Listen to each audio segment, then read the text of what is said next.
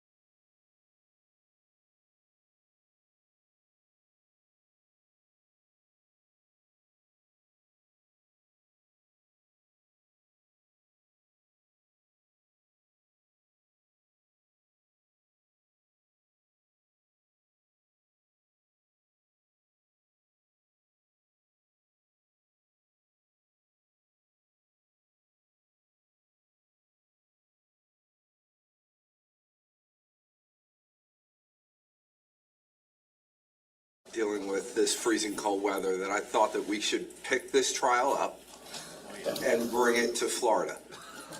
Anybody in? I don't think we'll show up then. Oh,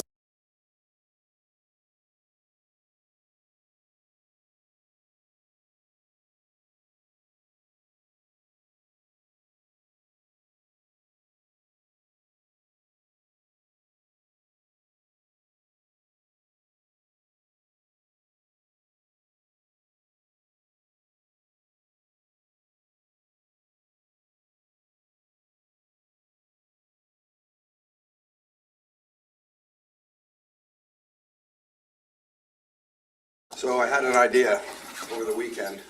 You know, it was probably in the midst of somewhere dealing with this freezing cold weather that I thought that we should pick this trial up and bring it to Florida. Anybody in? I don't think we'll show up then. Oh, so then, you know, and now we got to stay. We have it on the beach. Yeah, we go wherever. So, good morning, everyone. Thank you so much for making it back here today. We really do appreciate it. We're moving along. Like I said, we're moving along at a good pace, and we're very thankful for everyone's sacrifice for being here. This is State of New Jersey versus Paul Caneiro. It's indictment 19-02-0283. Can I have the appearances of counsel for the record? Morning, Your Honor. Assistant Prosecutor Nicole Wallace on behalf of the state. Morning, Your Honor. Chris Decker, Assistant Llama County Prosecutor for the state. Morning. Honor Monica Fastwood on behalf of the parents. Morning. Okay, good morning, everyone. Good morning, Mr. Caneiro. All right, so we're ready to call our next state's witness, prosecutor. Thank you, Judge. The state calls Allison Lane. Okay, thank you. I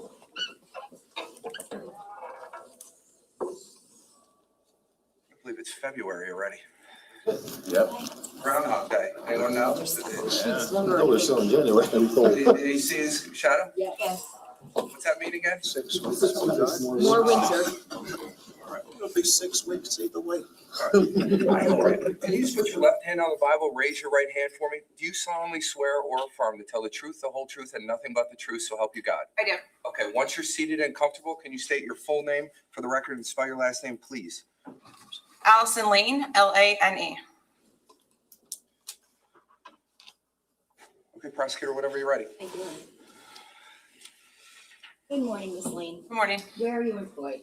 The New Jersey State Police Office of Forensic Sciences. And what is your title there? I am a forensic scientist too, assigned to the forensic serology unit. Okay. And which lab do you work out of in particular? Central Laboratory in Hamilton, Mercer County.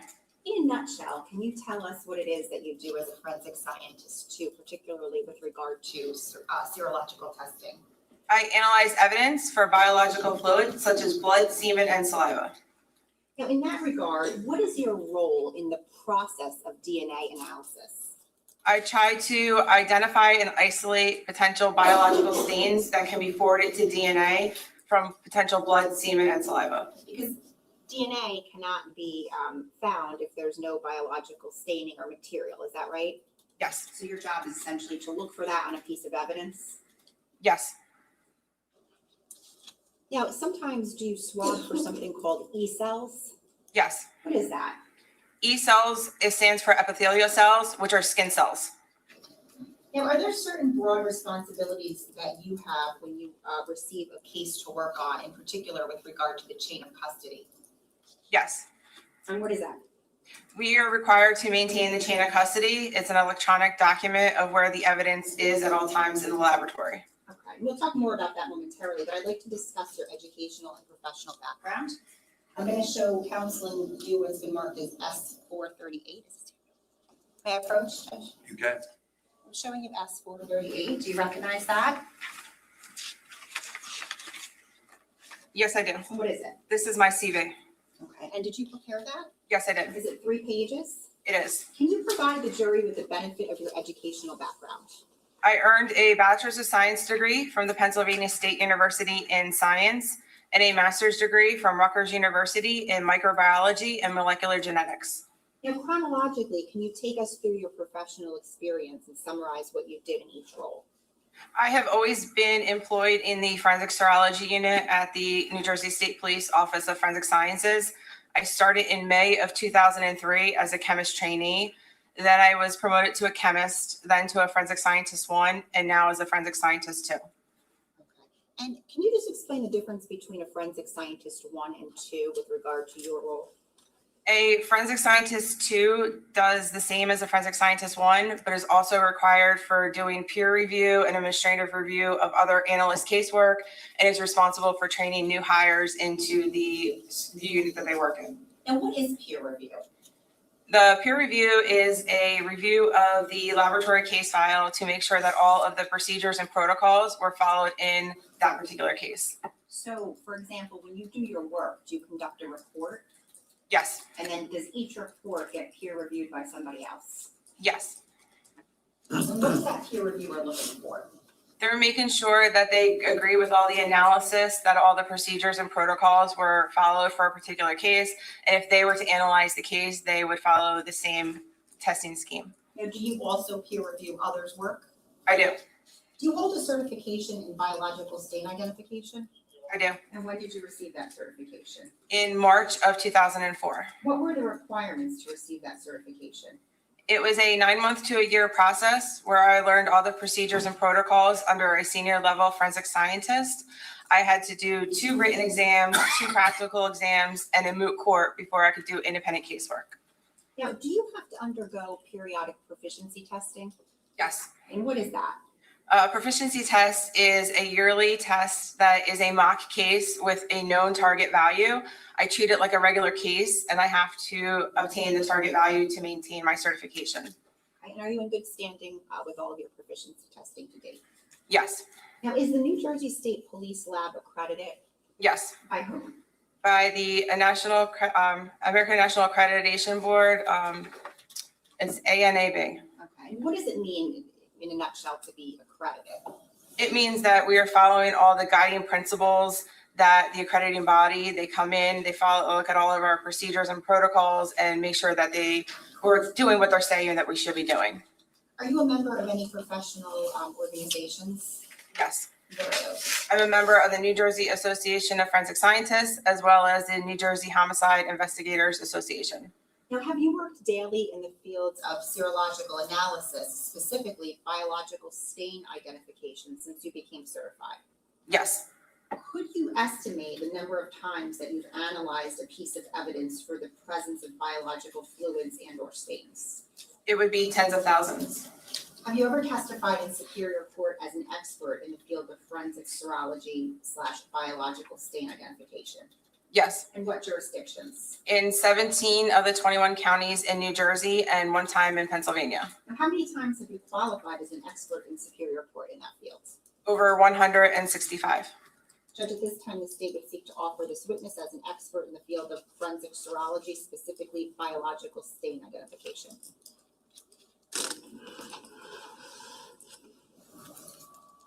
Anybody here? Okay. Ladies and gentlemen, it's been a while. Okay. As a general rule, witnesses can only testify to facts known by them.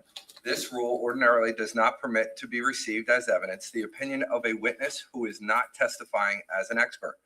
However, an exception to this rule exists in the case of an expert witness who may give their opinion as to any matter in which they are versed, which is material to the case. In legal terminology, an expert witness is a witness who has some special knowledge, skill, experience, or training that is not possessed by the ordinary juror, and who thus may be able to provide assistance to the jury in understanding the evidence presented and determine the facts in this case. You are not bound by such expert's opinion, but you should consider the opinion and give it the weight to which you deem it is entitled, whether that be great or slight, or you may reject it. In examining an expert opinion, you may consider the reasons given for it, if any, and you may also consider the qualifications and credibility of the expert. It is always within the special function of the jury to determine whether the facts on which the answer or testimony of an expert is based actually exist. The value or weight of the opinion of the expert is dependent upon and is no stronger than the facts on which it is based. In other words, the probative value of the opinion will depend upon whether, from all of the evidence in the case, you find those facts are true. You may, in fact, determine from the evidence in this case that the facts that form the basis of the opinion are true, are not true or true and only in part.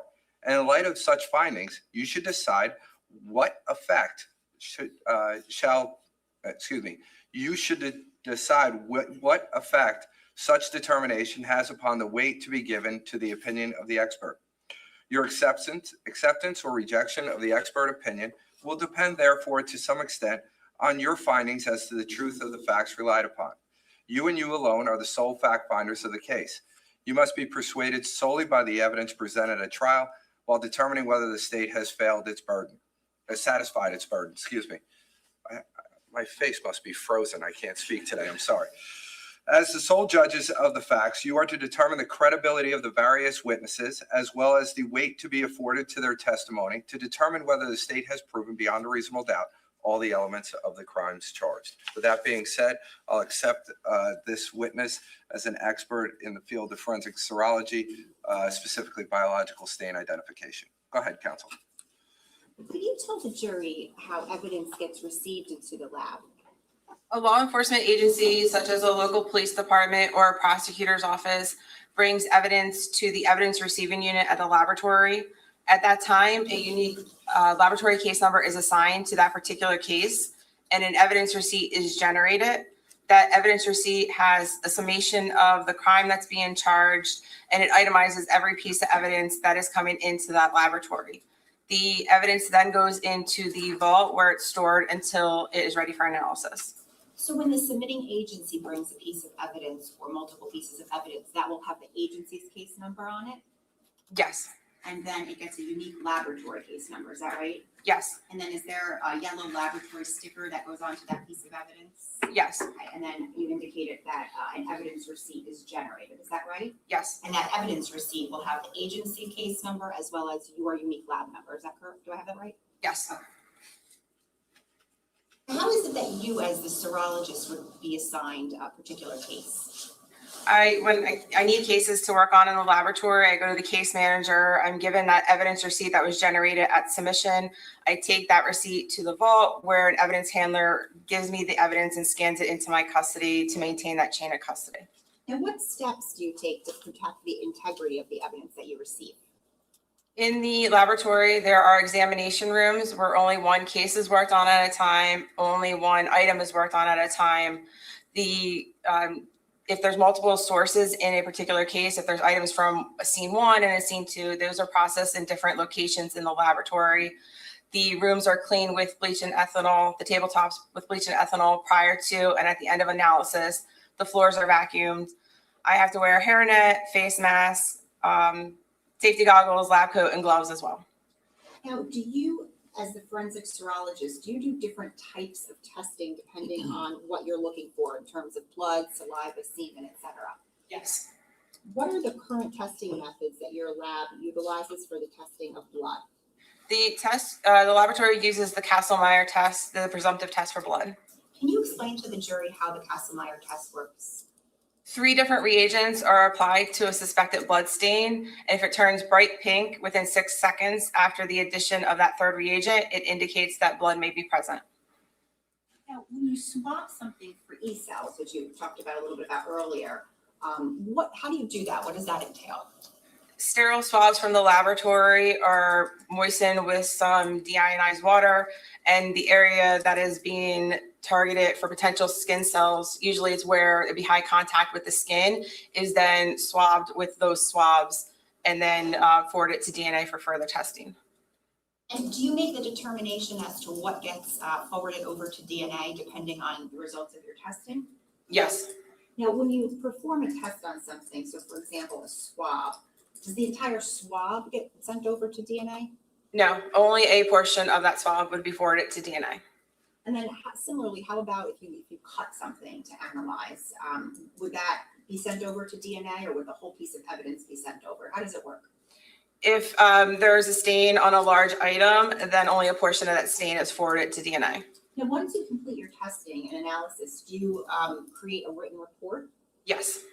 And is that report dated? Yes. And does it have your signature on it?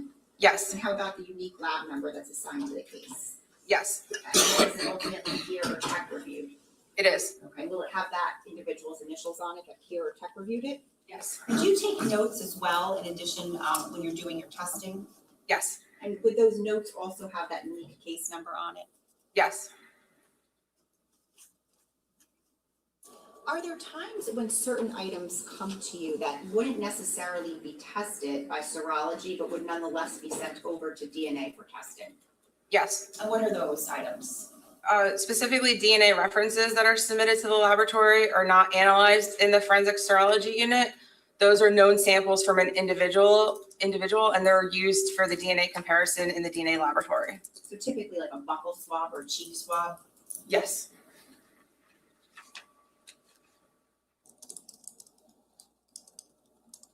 Now, when items come in from the submitting agency to the lab, are they itemized in terms of the chronology of the ordering of the numbers that they receive?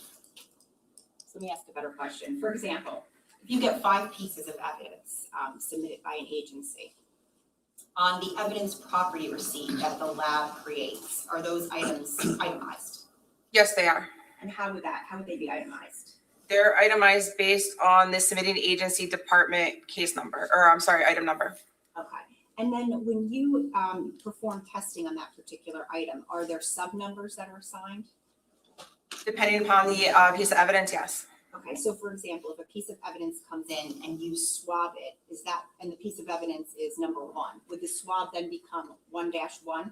Yes. And then when you cut a piece of that swab and send that piece of the swab over to DNA, is that piece now 1-1-1? It is. Okay, so there's a lot of numbers that are involved, right? Yes.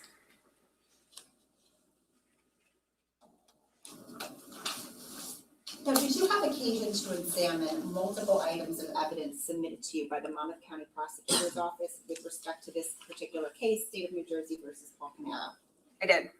Was evidence submitted from the prosecutor's office under essentially 2 different case numbers? It was. Okay, and did one case number correspond to the Ocean Township scene? Yes. And did one case number correspond to evidence taken from the Colts Neck scene? Yes. Now, did evidence come in under each of these 2 different numbers on one day or multiple days? Multiple days. And did you prepare reports for each batch of evidence that came into you that you received? When I analyzed evidence, yes. So it's fair to say you have multiple reports in this case under each lab number? I do.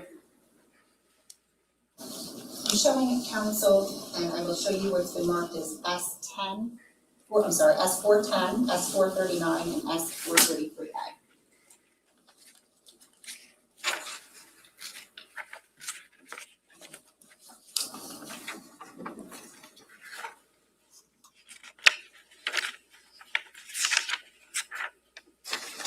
We'll go through each one at a time.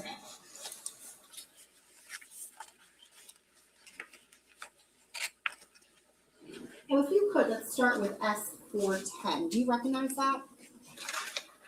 Yes. What is that? This is the evidence receipt for laboratory case number C18-10138, dated November 23rd, 2018. Does it indicate who the person was that dropped off the evidence listed on there? Yes. Who is that? Detective Nicholas Canalona. Now, how many items are listed on that evidence receipt? 9. Can you just go through each of them for us? Item number 1 is a FTA card from Jennifer Caneiro. Item number 2 is an FTA card from Jesse Caneiro. Item number 3 is an FTA card from Sophia Caneiro. Item number 4 is an FTA card from Keith Caneiro. Item number 5 is listed as a swab of handle of knife. Number 6, swab of handle of knife. Number 7, swab of handle of knife. Number 8, swab of handle from knife. And number 9, knife with black handle. An FTA card is what? It is another known sample. It's a blood spot card that is used for DNA comparison purposes. I'm approaching with items S339, 340, 341, and 342. If we could start with S339, I'm going to ask you if you recognize that.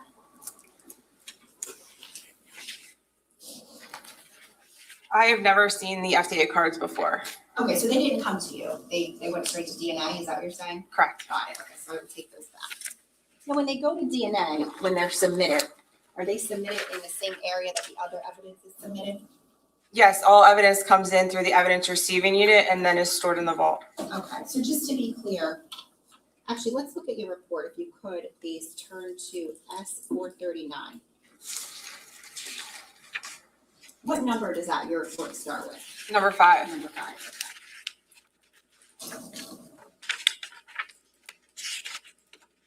And then just to be clear, the reason the FTA cards or the buccal swabs wouldn't come to you is because it's pretty clear that there's DNA on it, so there's no testing for you to perform. Correct. It's a known sample. I only analyze evidence that's questioned. I'm showing counsel, and I will show you S314, 315, 316, and 317.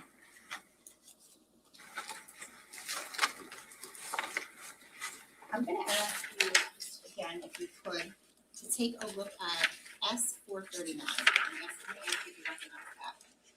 S439, yes. And what is that? That's the laboratory report that I authored for C18-10138 dated November 26, 2018. Okay, and was that peer reviewed? Yes. Okay, and in particular, what number does your lab report start with? 5. 5, okay. And 5 corresponds to what? Per S410, 5 is a swab of handle from knife. Okay, so I'm gonna ask you, and I just showed you up there, if you can please look at S314 first. And what is that? This is laboratory number 8. Okay, and in particular, do you know what that is? It is listed as a swab of blade of knife on the packaging. Okay, and is it listed as A?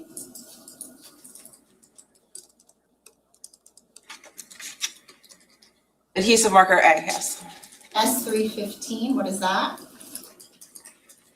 This is laboratory number 6, and it is listed as a swab of blade of knife, adhesive marker B. S316? This is item number 7, and it is listed as swab of handle of knife, adhesive marker C. Okay, and S317, please. This is laboratory number 5, and it is listed as swab of handle of knife, adhesive marker D. Okay, and the unique laboratory number that is on your report is what?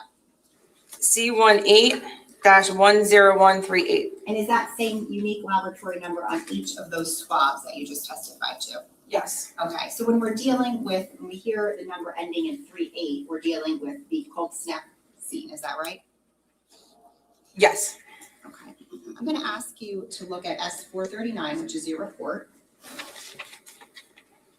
Now, which items on there did you perform testing on? I performed testing on all the items on the report. Okay, in particular, can you take us through the report starting with item 5? I performed the Castlemeyer test on item number 5. And what were the results of that? I was unable to detect any potential blood on it, but a portion was forwarded to DNA for further testing. Okay. How about number 6? Number 6 was also tested for the presumptive test for blood. The results were not detected and did not forward a sample to DNA at that time. Number 7? 7 was tested for potential blood. It was not detected, and a portion was forwarded to DNA for further testing. And number 9? I'm sorry, number 8.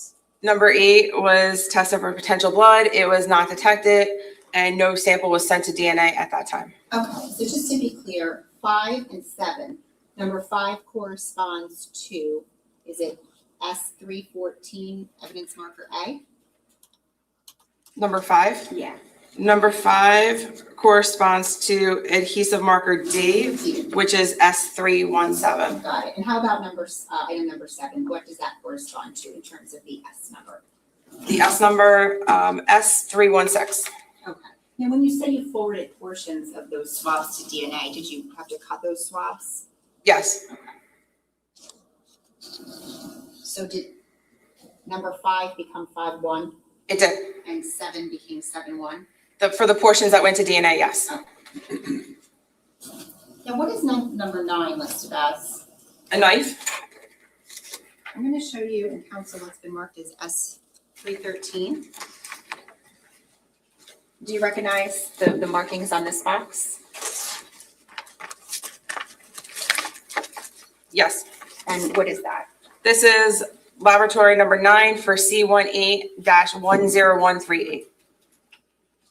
What, if anything, and actually I can refer you, and I should have asked you this, so I apologize, S443A, if you can look at that and just tell us what that is.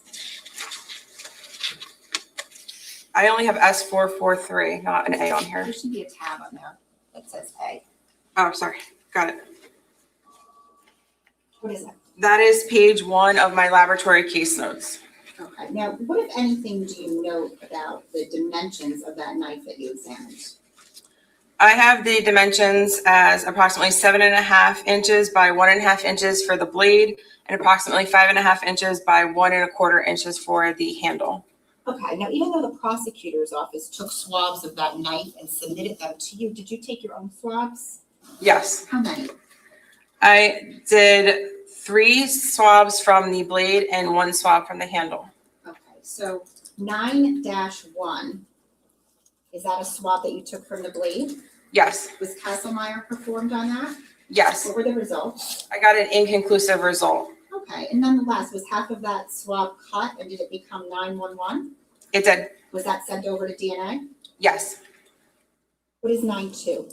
Another sample from the blade. Was Castlemeyer performed? It was. And what were the results? That was inconclusive as well. Okay, and was half of that swab cut and sent to DNA? Yes, Did that become 9-1? yes. How about 9-3? 9-3 was another sample from the blade. Was Castlemeyer performed? Yes, What was that? that was also inconclusive. Okay, and was half of that swab cut and sent to DNA? Yes, And did that become 9-3-1? it did. And how about 9-4? 9-4 was a swabbing of the handle. Okay, was that for E-cells? Yes, And was Castlemeyer performed on that? yes, And what was the results? not detected. And was half of that swab cut and sent to DNA? Yes, To become 9-4-1? yes. Thank you. I'm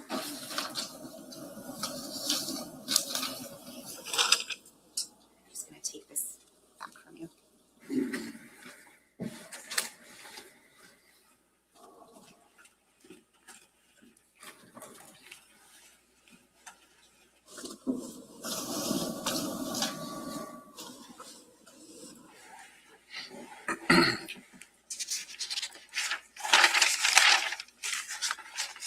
I'm gonna show you what's been marked as S411, 450, and 457.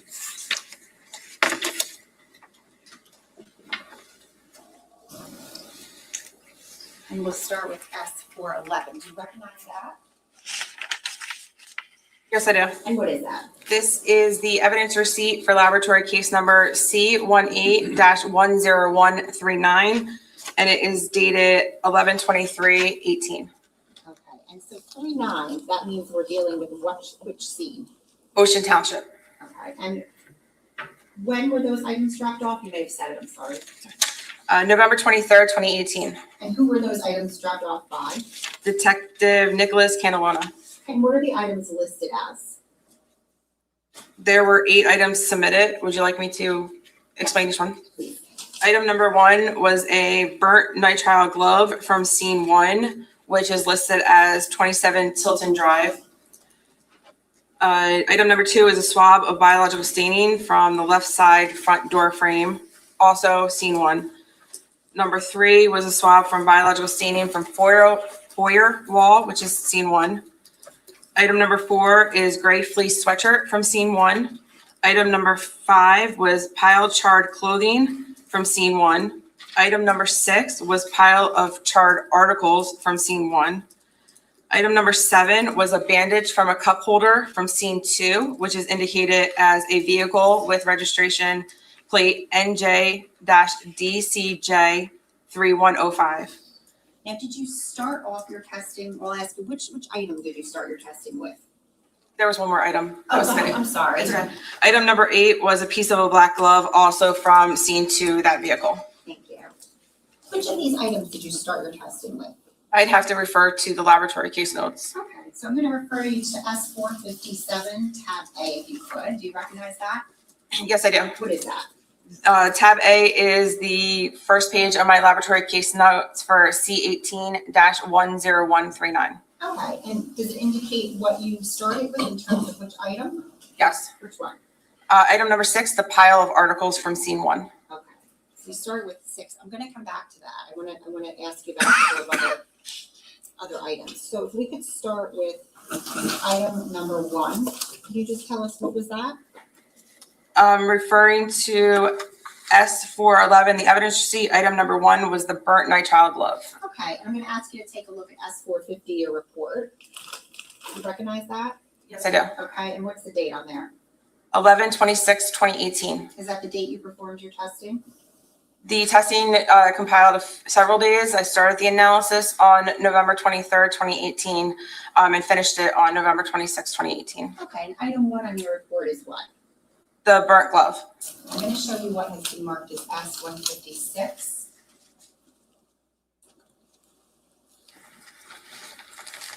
Do you recognize this?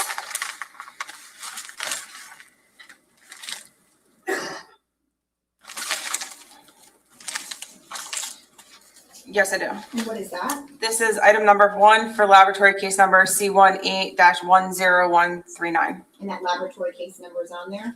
It is. Okay. What did you do with this particular piece of evidence? Referring to S57, which is my laboratory case notes. And it's still within tab A. I swabbed the entire item as best as possible due to the condition. It was difficult for potential E cells. I also tested that for potential blood. I wasn't, I got a not detected reaction. I wasn't able to detect any blood on that item, and a portion was forwarded to DNA for further testing. Okay, and the portion that became forwarded to DNA, did that become 111? It did. Okay. If you could look on your report at item 7. And just tell us what that is. Item number 7 on the report Yes. is a bandage from scene 2. Okay, and what did you do with that bandage? I did the presumptive test for blood on it. I got a positive reaction and forwarded a piece to DNA for further testing. Okay, and just to be clear, is that the bandage that was in the cup holder of the car? Yes, And did that become 711 when it got sent to DNA? yes. What is item 8 on your report? Item number 8 is a piece of glove from scene 2, the vehicle. I'm going to show you, just have to find it, what's been marked as S230.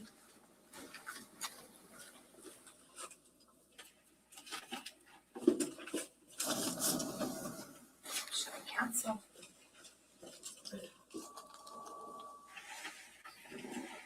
Showing you what's been marked as S230. Do you recognize that?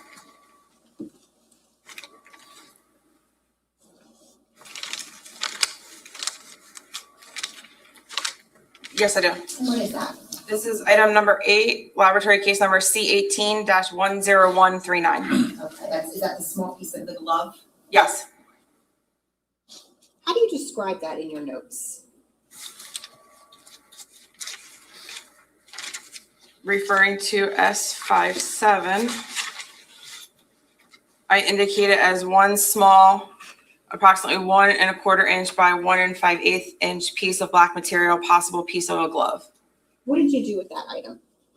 I swabbed the entire item with one swab. I did the presumptive test for blood. I got a positive reaction, and then I forwarded a piece of that swab to DNA for further testing. Okay, did that become 811, the swab that you forwarded to DNA, or a piece of the swab? Yes.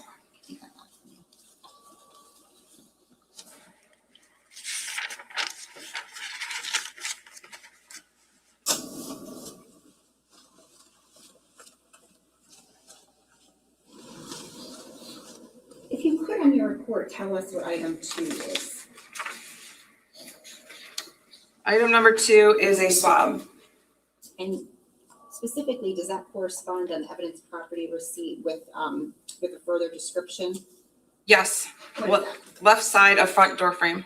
Okay, and what, if anything, did you do with that swab?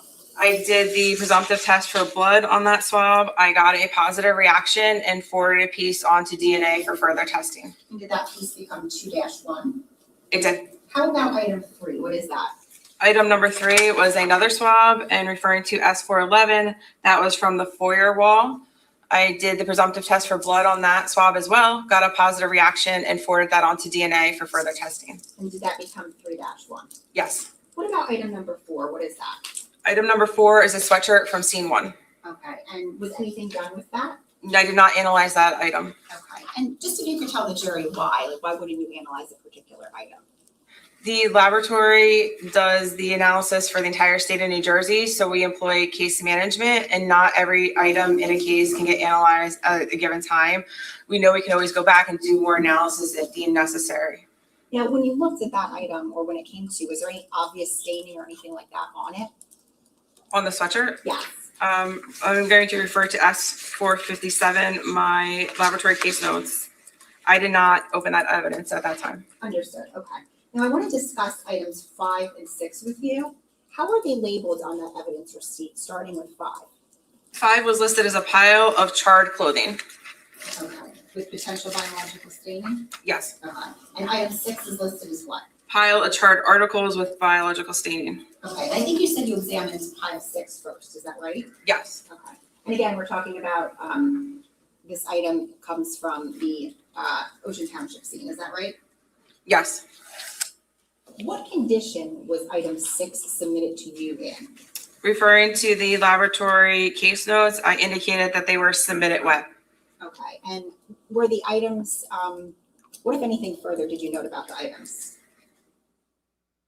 That they were charred, potentially burnt. They were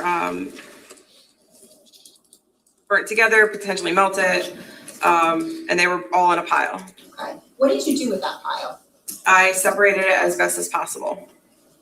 Now, were there certain items that you were able to separate from the pile that you then labeled with a sub number?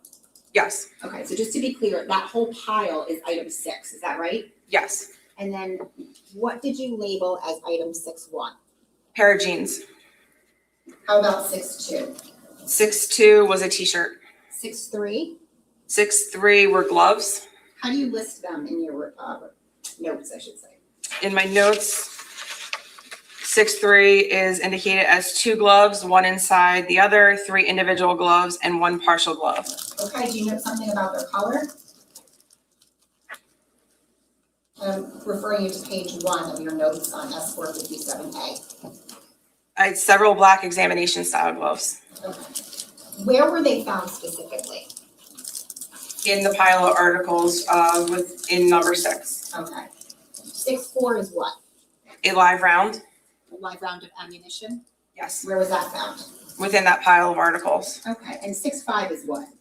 The remainder of the articles that were in that pile that was submitted. Okay, and did you leave those to dry?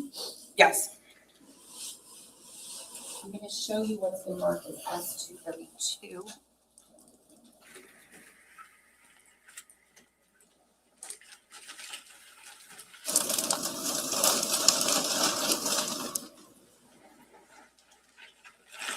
Show me, counsel. Showing you what's been marked as S232. I'm going to ask you if you recognize these.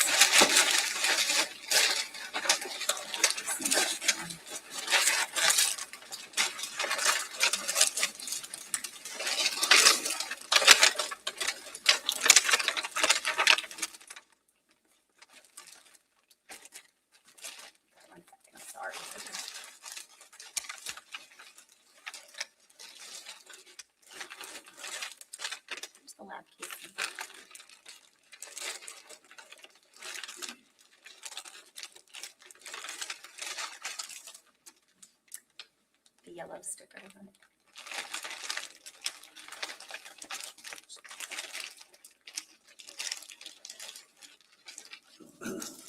Okay. Okay, we can look, but do you recognize these? I do. Okay, and what are these? This is item number 6-1. So the pile of articles was number 6. This is the genes that I self-sampled as 6-1 for laboratory case number C18-10139. Okay, I'm gonna leave these here for a moment. We'll talk about them.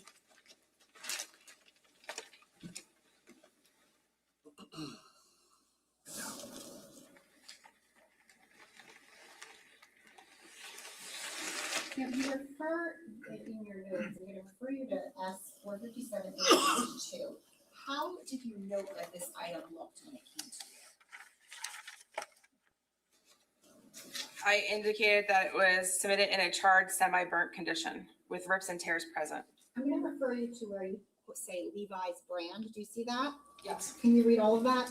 One pair of jeans, Levi's brand, no size legible, submitted in a charred, semi-burnt condition, rips, tears present, orange, brown, and red, brown staining present.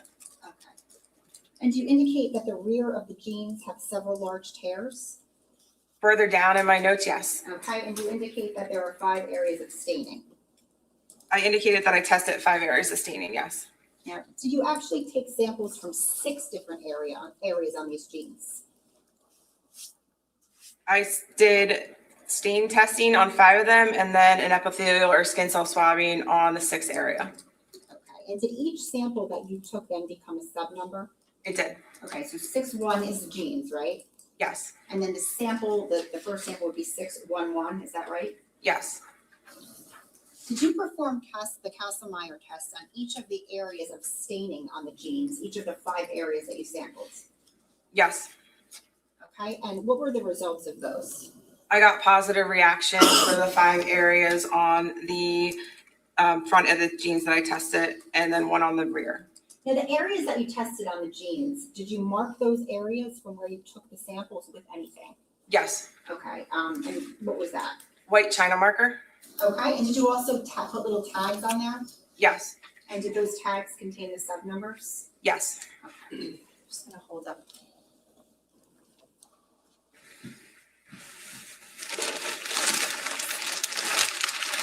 Can you just show the jury, if we can take us through what each of your tags are where you tested? Sure. Is it okay if I stand? Absolutely, go ahead. So 6-1 is indicated on the tag here, and there's an outline in white. 6-1-2 is this lower area outlined in white. 6-1-3 is this area on the right side, upper thigh area. 6-1-4 is this lower area on the left side. And then 6-1-5 is on the back. In the back, on here. Thank you.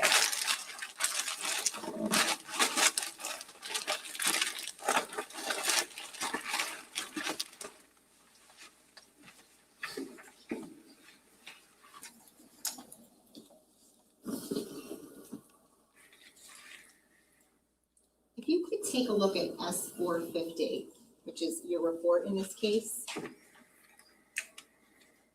6-1-1, which you showed us, what is that staining from? Front left thigh area. Okay, and did you take a sample from there? I did. Did that become 6-1-1-1? Yes, And was that sent to DNA? yes. How about 6-1-2? What is that? Staining front left shin area. Did you take a sample from there? Yes, And did that become 6-1-2-1? yes, Was that sent to DNA? yes. How about 6-1-3? What is that? Front right thigh area. Okay, and what did you do with that? I got the positive reaction for the Kasselmeyer test, and a portion was submitted to DNA. Did that become 6-1-3-1? It did. How about 6-1-4? It was staining from the front right shin area. Okay, and did you take a sample from there? Yes, Was that sent to DNA? And yes, did that become 6-1-4-1? yes. How about 6-1-5? That was the staining from the rear left calf area. What did you do with that? They got the positive reaction for the Kasselmeyer test, and a portion was forwarded to DNA for further testing. And did that portion become 6-1-5? Yes. Now finally, what is 6-1-6? That was a swabbing of the inside waistband to try and collect any potential epithelial or skin cells to determine who may have worn the jeans. And was a portion of that sent to DNA? Yes, Did that become 6-1-6-1? yes. Thank you. Now what is item 6-2 on your report? A t-shirt that was found in that pile of articles. I'm going to show you what's been marked as S231E.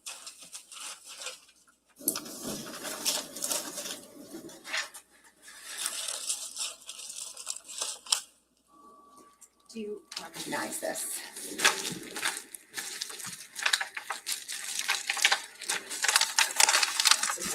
Oh. Thank you. Yes, And what is this?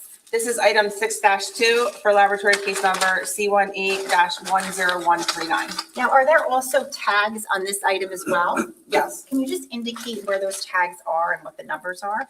there is one tag in the upper right shoulder area that is indicating that that is 6-2-1. I got a positive reaction for the Castlemeyer test in that area.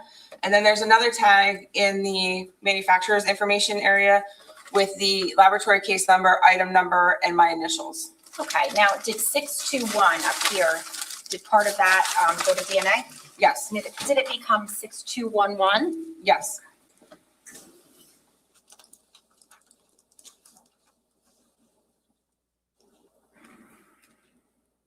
And then the swabbing that you performed for the E cells in the collar, is that what you said? I didn't say that, but I did Sorry. perform a swabbing of the inside collar to determine who may have worn that shirt as well. Okay. And in particular, did you send a portion of that to DNA? I did, And was that 6221? yes. I want to ask you about some gloves that you had indicated that you found. And I'm going to refer you to, in particular, 6-3. Do you see that on your report? Yes, Are those the gloves that you had described as black examination style gloves? yes. Okay. And if you need to refer to S457A, page 2 of your notes, feel free. But how many gloves were there in total? There were 5 gloves and 1 partial glove. Okay. How did they come? There was 1 glove inside of another, so 2 gloves, 1 inside the other, and then 3 individual gloves, and then the partial glove. The partial glove, was it the fingers only? That's what I indicated, yes. I'm going to show you S233 and S234.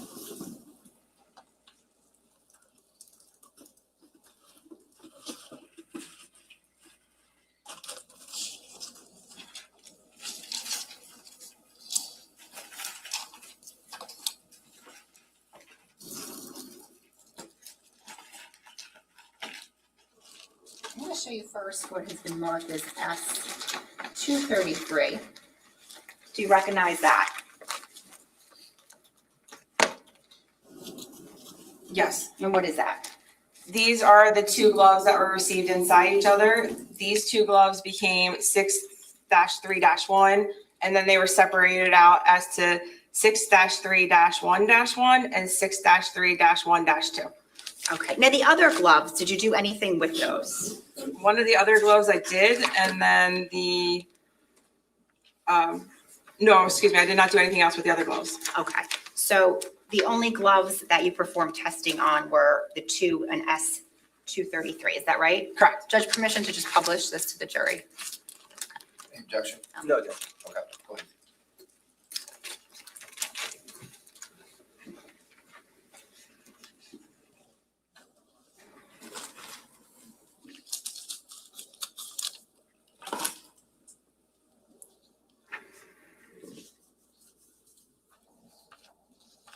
Now, the 2 gloves up there, S233, that you indicated one came inside of the other, is that right? Yes. What item do they correspond to on your report? On my report, they correspond to item 6-3-1, and then they were further subsampled out as to 6-3-1-1 and 6-3-1-2. Okay, so did one of those gloves become 6-3-1-1? Yes. Okay, let's talk about that one. What, if anything, did you note about that glove in your reporting notes? Referring to my note, which is S457, I indicated that 6-3-1-1 had stain that covered approximately 95% of the outside as I separated it. Was Castlemeyer performed on that? Yes, And what were the results? I got a positive reaction. And what, if anything, did you do with that glove? I removed an area of the staining with 1 swab. That became 6-3-1-1, and then a portion of that was forwarded on to DNA for further testing. Okay, and that portion became 6-3-1-1-1, right? Yes. Okay. Did you swab the inside of that glove as well? I did.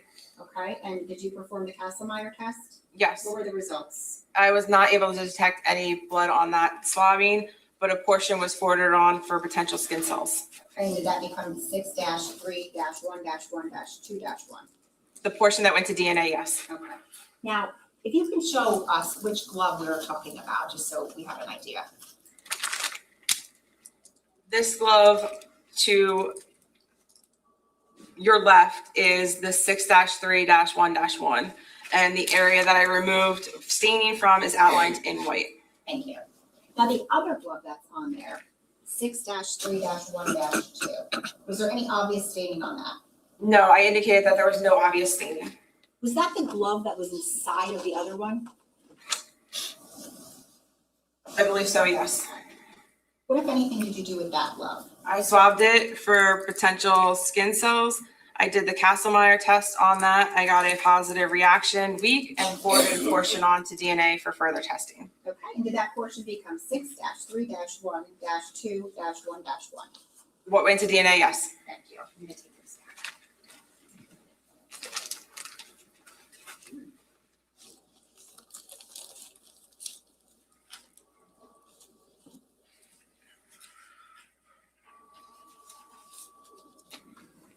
I'm going to show you what has been marked as S241.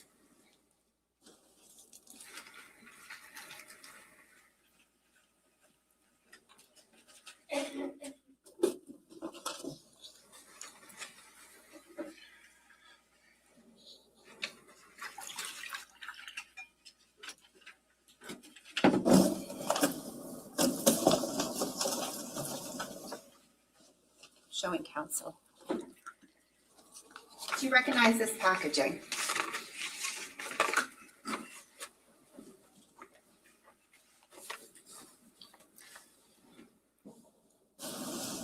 I recognize our laboratory barcode on it, yes, but I don't believe I saw this packaging before. Okay. What is the number on the laboratory barcode? It's item number 6-4 for laboratory case number C18-10139. And what item does that correspond to on your evidence receipt? Not your evidence receipt, your report, I'm sorry. The live round that was found within that pile of articles. Was there a head stamp that you note on that live round that was found in the pile of articles? Yes. And what was that? I indicated it as, referring to S457, my laboratory case notes. I indicate it as 10 GFL 10 9 by 19. Okay, and what, if anything, was done with that? I repackaged it into manila envelopes and preserved it for potential ballistics evidence. I did no analysis at that time.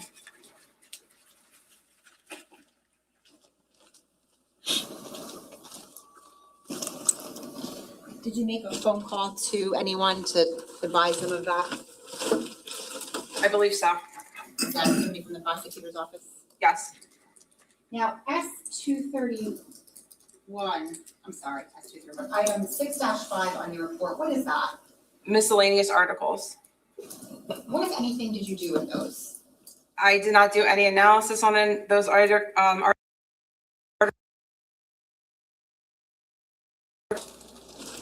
going to show you what's been marked as S231C, showing counsel, and then S231D. Do you recognize these? Yes. And are those miscellaneous articles? Yes. Can you just explain to us how this was found in regard to the jeans when the pile came to you? Do you remember? Everything was received in one packaging. That yellow plastic piece, everything was connected as one item. So I separated it out as best as possible into the 5 subsamples that are issued on my report and just pulled apart everything that I potentially could. Thank you. Now, at some point, was some further testing done to the jeans by yourself? Yes. Okay, I'm gonna leave those up there with you.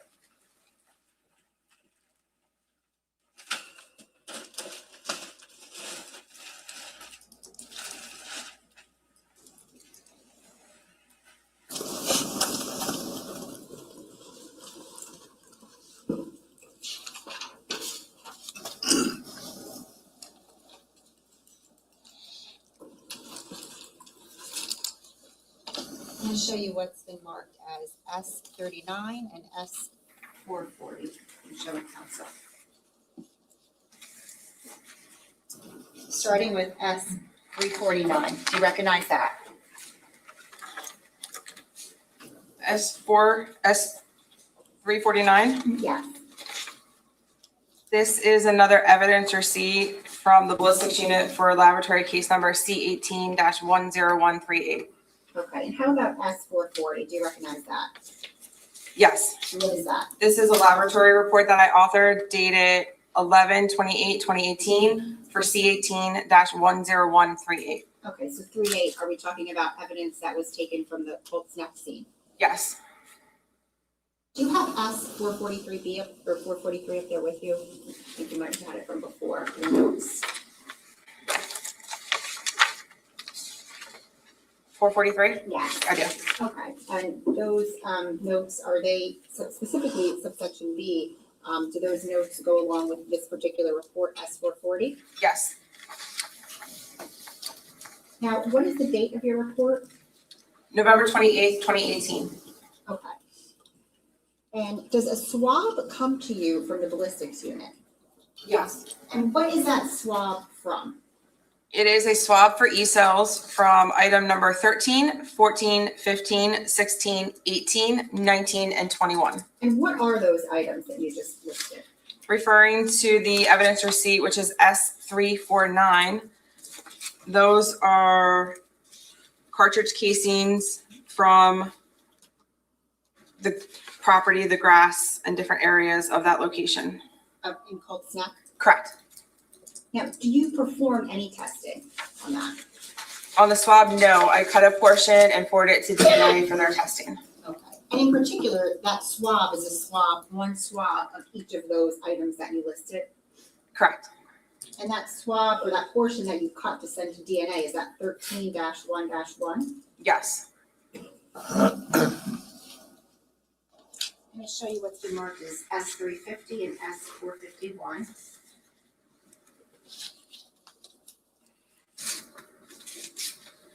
Showing council.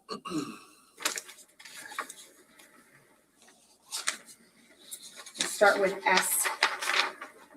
S451. Do you recognize that? Yes. And what is that? This is a laboratory report that I authored for C18-10139, dated November 28th, 2018. All right, 39. Now, what scene are we talking about? Ocean Township. Okay. And what is S350? S350 is a evidence receipt from the ballistics unit for C18-10139. Now, let me ask you, what does your serology report S451 indicate? That I analyzed a swab for E-cells number 15-1. Okay, so number 15 on that evidence property receipt, what is that item? Item number 15 is a semi-automatic handgun Sig Sauer P228 SN B233959. Okay, and what, if anything, did you do with that swab of that handgun that came from ballistics? I cut a portion of that swab and forwarded it to DNA for their testing. Did it become 15-1-1? Yes. I'm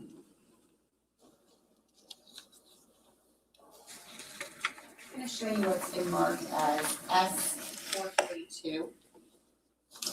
Showing council. Do you recognize this? Yes. And what is that? A laboratory report that I authored for laboratory case number C18-10138, dated January 17th, 2019.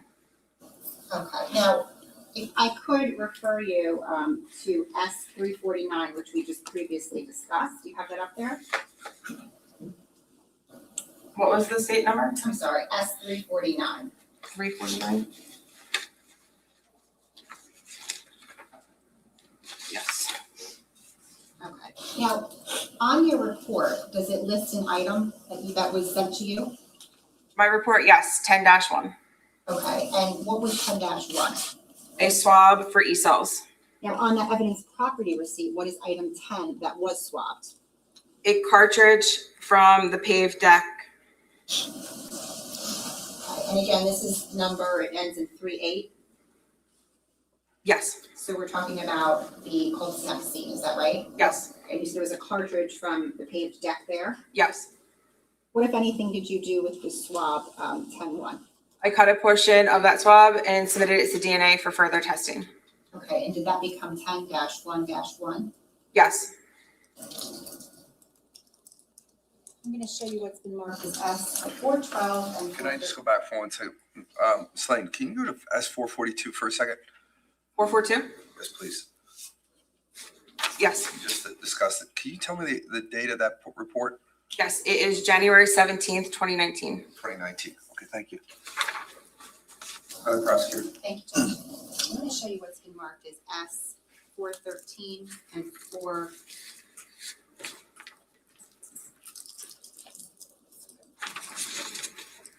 I'm going to show you S412 first and S242.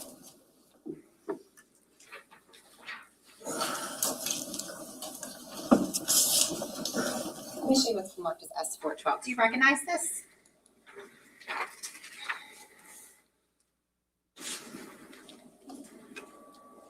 This is a laboratory receipt for laboratory case number C18-10139 with a submission date of November 27, 2018.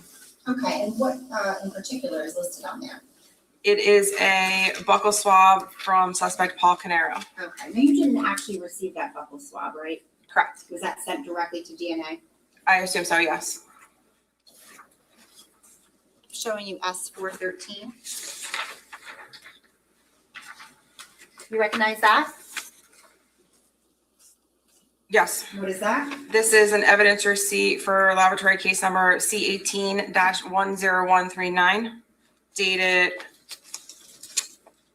December 6, 2018. And what is listed on there? It is a buccal swab from Sean Edson. Okay, and again, you didn't actually get that buccal swab, right? Correct. I went right to DNA. I assume so, yes. Well, is that what it normally does? It would, yes. Now, was approval obtained to perform additional serological testing on other areas of the genes, item 6-1? Yes, And for those areas of the genes that were not previously tested? yes. I'm going to show you what has been marked as S454, showing counsel. I'm going to ask you if you recognize this. I do. And what is that? This is a laboratory report that I authored for laboratory case number C18-10139 dated January 17, 2019.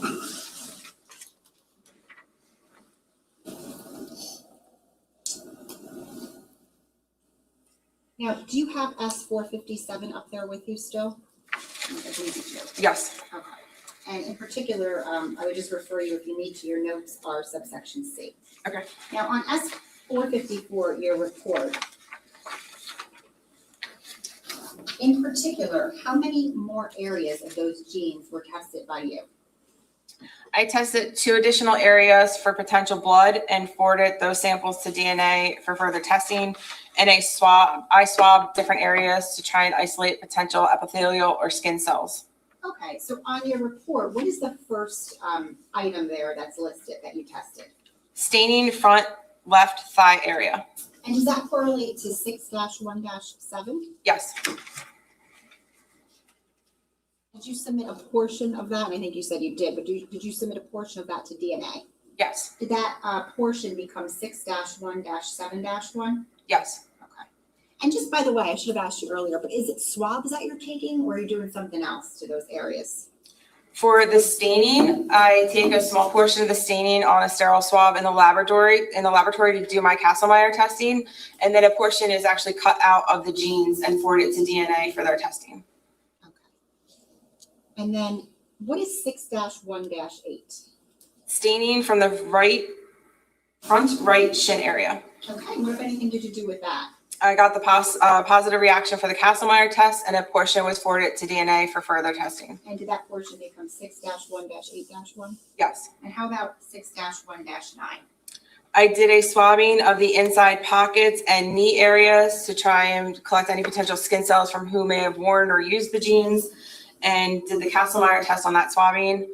I was not able to detect any blood, but a portion was forwarded to DNA for further testing. And did that portion become 6-1-9-1? Yes, Okay.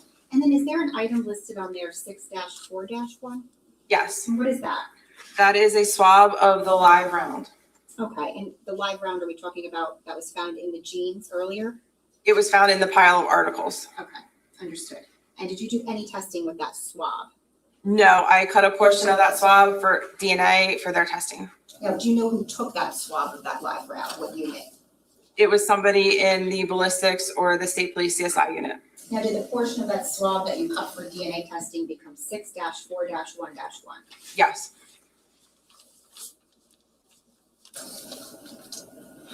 Now, finally, I'm gonna show you what has been marked as S-414 and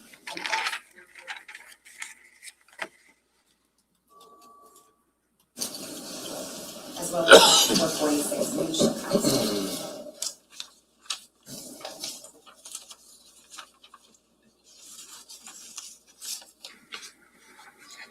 We could start with S-414. Do you recognize that?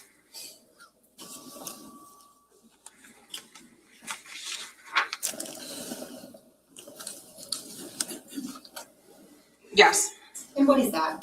This is an evidence receipt for laboratory case number C18-10138, dated February 25th, 2020. Okay, and how many items are listed on there? If you could tell us the numbers. There are 5 items, laboratory numbers 28, 29, 30, 31, and 32.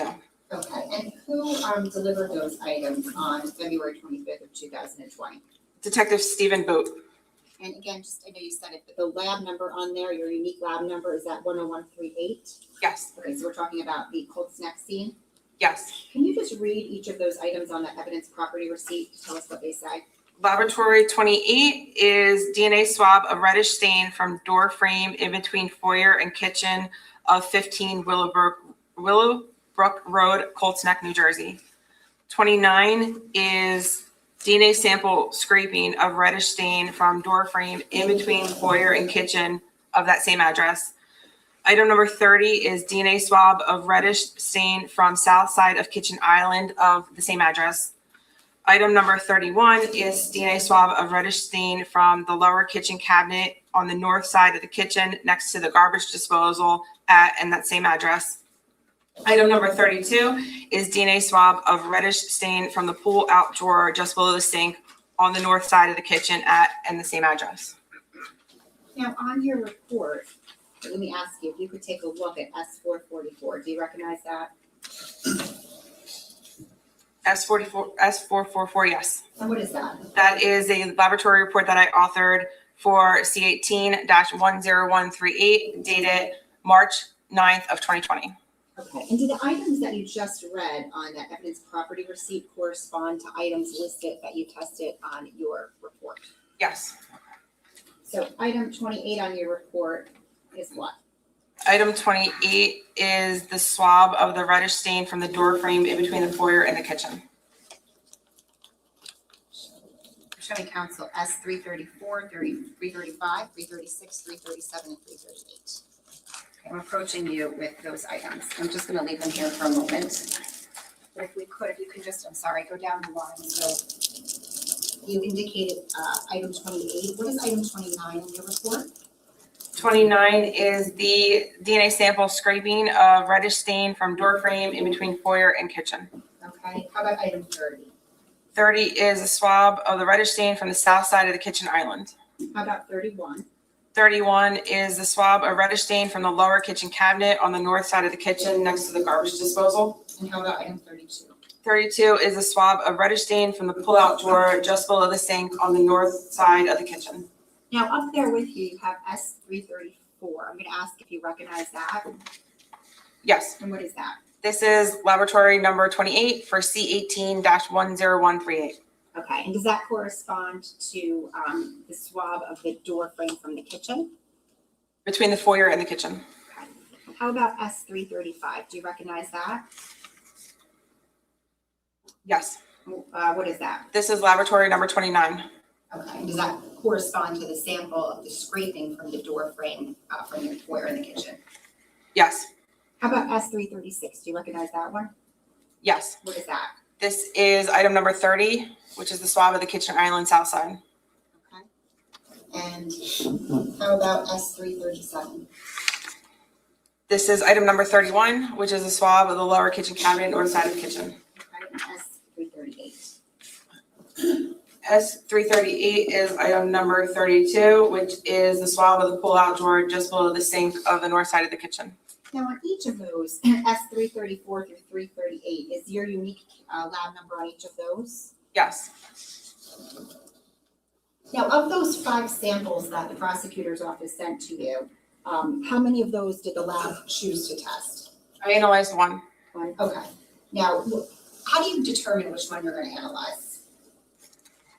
I analyzed the one that was marked A by the prosecutor's office. Okay, so that is A.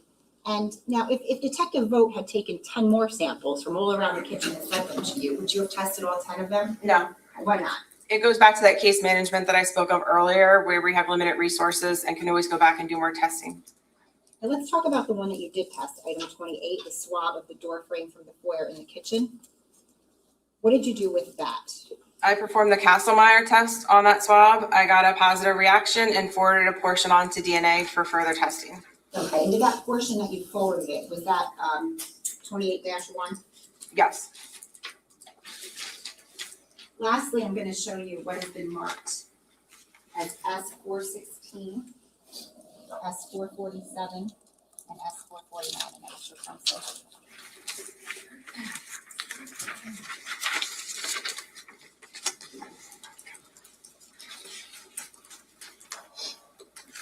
Now, were any items resubmitted to the lab for testing on June 7th of 2023? Yes. And what were those items? There was item number 6 and item number 8 from laboratory case number C18-10138. All right, I'm going to ask if you can look at S416 and ask if you recognize that. Yes, What is that? that is the laboratory receipt for C18-10138 dated June 7th of 2023. Okay, and what are the items listed on there? Item 6 and item 8. Okay, and in particular, let me ask you this. If you can look at S447, do you recognize that? Yes, What is that? that is the laboratory report that I authored for laboratory case number C18-10138 dated June 27th, 2023. And finally, S449, what is that?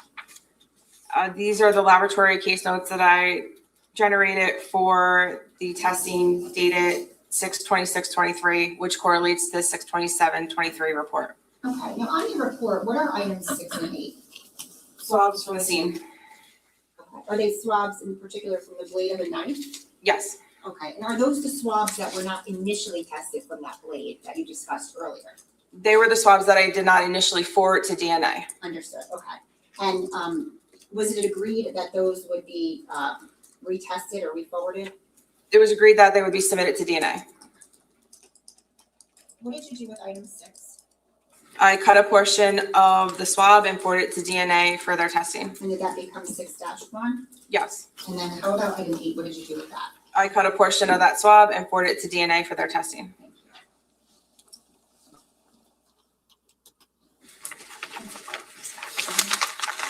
Just put these away.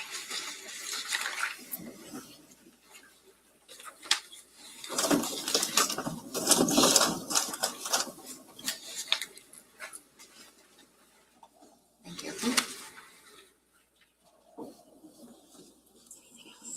I have nothing further, Judge. Okay, Cross?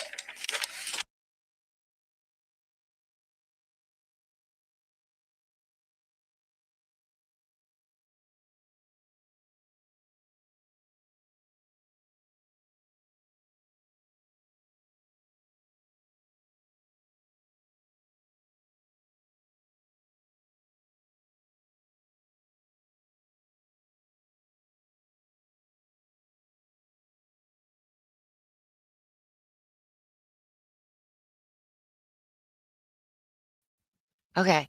Can you guys hear me now? I hope so. Oh, I've had to be quiet for so long. Sorry. I just had to back all the way out in order for my microphone to work. Stupid StreamYards. I've been quiet this whole time. All right. So, you guys, today I think it's going to be Blood Lady and DNA all day. So, I hope you've been taking notes. There's going to be a quiz. And also, good morning to everybody. All right, let's get back to the defense's question. Please don't let it be Andy. Otherwise, I might go mute myself again.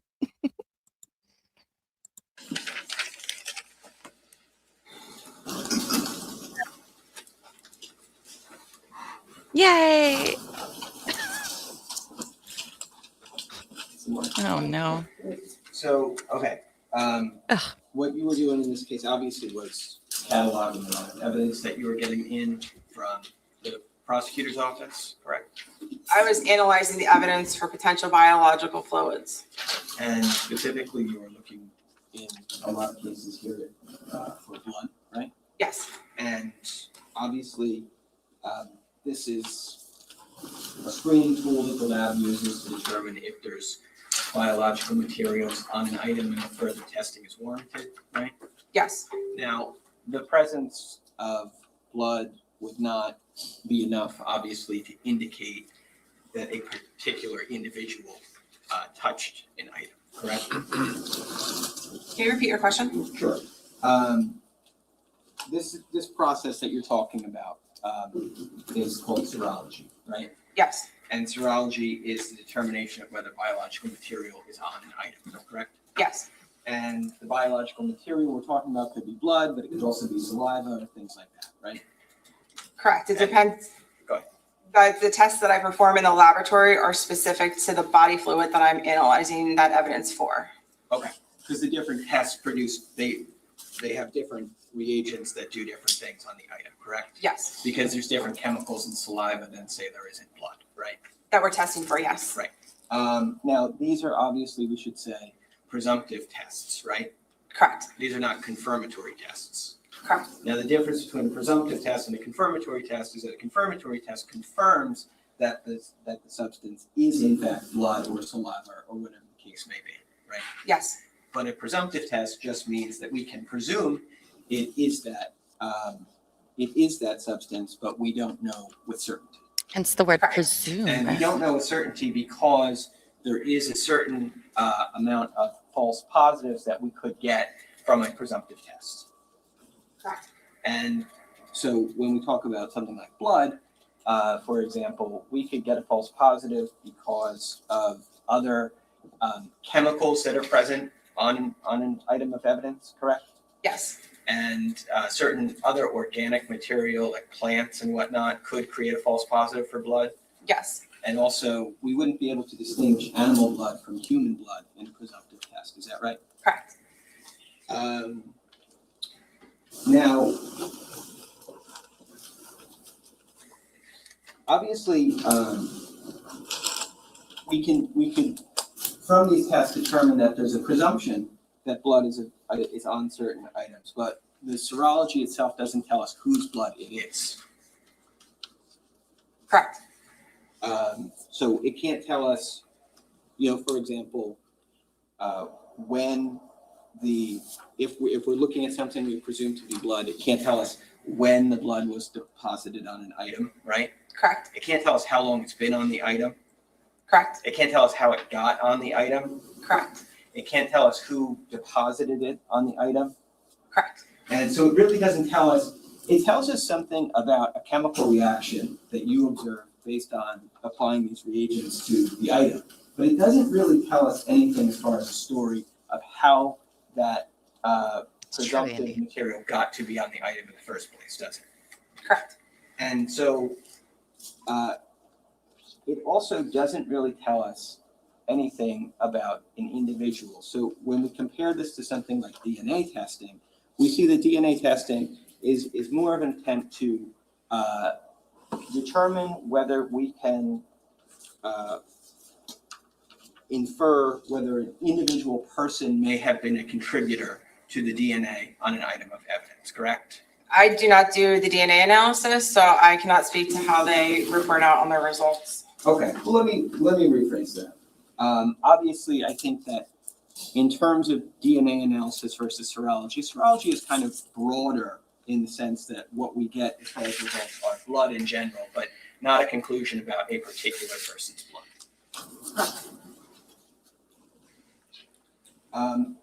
Nonetheless, though, I think, and you mentioned some of this during your direct testimony, there's obviously environmental factors that can impact the ability to collect in the presence of biological material on an item, right? Yes, Like if an item got wet, that could interfere or play a part in one's ability to collect biological material from it, right? yes, If an item got burnt, that could interfere with one's ability to collect biological material from it. yes, If there was cleaning or attempted cleaning of an item prior to it arriving at your laboratory, that could impact your ability to obtain results. yes, These factors obviously can weaken or alter the reactions that you would see when you perform those reagent tests, correct? they can, yes, Now, handling of evidence can also affect potential results that you would otherwise get. Is that fair to say? yes. That multiple handlers can increase the risk of contamination on an item? It's possible, yes, but if what I'm looking for is potential blood on a lot of this, those people would have to be bleeding to actually put their potential blood on the item. Well, let's say that they don't have to be bleeding necessarily, because obviously biological materials can be transferred from item to item indirectly, right? It's possible, yes, Like through contact either with another person or another object, biological materials can be transferred to that other object, right? yes, And that's a concept that exists in serology, and it exists in more broadly forensic testing like DNA, right? it does, yes. Like that there's this idea of what I believe you call transfer, right? I didn't mention transfer, but yes, it exists. Yeah, I'm sorry. I didn't mean to say you did. What I meant was in your profession, in your field, in forensics, there's an idea that is referred to as transfer. Yes, And transfer is about how biological material goes from one item to another item without the actual source of that biological material touching that second item, right?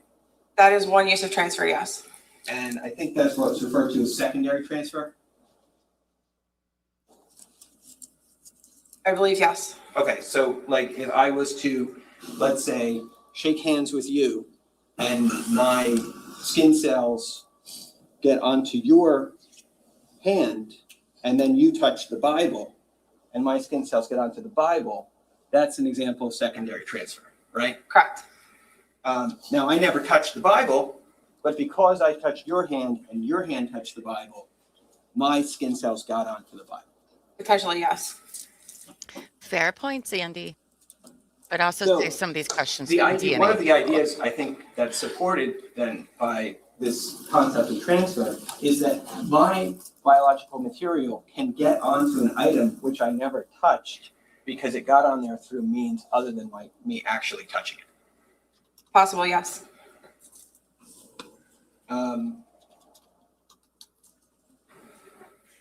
You're going through these items, seeing what you can find as presumptive results, and from there, there's a determination of what can or should move on for genetic testing. Is that accurate or no? For DNA testing, yes, Okay.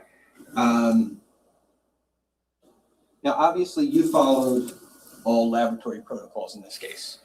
yes, And those protocols, and you mentioned some of them, they include being gloved at all times when you're handling an item of evidence. yes, They include a hairnet. yes, They include a post-cleaning of the entire work surface and area yes, with chemicals like bleach. yes, And that's to kill any biological material or eliminate any biological material that was otherwise on those surfaces. yes, And obviously, when you're working on something, you're working on only a single item of evidence at one time? Yes, There's never a situation where you would be handling, say, the jeans that you saw today and the t-shirt that you saw at the same time? well, that's all one item when it came into the laboratory as item number 6. So those were out at the same time in the laboratory. Okay, so when they came to you, they were in a pile, right? Yes, And there was a pile of, it's referred to as a pile of charred items. articles. And obviously you have no control over how things come to you, and how you receive them, right? Yes, It would be fair to say that the way you received that pile of charred articles was far from what we would call laboratory conditions, right? it was the first time I received articles like that, yes. Where everything was all kind of mashed together, right? I've received items in direct contact before, but not wet like that. Okay, and so these items were wet, you mentioned, they were also burnt? Yes, I received burnt items though before. Okay, but I think what I'm trying to say is, I'm sure you have, but I'm trying to say that in this particular instance, these items were wet and they were also burnt, right? Yes, And they were also in actual physical contact with each other. yes, And they had also been that way for some unknown amount of time before they got to you, right? yes, And you don't know how they came to be in that arrangement, but it certainly wasn't the lab that did that, right? correct. And that's kind of my point is, what I'm saying is you're not really in control of how the item comes to you, right? Correct. You can only do what you can as far as following protocols once you get the item, right? Yes, But if the item has been contaminated prior to its arrival at the lab, there's nothing that you can do about that, right? correct. You can't unring the bell of transfer or contamination that's happened to an item prior to its arrival at the laboratory, right? Right, I can only control what's happening in the laboratory. And obviously these protocols within the lab about cleaning and about being gloved and about handling one item at a time. I know. They're, Right, leading they're gray. important because it's well known that biological material from one item, if we're not careful, could be transferred onto another item, right? It's possible, yes. And however the He always things that itches you his tested, belly. however the substances got onto And he's thinking. He these just various itches his items, empty. it wouldn't be possible for us to say whether it was a direct transfer from the person or whether it was There a you go. secondary transfer from one item in the pile to another item in the pile, right? Correct. And each of those hypotheses, direct transfer or secondary transfer from item to item, is equally plausible in a situation like this, right? It's possible, yes.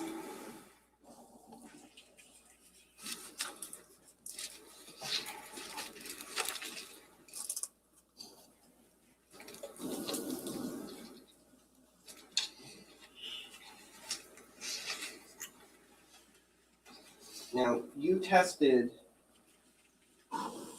there were gloves that you had listed in, I believe it was S-411. There were 8 items received. And there was item number 8 was a piece of a black glove from a rear passenger seat. Yes, Okay, now, that item you ended up forwarding for further genetic testing, correct? a portion of the swabbing that I took from that item, yes. Okay. And then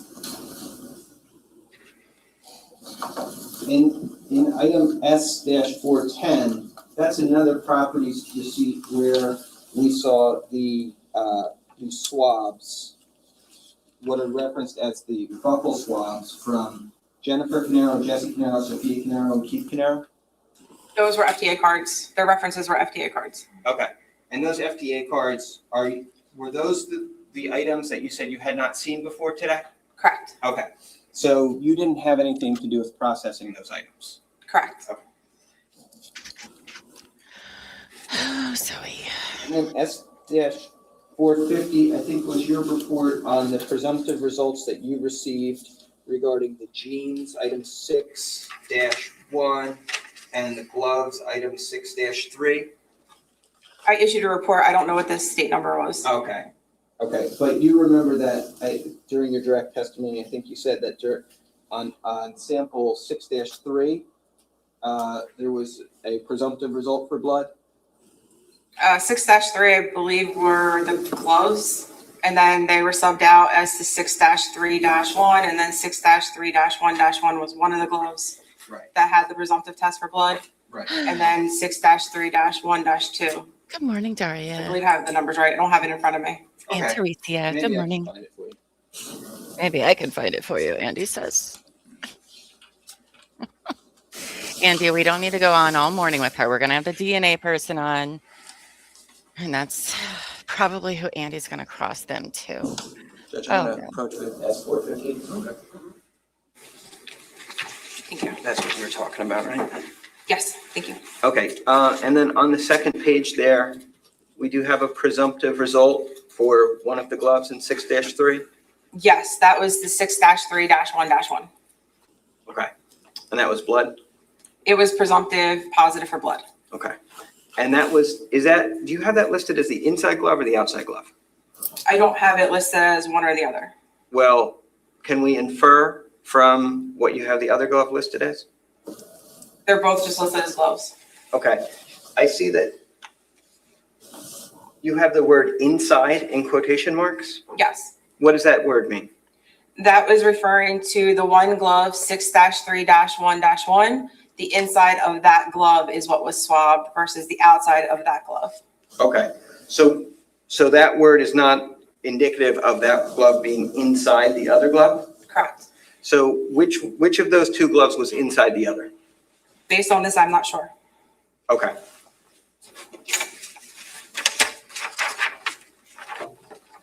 Okay, Andy. Okay. I mean, listen, blood and DNA is really going to not be great for his client. So.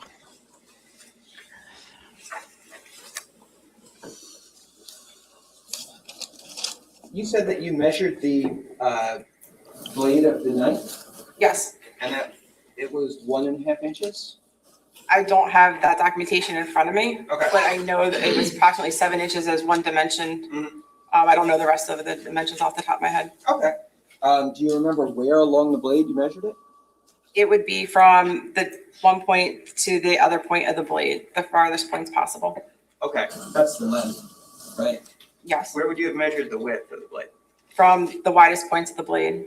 All right, how did you determine that? It's subjective, so it's just eyeballing what I believe is to be the widest points. Okay. Did you take multiple measures of the width or one measure of the width? One measurement.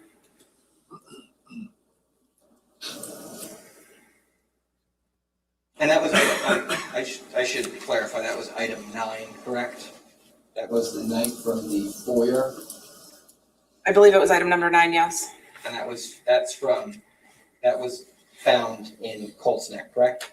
I believe so, yes. I Okay. don't have the documentation in front of me. Oh, that's okay. You wouldn't disagree, I don't think, that was item 9, right? No, it's just a lot of numbers today. I understand. Yes, a whole lot of numbers, a whole lot of not knowing what any of them are referring to. Okay, thank you. I'm sure the jurors who can't take notes are very happy I don't about think I that. did further. Good job, Andy. You're right. Nothing, All Judge. right. You may step down. Thank you. Thank you. Good job, You as Andy. well. Got a Ladies and little gentlemen, we'll take our morning serpent, break now.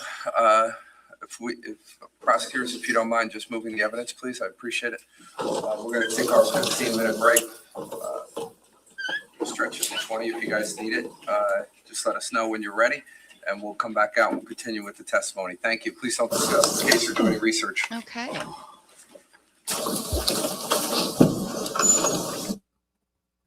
All right, so we're gonna, I guess, talk about things during this little break.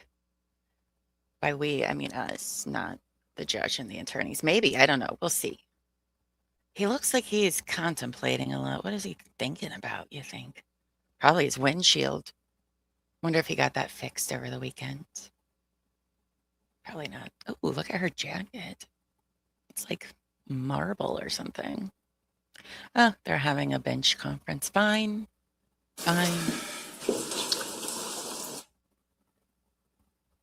That was like me, everybody this morning, like, what? I can't hear anything. Anyway, officially, good morning, everybody. Oh my goodness, has my morning just been?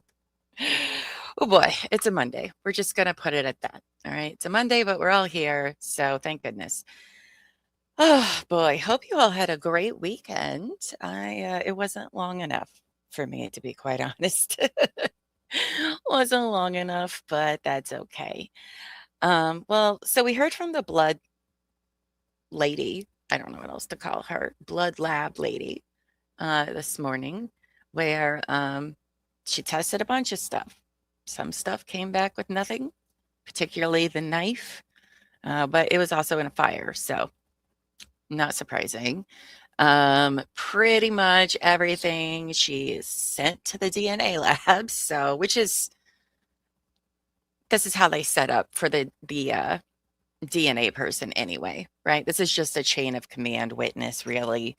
As Andy was pointing out, there's really not too much you can really take from any of her testimony, right? Because we don't know who the blood belongs to, and there is the possibility of transfers and all this stuff, which is, has nothing to do with that lady. That's just how it is. You'll see that in every trial. She's just setting up the DNA person who we're going to have to hear all of those numbers again, which is going to be painful.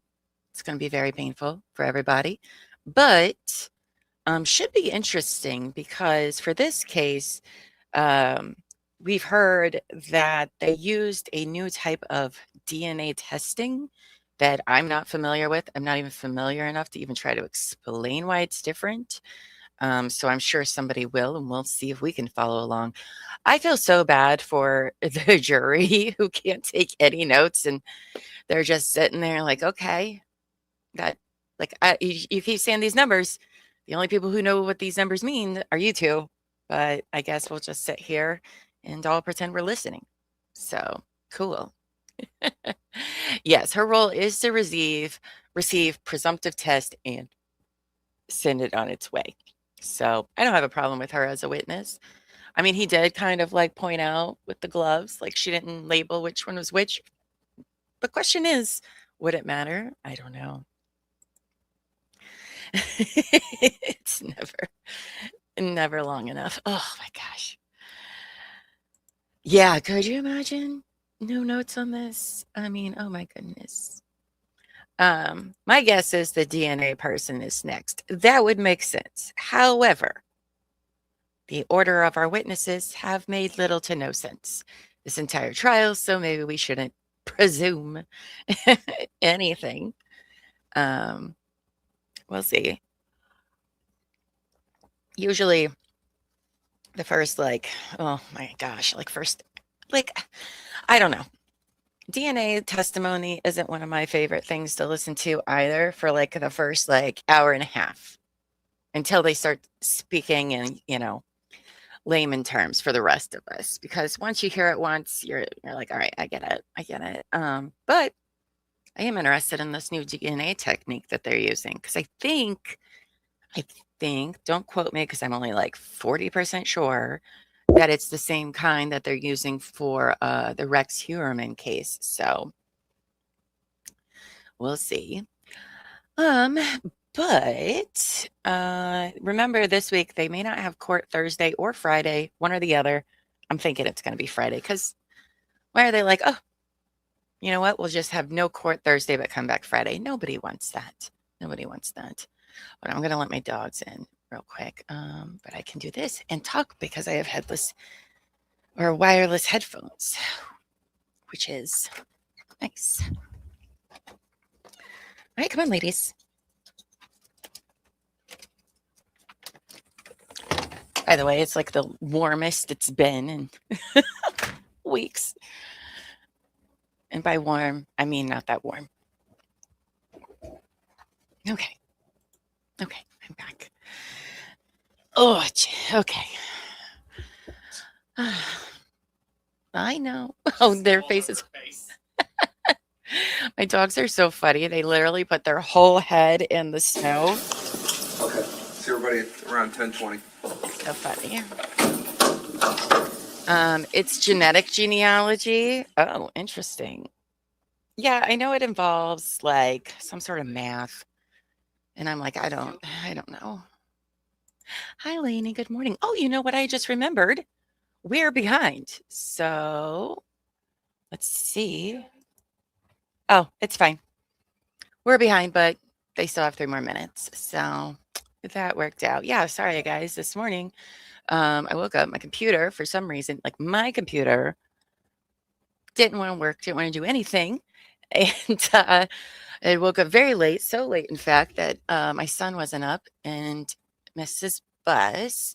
So elbow fee had to take him to school, which is not great when I'm having computer problems and don't know what to do. And then I was like, okay, fine. I'll use his computer then. So I do, and then guess what? His headphones, dead. Dead. It was a rough morning. So that's okay. We got it together. By the way, in case you're wondering, the groundhog, Phil, who is now the most hated groundhog in all of America, saw his shadow. So 6 more weeks of winter to the surprise of nobody who lives in the north. We already kind of knew that was going to be happening. So, oh, it's a whole 14 degrees here today. Heat wave. Heat wave.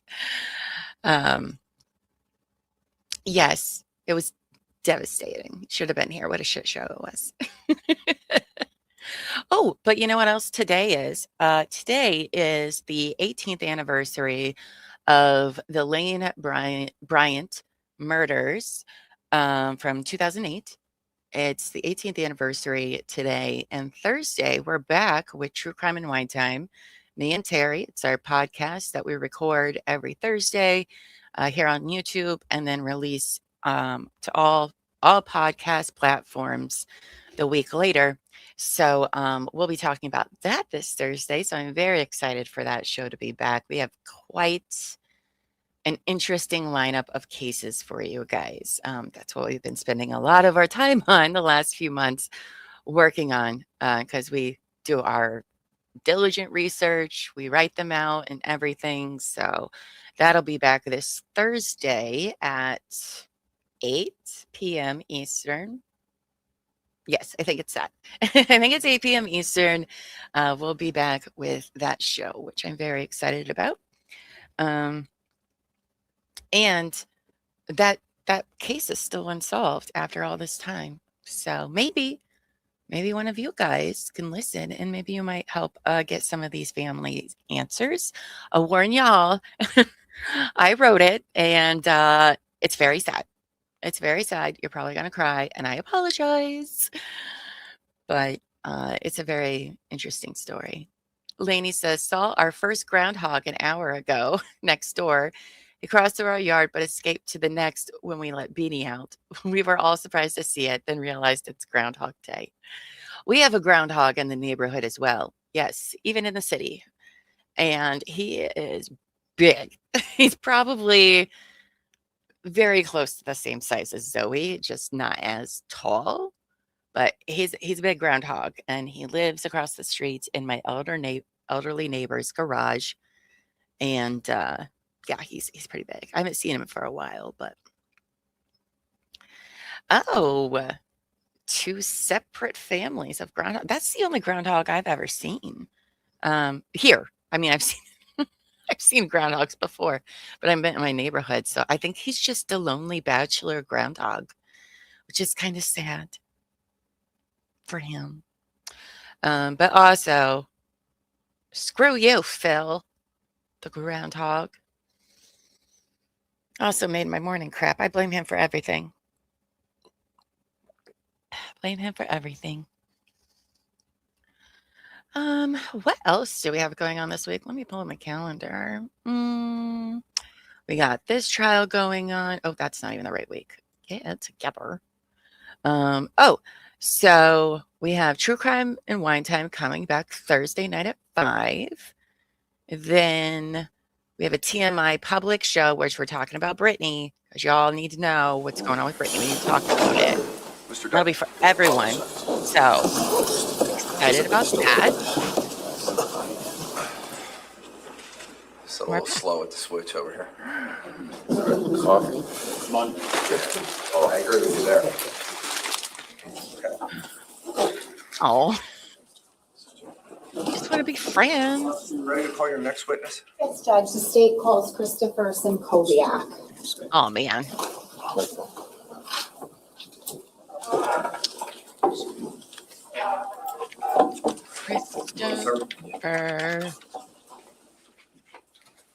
You just put your left hand on the Bible, raise your right hand. I'm not sure what that sticky is on there that's now attached to your finger. Just getting your DNA. No, I'm just kidding. He's the DNA guy, but You solemnly swear to tell the truth, the whole truth, and nothing but the truth, so help you God. I do. Sir, when you're seated and comfortable, can you state your full name for the record and spell your last name, please? You get comfortable first. and slowly. Christopher Simkoviak, SZYMKOWIAK. Thank you, sir. Prosecutor, whenever you're ready. Thank you, Would have Judge. never Morning, sir. done that Morning. Where on are my you own. employed? I'm employed with the New Jersey State Police Office of Forensic Sciences. What lab do you work out of? I'm currently assigned to the drug unit. Okay, and what is your title there? I'm a Okay. forensic scientist too. How long have you been in the drug unit for? Just over 6 years. Now, prior to that, did you work in the DNA unit? I did. And what was your title there? I started my career at the OFS in the DNA unit as a forensic scientist 1, and I progressed to a promotion to the forensic scientist 2 level. Now, as a forensic scientist 1 and 2 in the DNA lab, were you essentially a DNA analyst? That's correct. All right. I'd like They to go from discuss your DNA to professional and drugs. educational background as it relates to your profession as a forensic DNA analyst. And I'm going to show you what has been marked as S475, showing counsel. Do you recognize that? I do. And what is that?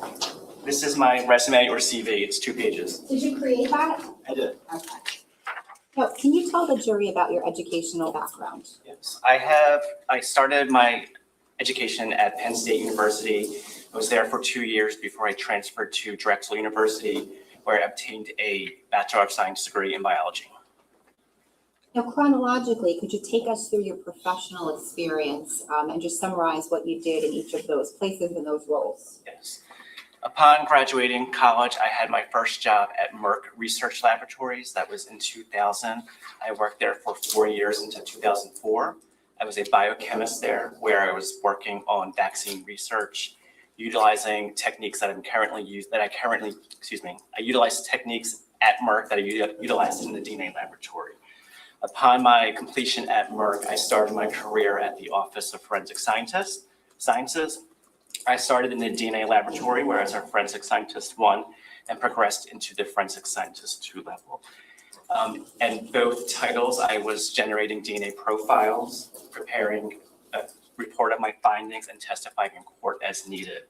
When I obtained my forensic scientist 2 promotion, I had some additional duties that were including peer review of case files, training other scientists, and a supervisory role as well. At the end of 2015 is when I transferred to the drug unit as a forensic scientist 2. In this laboratory where I'm currently assigned is where I'm identifying evidence for potential CDS compounds. I'm reviewing case files again. I'm training scientists in drug testing and testifying in court as needed. Now, the jury has heard about peer review in terms of serological testing in that unit. Does that also apply? And I think you said it to you. So he was working in the drug unit when DNA this happened? Okay, can you just tell us Okay. what peer review is, or technical review? Is that another term for it? That's correct. So peer review or technical review can be used interchangeably. Once a scientist completes a case file, prepares to report their findings, another scientist will review that case file for correctness, completeness, that the protocols were filed, and the conclusions support the data that was generated. Now, when you were in the It DNA wasn't unit me, as a I forensic promise. scientist too, did you perform peer review of others? I did. For once, As it a wasn't. DNA analyst, were you required to take specific courses? I was. And what were those? To be in the DNA laboratory, you had to have a Bachelor of Science degree in sciences, but specifically 4 courses were required as well, which included genetics, biochemistry, statistics, and molecular biology. Now, was there a program that you had to also complete to become a forensic DNA analyst in terms of certification? Then what was that? Excuse me, sorry. So in order to work in the DNA laboratory and before you can touch any casework, you had to complete a training program that took about 8 months to a year to complete. That included reading literature regarding the testing. I had to observe the procedures in the laboratory and then demonstrate and perform those procedures as well. I had to take a written test of theory. I had to take a laboratory test and perform a moot court as well. Now, as a DNA analyst, a forensic scientist 1 or 2, is there any type of continuing education that is required? Yes, in the DNA laboratory, there is required 8 hours of training in DNA testing every year. How about proficiency testing? What about it? I'm sorry, what is that? A proficiency test is a test that's administered about by it? an outside agency to test any certified scientist in the DNA laboratory, their ability to accurately generate DNA profiles. So in addition to that 8 hours of continuing education, there's also proficiency testing, is that right? That's correct, twice a year. Okay. And were you, when you were in the DNA lab, the last day that you were there, were you current and successful with all of your proficiency testing? Yes. In total, over the course of your career, approximately how many cases have you worked on where you have processed and analyzed DNA samples? I would say multiple thousand of cases. When you say, when we're talking about cases, could there be more than one sample that you're testing per case? That's correct. There could be one item submitted or several items submitted. Now, how many times have you testified in Superior Court with regard to the results of the DNA analyses you've conducted? Approximately 70 times. And what jurisdictions? Wow. I testified in most of the counties throughout the state of New Jersey. Now, in those instances, how many times were you qualified by the court as an expert in the field of forensic DNA analysis? Every time. Judge, at this time, the state would seek to qualify this witness as an expert in the field of forensic DNA A lot of analysis. times testifying in court. Most people one don't year. go to trial, so. Ladies and gentlemen, I just read it to you this morning. Not well. Forget that. But I'm not going to read it to you again. Obviously, you know the charge as it relates to expert testimony and how you evaluate an expert's testimony here. But I will find this defendant to be an expert in the field of forensic DNA analysis. Prosecutor, go ahead. Thank you, Judge. Sir, what does the term accreditation mean with regard to a forensic lab? Accreditation is essentially an audit of the laboratory. We have an agency called ANAB that comes out and audits a laboratory, and what they essentially are doing is they are checking that we say what we do and we do what we say, so they're ensuring that we have protocols set in place, that we're following them. We have employees that meet the requirements to be employed by the state of New Jersey as a forensic scientist. They're checking casework, they're interviewing scientists. There's a whole bunch of requirements and standards they check to make sure that we're doing the correct thing. Now, is your lab accredited? It is. Okay, and what is the accrediting agency, if you recall? The accrediting agency is ANAB. How many times a year is the lab audited? We are audited once a year.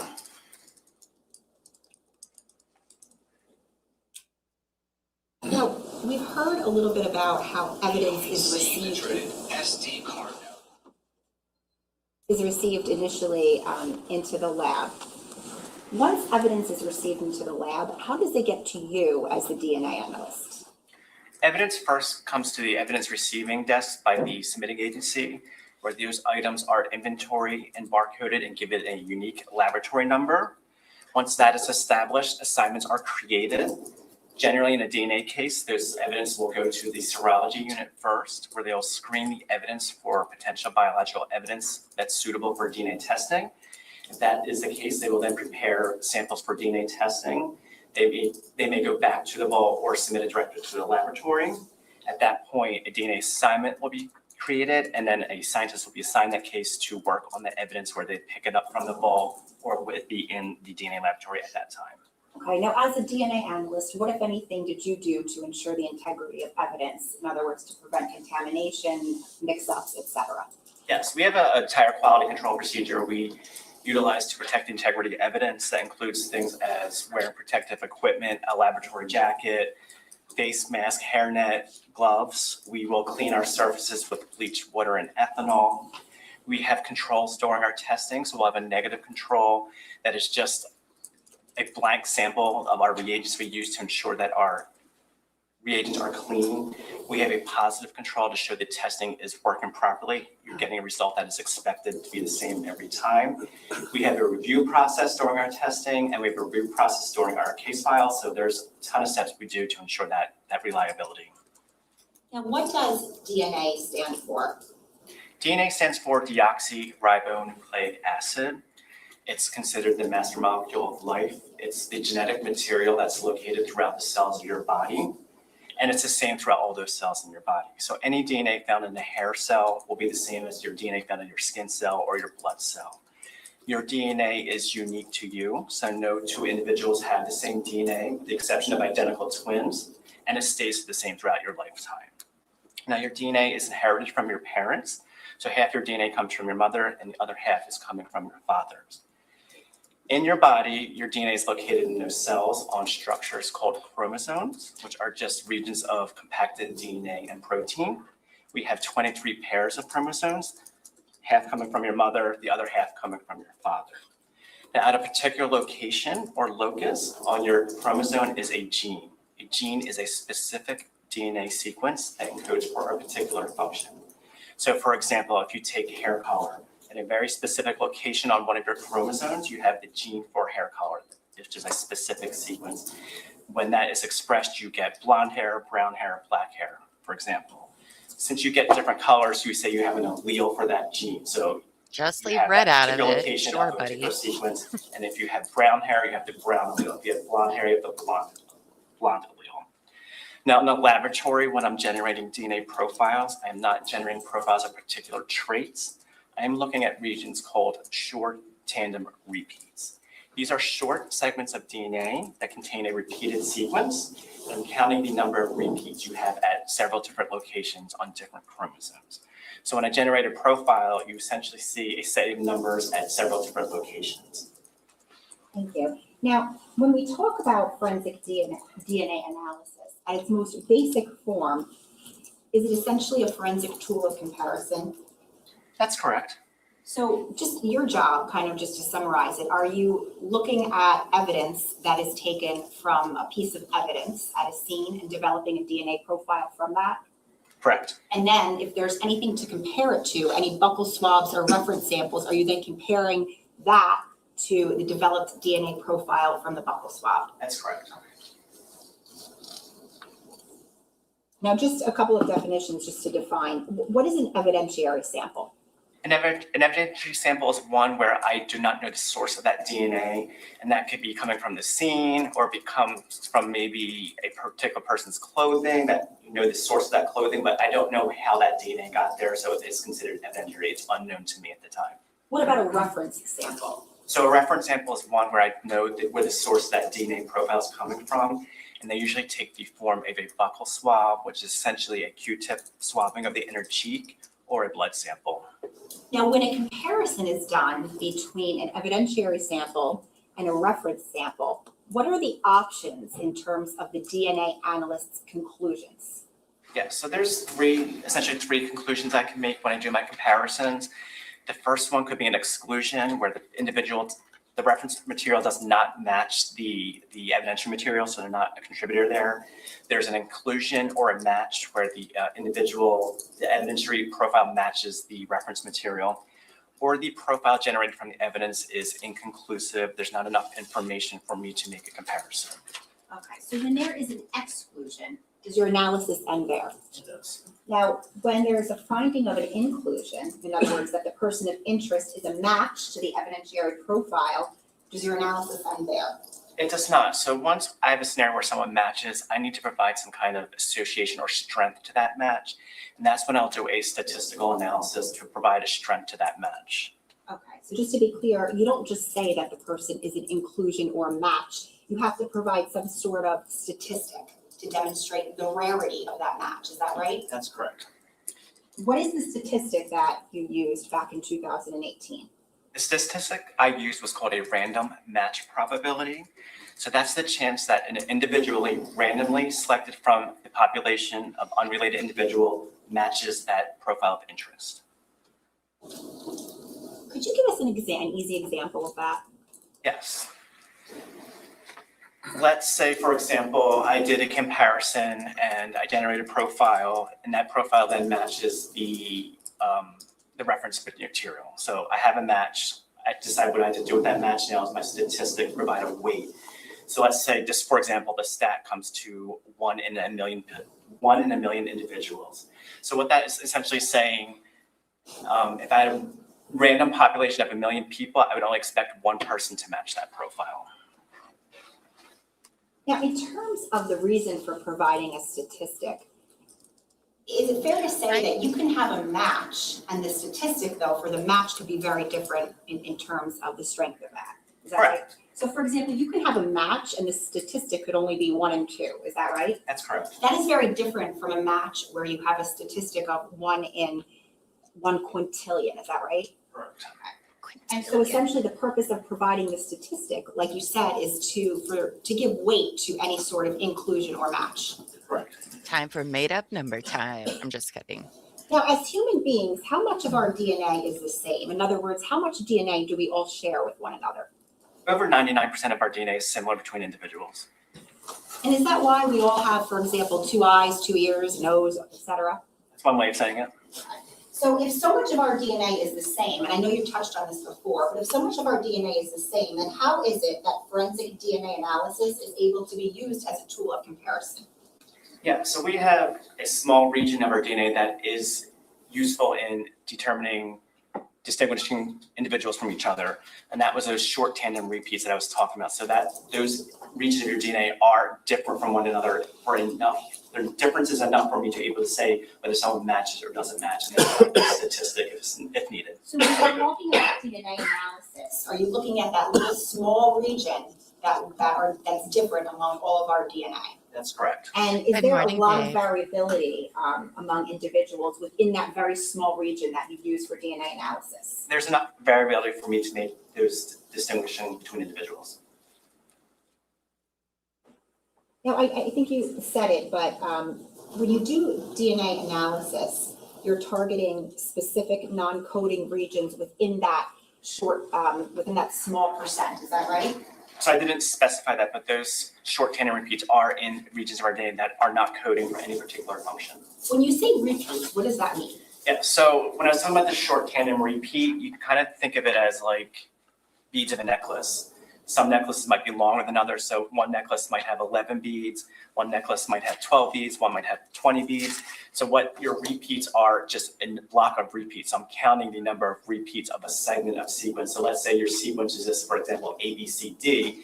That sequence is repeated 14 times, 15 times, 16 times. So that's the variability between people. I can detect the number of repeats at several different locations across your DNA.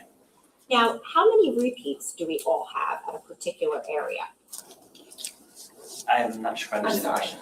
Let me ask you it this way. What is an allele? Allele is a different form of a gene.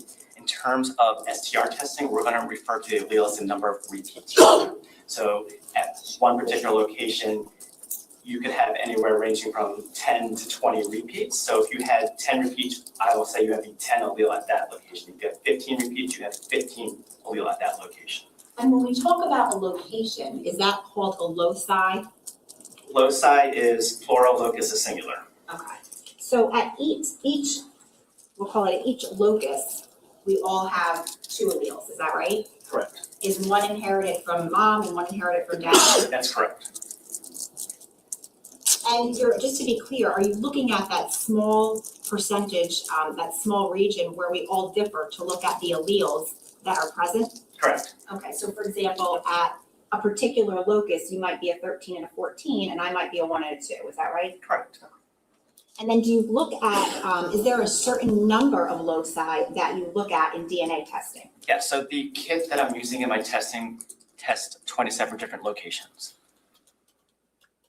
And that loci, is that a predetermined set of locations that you're always looking at in each and every DNA analysis? The kit we're using, they are the same set of 27 locations. Now, before we move on, can you explain the difference between a single source sample of DNA and a mixture? Yes. A single source profile is one in which there's only one contributor. I would only expect it to be 2 alleles at every location tested. In a mixed sample is when there's more than one contributor. There could be 2 people, 3 people, 4 people, and so forth and so on. And that's indicated by the presence of 3 or more alleles at any particular location. Now, within a mixture, is there sometimes something called a major and a minor profile? There is. What is that? So when I'm analyzing my data and looking at profiles, I can make a determination of the number of contributors in there. And based on one person's contribution of DNA to the others, there could be times when I can separate out those components. So someone who has more DNA would have a major contribution, they'd be the major contributor. If someone had less DNA, they'd be the minor contributor. Now, I want to talk about how you go about generating a DNA profile from either a piece of evidence or a buccal swab. So in very general terms, are there essentially 2 parts to the process of DNA analysis? Are you talking about in the way I generate a profile? I guess I'll ask it this way. Is there a laboratory process? Yes, there is a 4-step procedure to generate a DNA profile in the laboratory, and that is the same for both the reference material or any evidentiary material. I think he The looks first like step Nate in that Eaton, process is the extraction. reporter from That's getting those Idaho cells News. off the substrate, for example, a piece of clothing, breaking open those cells and releasing the DNA into solution. The second step is quantification. That is determining how much DNA was extracted. The third step is amplification. And this is a technique, in the amplification, we're using a technique called PCR, or polymerase chain reaction. So what we are doing in PCR is essentially xeroxing the DNA to produce many copies so it can be detected. East Because in its Idaho initial News. stage is undetectable. So I'm producing many He copies of covered those the Daybell targeted locations to generate a trials. profile through this PCR reaction. So once I developed enough DNA through that amplification process, we go to the 4th and final step, which is detection. And this is where the amplified product goes into a machine called a genetic analyzer, and it separates all those different amplified locations and puts it in a readable format for me to interpret. Now, what is an electropharogram? An electropharogram is that readable output of data of a DNA profile. It contains all the essentially peaks or signals of all those locations that I tested. So is it fair to say that that 4-step laboratory process ends with the culmination of the electropharogram? Yes. Once that is done, so once you have your electropharogram, what is the next step in the process of DNA analysis once your profile is generated? Once my profile is generated, and I have data, the next would be determined is, if I generated a profile, is there a profile? Can I interpret this profile? Is there a single source or mixed sample here? If I have evidentiary samples, I will do the same thing. And then if I have profiles for both evidence and reference materials, I will make comparisons to those profiles and present my findings in a report. Now, how do you as a DNA analyst look at that electropharogram and make a determination as to the number of contributors? I was kind of talking about this earlier with mixtures. So in cases where I only observe 2 alleles at every location, it's an indication that it's single source or just one person present here. When there is more than 2 alleles, it's an indication that there's a mixture of more than one individual. So when we were talking about inheriting DNA and you get half your DNA from your mother and your father, I would expect 1 allele from your mother and 1 allele from your father. So if there was only 1 person in this sample, I would expect 2 numbers at every location tested. So when there's a mixture, you have another person involved. So you could have potentially 3 or 4 in a 2-person mixture, and they just get more and more presence of alleles as the number of contributors increase. Now, earlier we were talking about the statistic and the importance of the statistic. Is there something at the New Jersey State Police Lab called source attribution? There is. What is that? So when I have a match and I do a statistic, it gives a number of a 1-in number. So if someone matches, I report out that statistic. When someone is a source, that statistic has to reach a certain threshold. At the time of this report, that statistic is 1 in 7 trillion. So whenever I have a statistic that crosses that 1 in 7 trillion threshold, I am able to say they're the source of that profile. So they still match, but it's a higher match of saying they're the source. And what that means is, it is my opinion, when someone's the source of a DNA profile, it's their profile to the exclusion of anyone else. So essentially, when you say somebody is the source, that is the strongest statement you can make as far as inclusion. Is that right? Correct. Now, for each case that you get assigned to and work on, do you prepare a report? I do. What does that report include? That report includes several things. There's a header on the report that contains information as the case number, the agency case number, the submitting agency name and address, the laboratory address, the date of the report, the evidence received, and then any conclusions that I make about it as well. And in this particular case, were all of your reports peer reviewed? They were. And before we move on to the work that you performed in this case, could you explain some of the limitations to DNA analysis that were present back in 2018 at the time you worked on this case? Yeah, so some of the limitations are largely due to the quality and quantity of the DNA sample.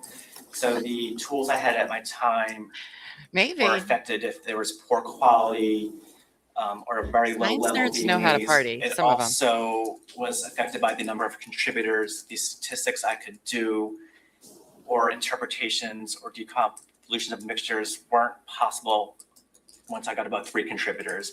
The field has moved into technology that can account for those limitations now. Now, at the time, if you came across a DNA sample that was either a mixture that was too complex or DNA that was just too low, what, if anything, would you do? So what I would acknowledge that a result was obtained. I would state something that no conclusions will be reached concerning this profile about any contributors due to the quality or quantity of the profile.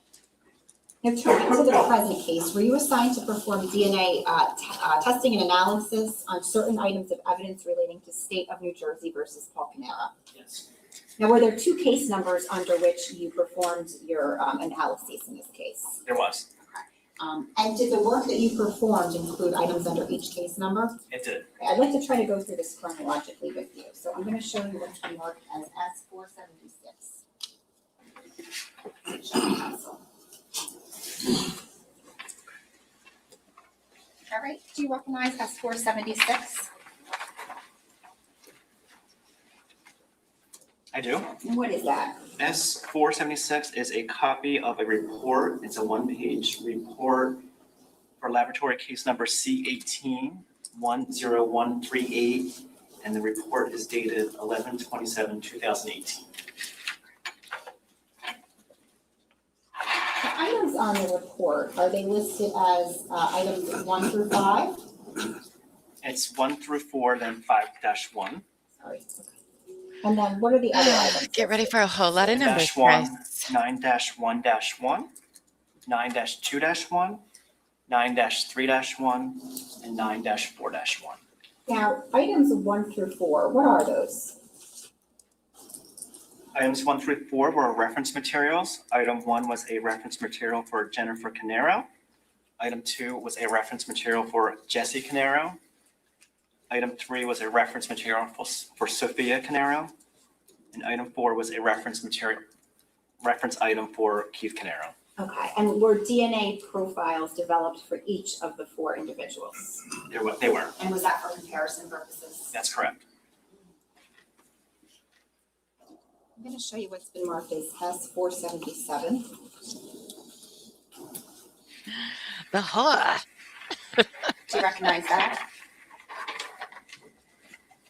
I do. And what is that? S477 is what is called a DNA worksheet for laboratory case number C18-10138. Okay, and then does it list each individual on there as number 1, 2, 3, and 4? Correct. It contains items 1 through 4, which were those reference materials I just described. So Jennifer is what number? Jennifer's number 1, Is 2. Jesse Caneiro, 3 Sophia Caneiro, and 4. Keith Caneiro. So when you developed the profiles for each of the 4 victims, did you essentially have to develop electropharograms That's for correct. each of them? I'd like to use this just as an example. I'm not going to do this for each each item, but I'm gonna show you what's been marked as S478. Do you recognize that?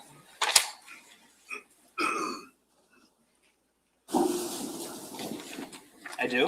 And what is that? S478, it is 2 pages. It is an electropharogram for item number 3, case number C18-10138. So is that Sophia Caneiro's electropharogram? That's correct. So essentially that is her DNA profile. Correct. Do I have permission to publish? Any objection? No. Okay, you can. Thank you. Can we have the back table, please? Okay. So what you see on the screen here, can you just explain to us what we're looking at? Maybe it'll help just to see it. You explained the electropharogram before, but just to see it in context. Oh, good. Yes, so We get visuals. this is the first page of the electropharogram. I don't know if you guys can necessarily see these dark banners at the top, if you can see the writing Sir, on. what we're gonna do is, I don't mean to cut you off, we're gonna give you a stylus and you can use that.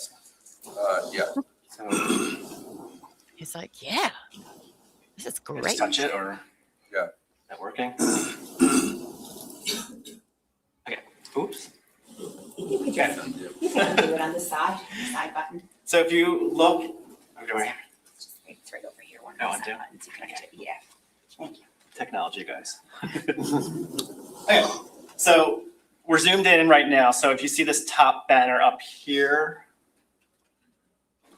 just do it on your screen, because if you try to. I am, it's just not, I can't tell if it's doing anything. Okay. So right where I put that little hash mark, that top banner going across that page, which they're kind of shaded out, is all the different locations I'm testing. So these are just representative of the first grouping of locations. So these are those different loci that, or locus, singular, that I'm testing to generate a DNA profile. If you go below that, you'll see a peak with numbers underneath of it. So there's a peak there, and then there's numbers under here. That first one technically isn't a number. That's called a melogenin. That's the sex determining chromosome. So XX would be female, XY would be male. So you see one single X here, technically two X's because she got an X from each parent. So that this profile is female. If you move to that next location, you can see there's a 15 here. So this is a location where someone has 15 repeats from each parent. Next location. Can I just ask you, I'm Yeah. sorry, why is there only one peak there if we get two alleles from each parent? Yeah, so you get two alleles from each parent, but they are common alleles. There's a range of only potential numbers you can get at a particular location, like from 11 to 20. So you could share the same allele from each parent. So it's just only gonna be represented one time. In a table format, I would write this down as a 15-15, but it's only given one signal because only a 15 repeat was observed at this location. So there's a single allele here representing both from each parent. That next location, you can see there's actually two, so they got Right. 16 from one parent and 17.3 from the other parent. So what you see here as you go across, there's a set of peaks that represent your DNA profile at a particular location. And when I interpret this profile, I put it into a table format saying at one particular location, that first one, you're 15-15, that second one, you're 16-17.3, and going and so forth across every location. I just notate those numbers in this single source profile. Thank you. Now, if there Thank you, was guys. another contributor here, what would you expect to see? Try to draw this in for you towards the other end of the table or electropharogram. You would see potentially 4 peaks, maybe 3 peaks. So I would expect to see a third peak somewhere in this profile, if not at multiple locations, to indicate the presence of another contributor. But just to be clear, this is Sophia Caneiro's single source for her profile. Correct. Thank you. Can we preserve this? Sure. Are This you is ready to- 478. Oh, I'm sorry. Do you want me to draw them back in? If you can, Yeah. that'd be great. So. Is he the one that's been unwrapping It has stuff to be this whole exact. time? Yeah, I'm sorry No, about I'm just that. kidding. I I know think what that you was mean. really mostly what was important. Sorry about Morning, that. Angie. All right, we're gonna, 478.1. Mm. Thank you. Down. Now you can undo it. Yes or no? Yes, you're good. Thank you. I'm going to show you, you mentioned an allele table. Yes. So that electropharogram, the DNA profile on there, does that get converted over into an allele table? That's correct. Does that just make it easier to look at essentially? Yes, it makes it easier to look at and then to compare profiles from evidentiary to reference materials. I'm showing council S479.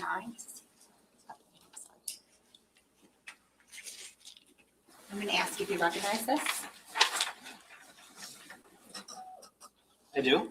And what is that? So S479 is the allele table I generated for case number C18-10139 for references 1, 2, 3, and 4. So is Sophia Caneiro's allele table listed under number 3 there? Yes, her profile's under number 3. Okay, and just for pedagogical purposes, Judge, permission to publish this. S479. Smart. No, Judge. Okay. Okay.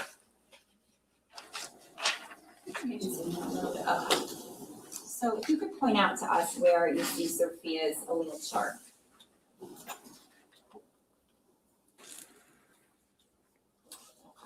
Now, do you see where it says on the side, there's like a row under specimen numbers?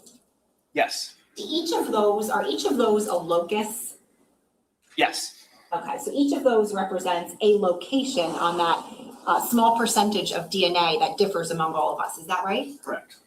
Okay, so now at the first locus, how do you say that? Melagenic, Okay, what is Sophia? an XX. And is that mean she's a female? Correct. Okay, so for example, if we look over at victim 4, which is Jesse, he's what? An XY, And that would represent what? male. Okay. And just to, if you could explain just to, where we look at D3S1358, that locus, what is Sophia? 1515. Okay, and it's essentially, you go down the line, is that right? Correct. Okay.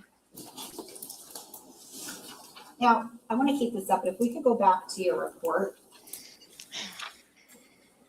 Can you please go through, we went through numbers 1 through 4. What are the rest of the items on there? Can I refer to my report? That's You fine. can. Just the one, like, Thank you. Item 5-1 was a portion of a swab of a handle from a knife. Item 7-1 was a portion of a swab of a handle from a knife. Item 9-1-1 was a portion of a sample from the blade of a knife. Item 9-2-1 was a portion of a sample from the blade of the knife. Item 9-3-1 was a portion of a sample from the blade of a knife.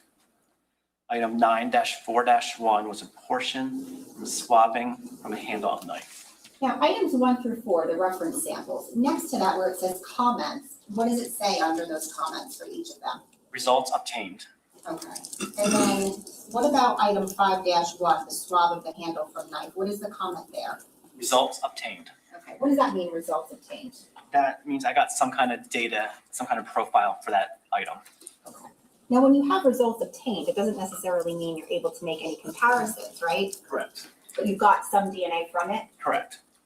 Now, items 7-1 through all of the 9s, what does it say under comments? No results. Okay, what does that mean? That means I generated no DNA profile for these items. Okay, so aside from the 4 victims' buccal swab or FTA cards, the only results you got were from item 5-1, the portion of the handle from the knife. Is that right? Correct.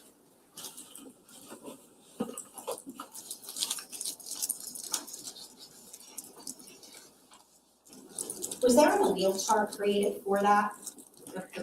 That evidentiary sample 5-1? Yes. Okay, and prior to that, did you have to, obviously, your work, did that culminate in an electropharogram? It did. I'm showing council what's been marked as S480. I'm showing you what's been marked as S480. Do you recognize that? I do. What is that? S480 is the allele table I generated for item 5-1 for laboratory case number C18-10138. Okay, so if you could, can you explain to us, let me ask you this first.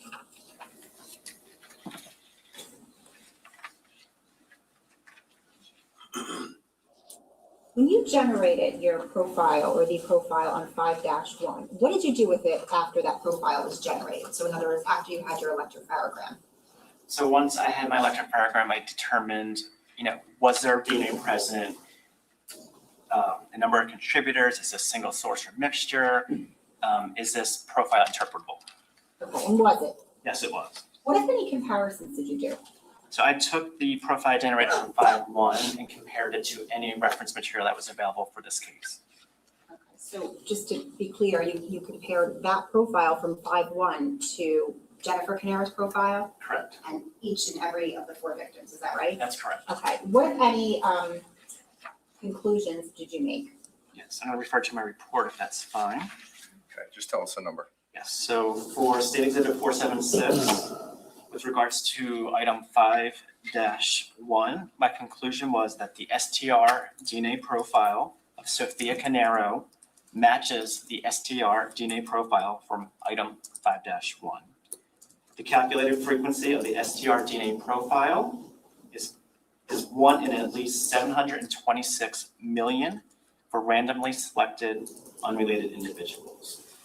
I also concluded that Jennifer Caneiro, Jesse Caneiro, and Keith Caneiro are excluded as possible contributors to the DNA as possible contributors to the STR DNA profile obtained from item 5-1. Can you, by using this allele table, can you explain how you would exclude somebody from the profile on the evidentiary sample? Yes.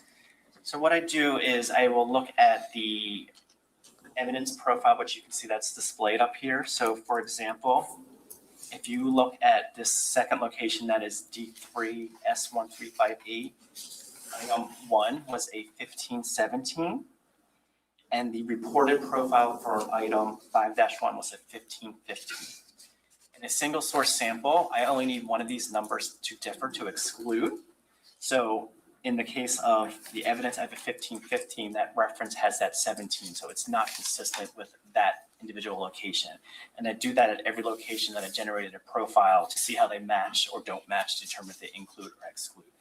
Now, on the other side of that, if someone matches, you can see that in reference number 3, I have a 1515 for that type, and my evidentiary sample is a 1515. So at this location, they're matching. And then I would go down to the rest of the developed profile to see how they match or do not match.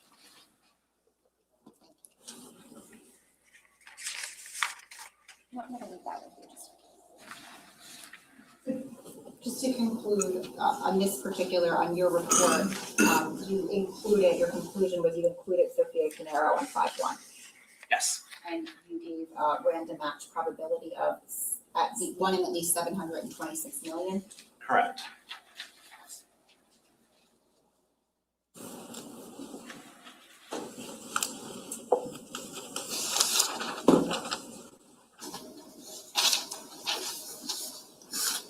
gonna take that back just to keep everything together. All of them? Yes. Thank you. We're going to print what's on the screen, which is S480.1.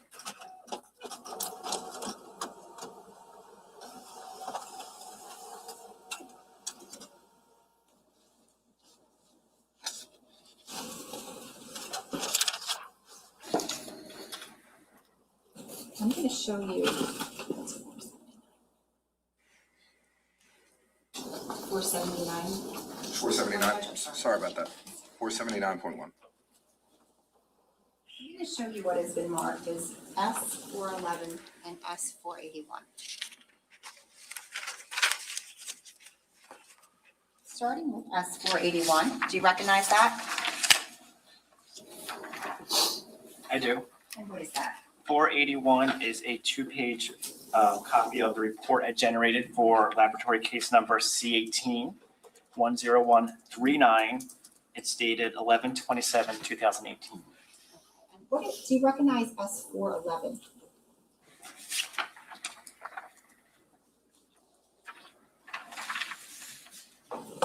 I do. And what is that? S411 is the evidence receipt. It is 2 pages for case number C18-10139. That is dated as received 11/23/18. We can take this off. Thank you.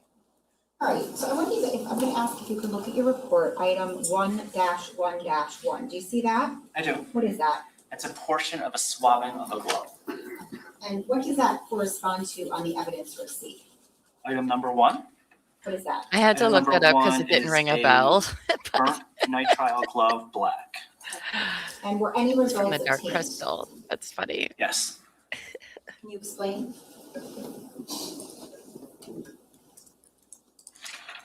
I've always seen that. With regards to item 1-1-1, Very the little. STR DNA profile was not of sufficient quantity or Scary. quality for comparison purposes. What does that mean? So the data, the profile generated didn't meet the laboratory's procedures, protocols to do a comparison. So I was not able to make any conclusions to anyone's contribution to that profile. Okay, if we could go to item 2-1. What is that? That is a portion of a swab from the left side of front door frame. What does that correspond to on the evidence receipt? Item number 2. And is that essentially the same description? Yes, it is. Okay, were results obtained? Yes, they were. And what were those? With regards to 2-1, Jennifer Caneiro, Jesse Caneiro, Sophia Caneiro, and Keith Caneiro are excluded as a possible contributor to the DNA profile obtained. Now, does this end up coming back to firefighter Sean Edson later in another report? And if you're not sure, I'll show you that report later. Don't remember off the top of my head. The suspense, okay. Item 3-1, what is that? 3-1 is a portion of the swab of foyer wall. And what does that correspond to in the evidence receipt? Item 3 with the same description. Okay, any results? Yes, results were obtained. Okay, what were those? It is. Item 3-1, Jennifer Caneiro, Jesse Caneiro, Sophia Caneiro, and Keith Caneiro are excluded as a possible contributor to the DNA profile from item 3-1. What is the next item that you have on your report that you tested? 6-1-1-1. That is a portion of the staining of a front left thigh area of jeans. Oh, here we go. Now, on the evidence receipt, does that correspond to item 6? It does. Okay, and that just says 1 paper bag of chart articles. Correct. Now, all of your number 6s are going to correspond to what was in that bag, is that right? That's correct. Okay, they'll just have sub numbers for each item that was in the bag. Correct. So 6-1-1-1 is a portion of the staining of the jeans that you just read, is that right? Correct. What if any results were obtained?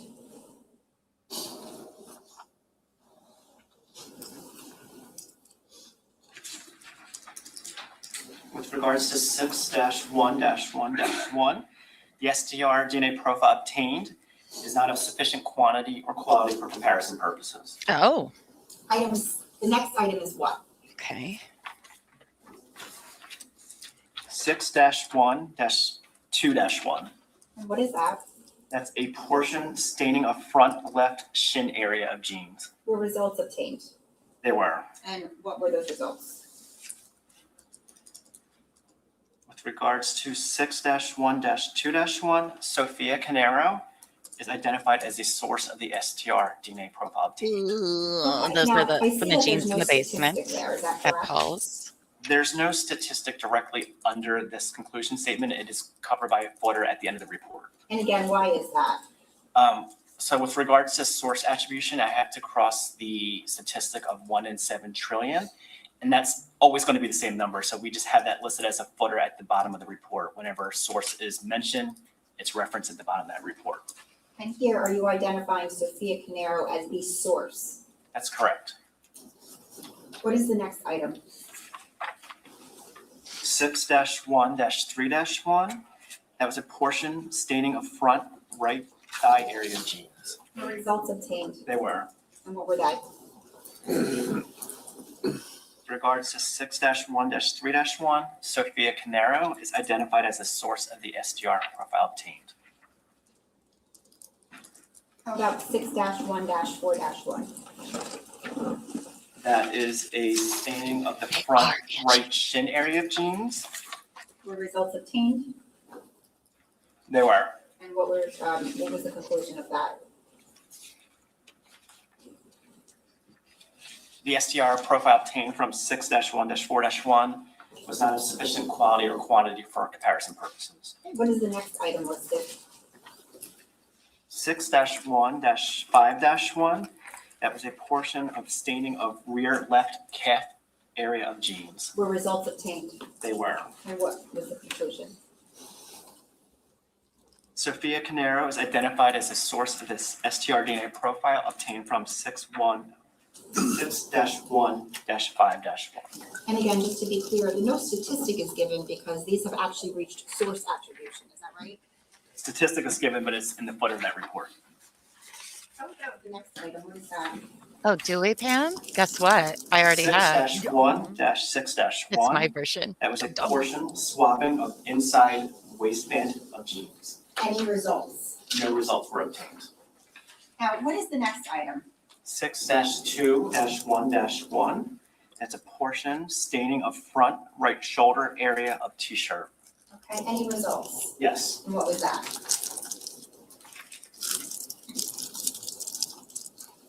Jennifer Caneiro, Jesse Caneiro, Sophia Caneiro, and Keith Caneiro are excluded as a possible contributor to item 6-2-1-1. And the collar of the shirt. Okay.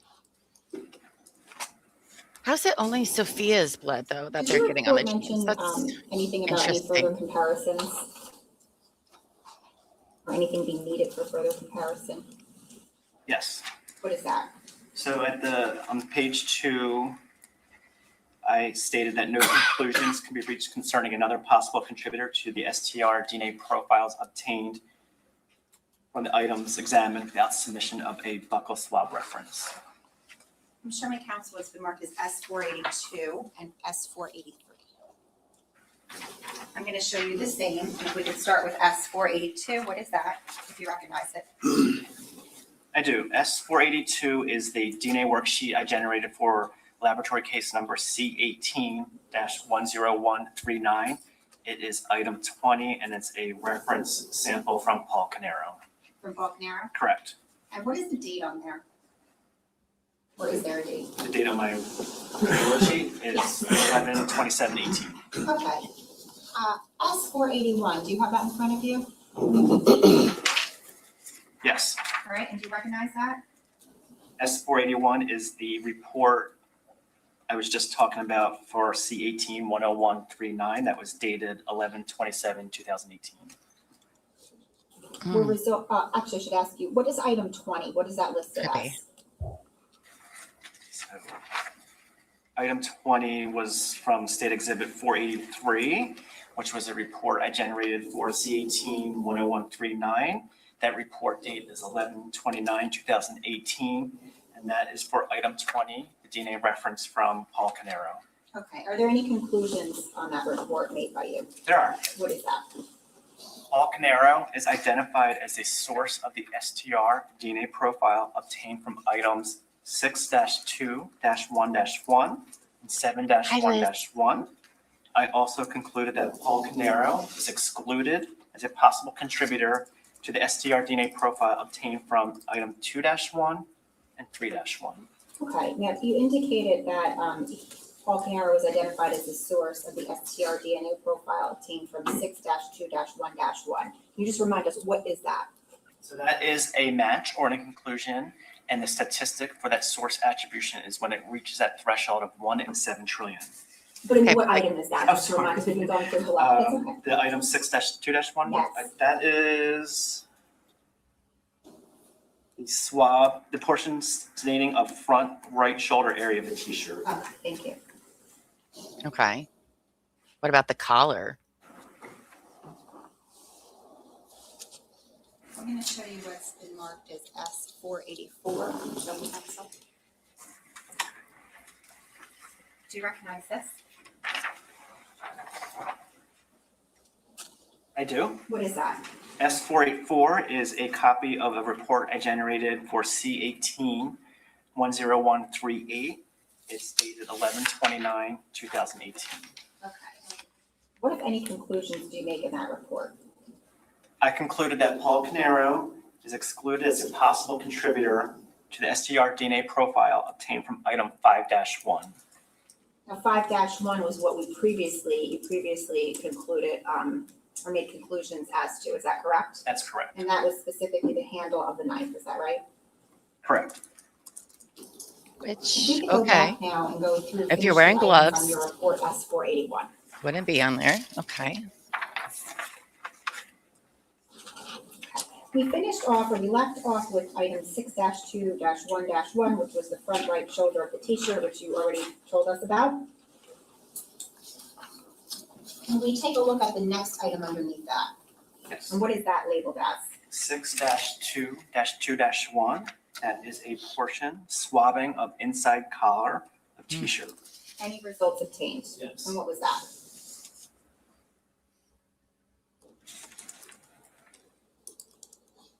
The STR DNA profile obtained from item 6-2-2-1 is not of sufficient quantity or quality for comparison purposes. And just to be clear, 6-2-2-1, that same t-shirt that you Interesting. previously got results from the shoulder on. Correct. What is the next item in your report listed?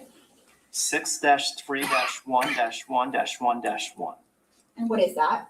Portion of a sample of a glove. Okay. And again, this is, just to be clear, it's from item 6, so it's that pile. Correct. Were results obtained? There were. And what are those results?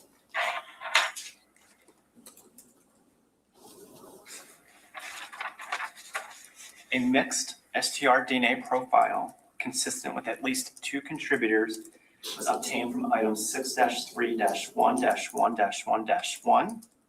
Assuming 2 contributors, Sophia Caneiro is identified as a source of the interpreted major STR DNA profile. The minor STR DNA profile is not of sufficient quantity or quality for comparison purposes. What is the next item listed? I'm going to need you to say what it is, please. 6-3-1-1-2-1. And what is that? It's a portion swabbing of inside of glove. Any Oh, the results? gloves. No results. What is the next item listed? 6-3-1-2-1-1. Portion swabbing of glove.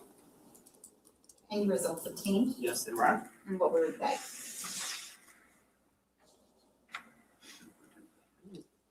The STR DNA profile obtained from item 6-3-1-2-1-1 is not of sufficient quantity or quality for comparison purposes. What is the next item listed on your report? I think we're at 6-3-1-2, 6-3-1-2-1-1. Okay, and what is that? That's a portion swabbing of glove. Okay, any results? Just did. Yeah, I think we. Okay, so we're going, That was Just the did one. that. my fault, I apologize. Is it, Put it all out of my head, right here. I'll ask you this, is the next item 7-1-1? It is. Okay, what is that? That is a staining of the bandage. Okay, any results obtained? Yes. And what is that?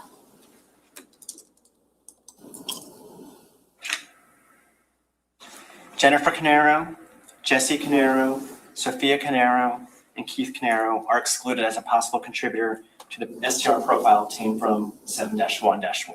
Now, just in looking at the corresponding evidence receipt, just to be clear, is this a bandage that was obtained from the center console cup holder of a car?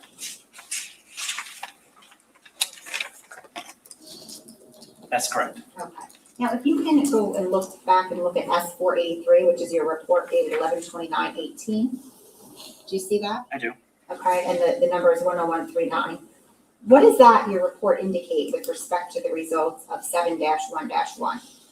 Paul Caneiro is identified as a source of the STR DNA profile obtained from item 7-1-1. Okay, and finally, item 8-1-1 on your report, what is that? Well, yeah, didn't you get like blood drawn? That's a blood portion work done or swabbing of something? glove. And if you could look at the evidence receipt and just explain what that is, if there's any further explanation of that glove. So this is from State Exhibit 411. Item 8 is a piece of black glove from rear passenger seat, driver's side, NJ Reg DCJ 3105. Any results obtained from that? No results were obtained. So just to recap from this particular report, you had Sophia Caneiro as the source of the DNA on the front left shin of the jeans, the Correct. front right thigh of the jeans, Correct. the rear left calf of the jeans, Correct. and on one of the black nitrile gloves. Is that right?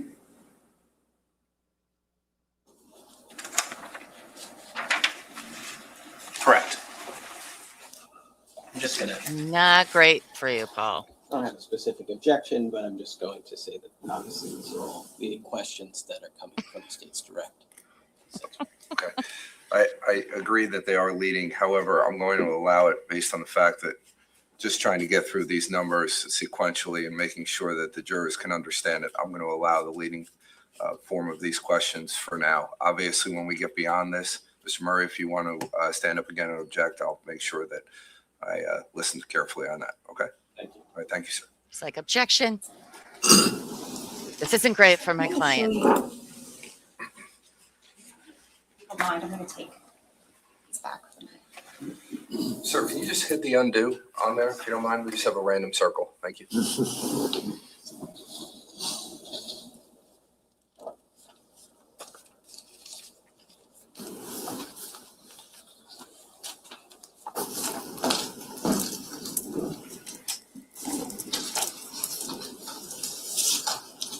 Show you what's been marked. I'll show council first S485. Do you recognize this? I do. And what is that? S45 is a copy of a report I generated for laboratory case number C18-10138. It is dated 12/4/2018. And what in particular is that? This is a report for item 13-1-1, which was a portion of a swab. I'm just going to hear 1-1-1 all day in my head.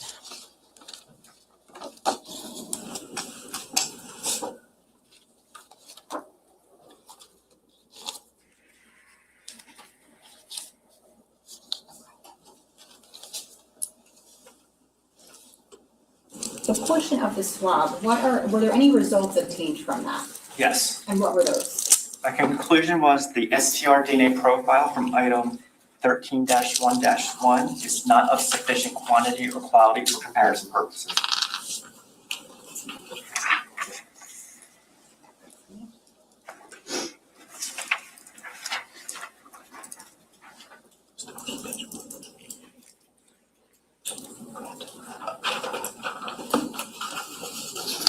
Hi, 80s. Happy Monday. Or Monday. I don't know if it's happy or not, but I'm going to show you what's been marked as S486.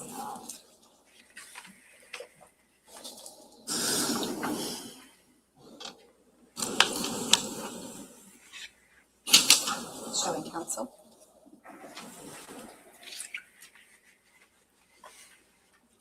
Do you recognize that? I do. What is that? S486 is a copy of a report I generated for laboratory case number C18-10139, dated 12/4/2018. And what does that indicate? This is for item 15-1-1, which was a portion of a swab. Are there results? No results were obtained. No results.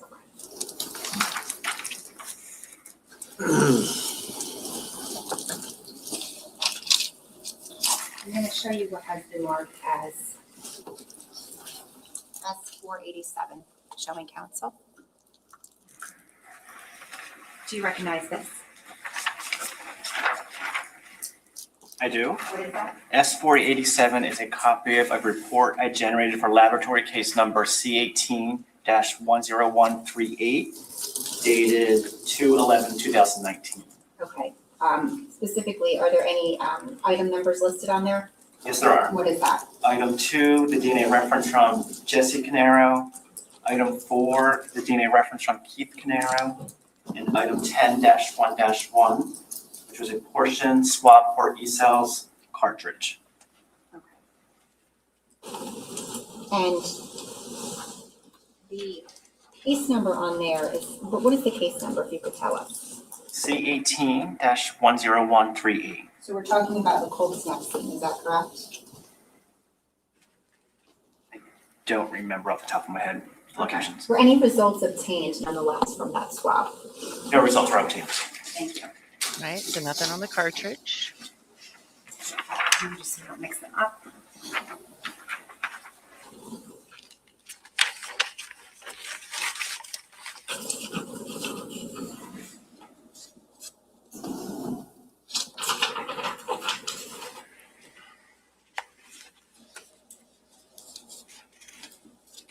Finally, I'm going to show you what has been marked as S488. I'm showing council first. I'm going to ask if you recognize that. I do. What is that? S488 is a copy of a report I generated for laboratory case number C18-10139, dated 2/11/2019. Now, the first item that's listed there, can you tell us what that is? Item 6-1-7-1 is a portion staining jeans front left thigh area. Okay, and just to be clear, you said the date on here was 2/11/19? Correct. Okay, so was this additional testing from areas of the jeans? Yes. Okay. So 6-1-7-1, portion staining of the jeans front left thigh area, were any results obtained? There were. What was that? A mixed STR DNA profile consistent with at least 2 contributors was obtained from item 6-1-7-1. Assuming 2 contributors, Sophia Caneiro is identified as a source of the interpreted major STR DNA profile. The minor STR DNA profile obtained is not of sufficient quantity or quality for comparison purposes. What is the next item Okay. listed? 6-1-8-1, that was a portion staining jeans front right shin area. Were results obtained? Yes. And what were those results? Sophia Caneiro is identified as a source of the STR DNA profile obtained from item 6-1-8-1. What is the next item listed? 6-1-9-1, this was a portion staining jeans inside pockets and knee areas. Were any results obtained? No results were obtained. And what is the last item on there? 6-4-1-1, portion swab of live round. Okay, any results obtained? No results were obtained. Judge, I have nothing further. Okay, Cross. Interesting, I suppose.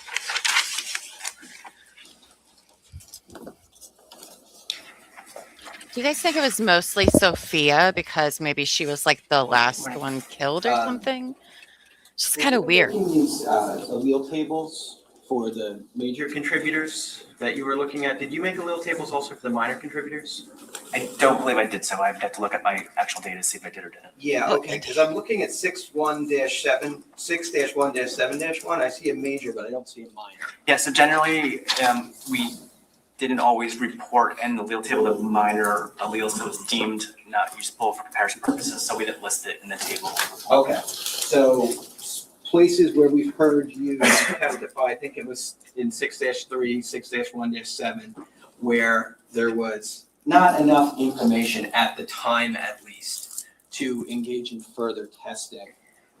We wouldn't expect to see an allele table for a minor contributor. That sounds correct. Okay, got it.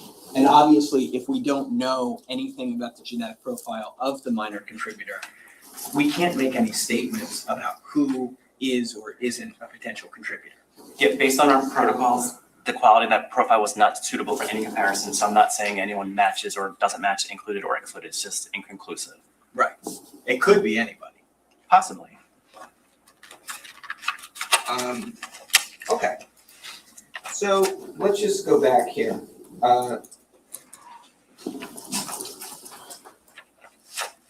What you were doing here, and this is back in 2018, is this is a more, I don't want to say more traditional method of analysis, but obviously the method of analysis has changed somewhat in your laboratory and laboratories across the world since 2018. Would that be fair to say? I'm understanding properly. Our procedure of generating the profile is the same. It's the interpretation of that profile that has changed. Right. Because now there's a computer program that wasn't available in 2018 that is widely used. It was available in 2018. It wasn't utilized by the state police at the New Jersey State Police at the time. You're right. I'm sorry. I misspoke. The state police was not yet using it. That's correct. Okay. when you were doing this testing back in 2018, you had to do the analysis and interpretation of these samples. You had first determined whether there was enough of the sample to engage in further testing, right? Correct. And if there was enough of the sample, you had to determine whether it was a single source or whether it was possibly a mixed profile. Correct. And mixed profile means that we have reason to believe that there's more than one person who contributed to the sample. Correct. And we believe that sometimes based on these electropharograms that we saw today. Correct. Right? Because if we see on the electropharogram that there's a place where there should be two alleles and there's evidence of more than two, we know for a fact that more than one person had to contribute to that sample. Yes. There's also, we see in those electropharograms, and we saw one electropharogram today, and that was from a direct sample, a reference sample of a person, right? Correct. And when we get a reference sample, what we saw in that was that we had a very clear genetic profile coming across the electropharogram, right? Correct. And we would expect that when we get a reference sample, because what we're trying to do when we get a buccal swab or a blood draw is get the full profile of the person, right? That's correct. And so what we see there is the buccal swab obviously was, or what the swabbing that was done to obtain that DNA was obviously effective. It yielded a full profile. For the reference materials? Yeah. Yes, yeah. That is not going to always be the case with evidentiary items. That's correct. Because evidentiary items, you could get a DNA sample that's worthy of further testing. There's enough of it. You can reproduce copies of it. You can engage in analysis of it. But it may, even after doing all that, it may not yield a full genetic profile. Right? Correct. So there's going to be many loci along which a profile from an evidence sample might be missing information. That's correct. And in fact, I think you were shown the allele table that was done, or the amplifications that were done for evidence item 5-1 today. Correct. And what we saw in that is, well, first of all, there's an AMP1 and an AMP2, and then there's a consensus table, right? Correct. And AMP1 means that's the first amplification that you run. Yes. And then you run a second amplification. That's correct. And you're gonna look to see where there is consensus between those amplifications. Correct. And based on that consensus, there could be consensus or there could be discrepancies, right? Correct. And if there's discrepancies, I'm supposing that's going to be an indication that there's that would be a likelihood that there's more than one person that could be a contributor. Not always. But potentially. It could be scenario. Yeah. In this particular case, when you ran 5-1, you ran it twice, and you have this consensus table for that, right? That's correct. Now, there's numerous places along that allele table where information is missing. Correct. And that's not really anybody's fault. It's not a failing of the laboratory necessarily. It's just there wasn't genetic information about those loci that were available from the sample that you tested. Yes, it's just the nature of the sample. Right. So you're dealing with what you have, right? Correct. And when you get evidence from wherever you get it, and it's brought to you by detectives usually, I'd imagine, right? Yes. And they find it at crime scenes or wherever they believe relevant information could be coming from, right? Correct. They bring it to you, right? Correct. You have no control over the method of its collection. No, You don't have any control over the method of its transport. I do not. You don't have any control, nor does anybody in law enforcement, of how the items are deposited prior to being found by law enforcement. I do not, yeah. And we also, I think, can understand that you have no control over how long an item of evidence sits in a location before being found and collected, I have no control on that. and what happens to that item of evidence as it sits there. Yes. There's no control over that. That's correct. But all of these things are going to potentially impact the results that you could get from an item of I don't evidence think in this terms is of going to results. help Definitely. with the Um, Sophia's And, DNA on the genes. you know, obviously DNA degrades over time, right? That's correct. We also know that DNA can accumulate on items that sit in a particular location for a period of time. It's a possibility. I mean, one of the things that happens with our bodies is that we grow new skin, right? Mhm. And Yes. and it's like they say, I think it's like the biggest organ in our body. I believe so. And what it's doing is it's constantly regenerating itself, right? Correct. And that means we have to constantly be growing new skin cells to regenerate this skin that we carry on the external part of our body, right? Correct. But the old ones, the old skin cells, are also constantly falling off of us. It happens. We don't really know how often it happens, right? I'm not aware of that. But we can surmise that it is fairly constantly happening. I'm not familiar with the rate of shedding and how it differs between people, so that's outside my area of expertise. Okay, okay. But you would agree that it's a pretty, for all people with skin, right? All people Skin with shedding skin. is a phenomenon. Correct. Okay. I think that's all of And us. when we shed skin, we wouldn't necessarily be aware it's even happening, right? Correct. I mean, we're talking about very small amounts of our body, of our genetic material potentially flaking off and going wherever they land, right? Possibly.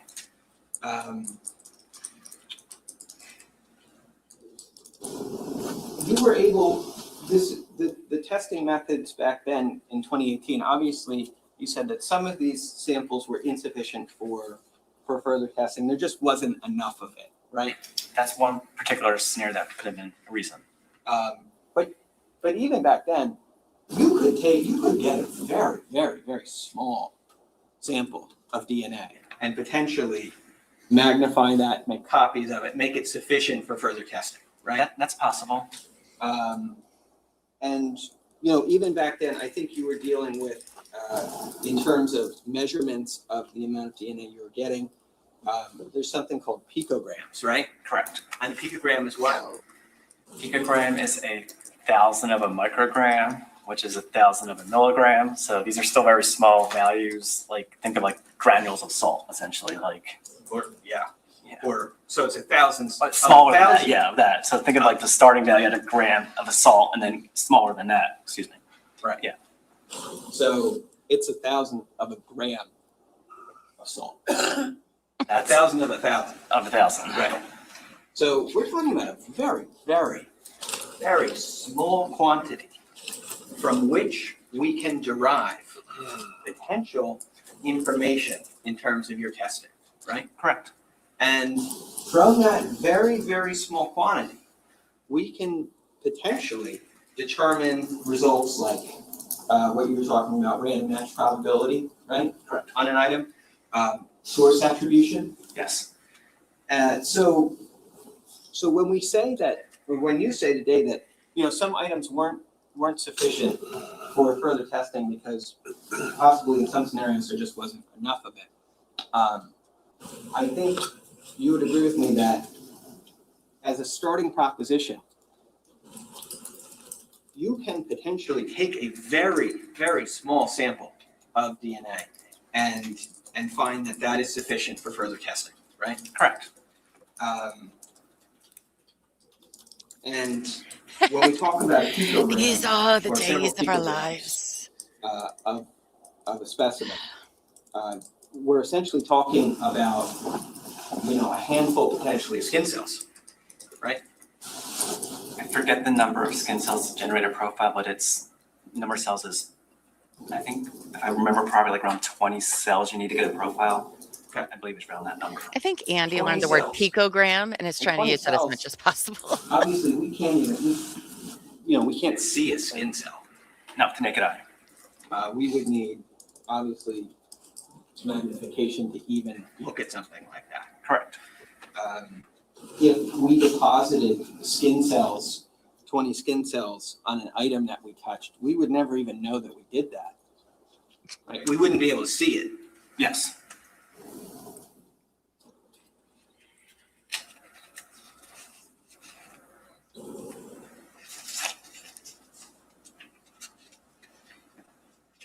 The DNA that we get from our skin cells is the same type of DNA. It's the same DNA we get from blood, right? Correct. There's nothing different about blood DNA than skin cell DNA. There's not.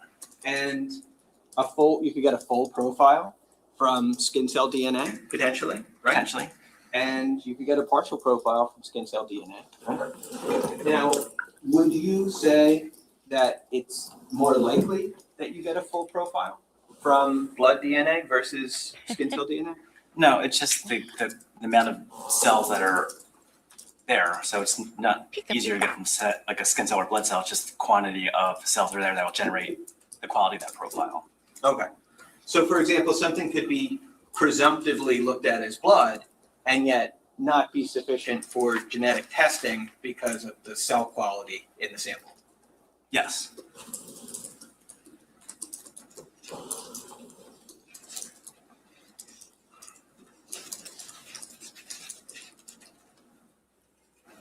Now, because we know that shedding of epithelial cells is something that happens universally. Obviously, finding someone's DNA in their own home would not be an unusual thing, right? Correct. And especially finding DNA in places that they regularly occupy in their home, right? That would not be surprising to me. And it would be expected that,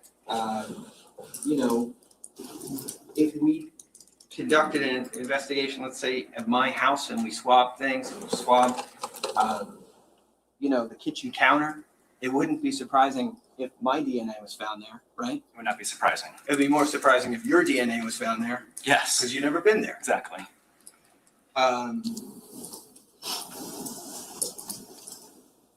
When items are kind of forced in some way or placed in contact with one another, say two garments, a shirt and a pair of pants, when they come into contact with one another, that contact creates a possibility, does it not, that biological material from one of the items could be transferred to the other? That's possible. And we could see that happen where if I had touched a pair of pants, those pants are then brought into contact with the shirt. It's a potential that my genetic information can be transferred to that shirt, Yes. even though I never touched the shirt. It's possible. I'm not an expert in how transference occurs and the rate of that, but any time two objects come in contact, there is a transfer of evidence. It's just whether it's detectable or not. When you're swabbing or when you're taking swabs and you're going to determine whether there's sufficient quantity and quality of DNA to do further testing, you place those swabs in some kind of liquid at some point, right? I don't swab the evidence. Mhm. I'm not 100% positive how the serology unit does their swabbing. I don't know if they moisten it first or not, or they directly dry swab. That's something I don't do, so I'm not sure how those protocols work. Okay. You're aware that fluids like water can facilitate DNA transfer? Yes. Because the cells and DNA could be carried by water from an item to another item, right? Yes. And so if items were commingled together and not only touching, but were in that condition and were wet, right? That the idea that both of those items are wet, that they have water covering them, would further facilitate the possibility of transfer. It's possible. I don't think that explains. Now, the length of time that Sophia. obviously we wouldn't know based on your testing how long the genetic information that, or the DNA that you obtained from these samples, we wouldn't have any idea of knowing how long they had been on those items. Yeah, I have no idea how long anything was on there, how it got there. I have no knowledge of how DNA got an item, or how, when, or how long it's been there. So that's outside my knowledge. I'm just receiving items in an attempt to generate a profile that was deemed suitable for DNA testing. Right. So it's obvious, of course, but this is not a statement about whether these items were involved in a crime or not, from your perspective, right? I have no knowledge of the items and how they were obtained or how DNA was even deposited on them.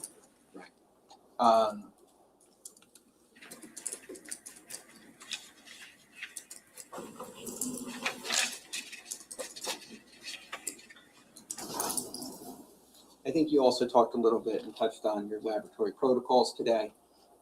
Correct. And all of that is because you want to ensure that the results that you're getting are reliable, right? Correct. And those laboratory protocols are also a significant part of accreditation.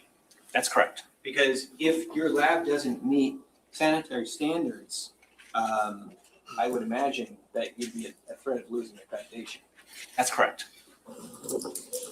When we're talking about items like DNA that can, in such small quantities, can impact the results of your analysis, you want to be very careful that you're being very thorough in your cleaning of the lab, right? Correct. Because, like you're saying, even 20 skin cells were allowed to remain on a laboratory surface. Those could become commingled with an item of evidence that they had nothing to do with, right? Correct. And that could potentially bias your results completely, right? It could change my results and my interpretation. I'm there to develop a profile and interpret it. So. Right.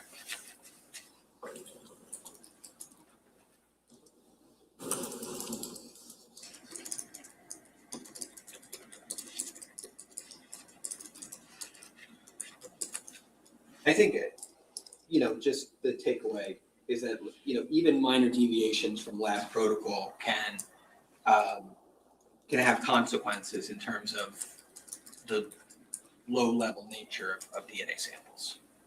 Yes, that's why we have protocols, and that's why I follow my protocols to ensure that my results are reliable and accurate.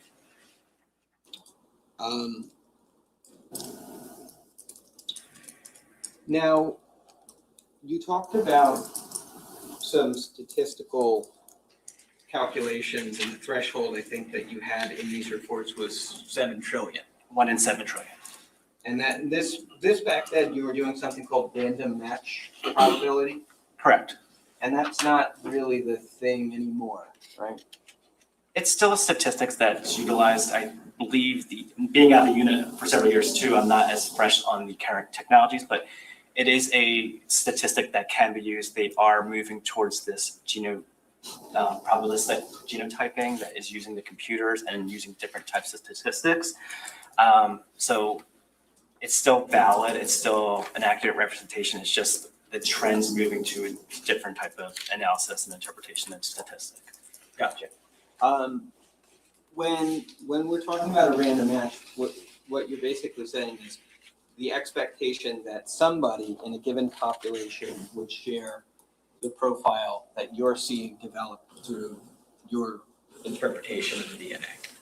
Not exactly worded properly. It's the chance that a randomly person chosen from the population matches that profile. Right. And a random person obviously would the assumption there is that we're dealing with unrelated individuals, right? Unrelated and randomly selected from the population of even all completely randomly selected. So the random selection is the important part, Right. as opposed to someone that's not randomly selected, because that will alter the type of statistic you can do. Because family members obviously share a high degree of DNA between one another. They share their DNA. There's shared DNA. And obviously it's not random in that sense. It's inherited from parents. Correct. And and that's why siblings share DNA, right? Correct.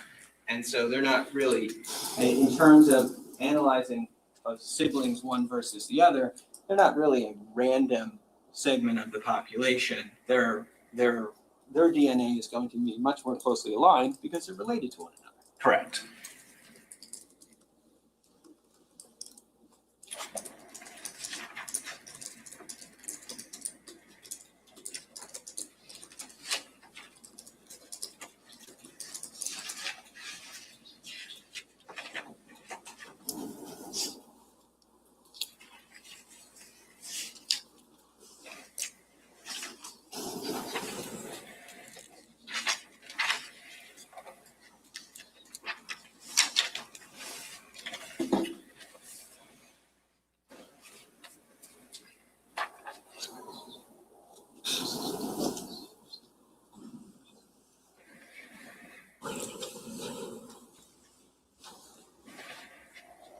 I just wanted to show you 479 that was published previously.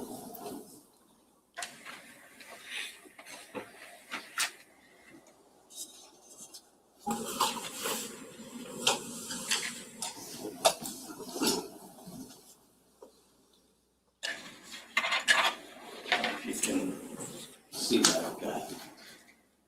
It's fine for me. It's fine for you? Yeah. Okay. Obviously here we have references for 1, 2, 3, and 4. Person 1, 2, 3, and 4, right? Correct. And these are associated with Jennifer Caneiro, Jesse Caneiro, Sophia Caneiro, and Keith Caneiro. I believe so. And we see Keith is the last. He's V4. I don't have it memorized off the top of my head. If that's what you're telling me, I'll take your word for it. Okay. I don't know if it's working When though. these assignments are made, V4, for example, being Keith, does anybody in the lab ever change those? Or are they permanent? So when evidence is submitted to the laboratory, the submitting agencies, we will fill out these forms and they'll enter the codes. So this V4 means victim 4. So they should be hopefully entered properly, but there is a scenario where they could be changed. Let's say they entered it incorrectly and they put 3 down again for some reason, like it would be then changed by the staff or the scientist if they noticed at the front desk didn't catch that mistake. Okay. So I'm not really talking so much about like mistakes. I'm more just saying if you got if reference sample 4 was for Keith Caneiro and you're working in this case, you're doing testing, you wouldn't change Keith to reference sample 3 from Not in reference my sample 4, opinion, right? Liz. No, You would always keep him as reference sample 4. correct. Not And on you would cross expect one. that even if you weren't the only analyst working on this case, that all the analysts would also keep Keith as reference sample 4, right? Correct. Now, in reference sample 4, we obviously see that Keith is an XY, right? Correct. And there we see towards the bottom, there's 3 markers that begin with DY. Yes. And those DYs,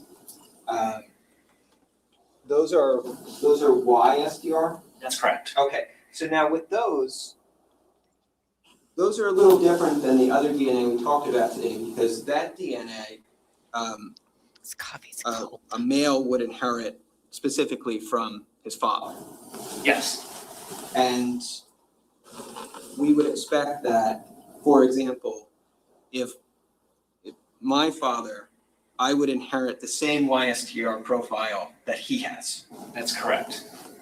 So if Keith is 4 and Jesse was 2 and Jesse is Keith's son, we would expect that they have the identical YSTR profile, right? Yes. So for YSTR profiles, the maternal line is how it's inherited. So father, son, brother, uncle, nephews would all have that same YSTR type since it's inherited down the male line there.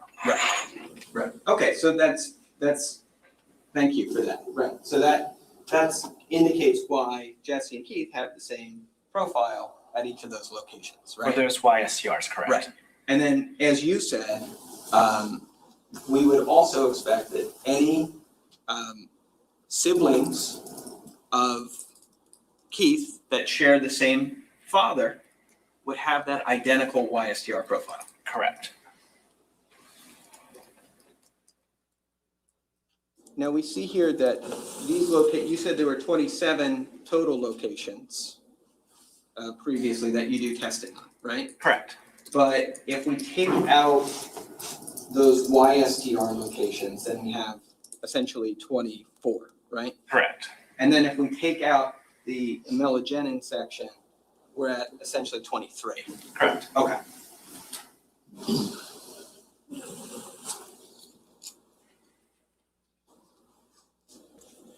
And obviously where we see here, where Keith is a 15, 17, those are the alleles at that location, the D3S location, whatever that number Yeah, is. that's right? his gene. That's his type. His number of repeats he has from each parent at that location.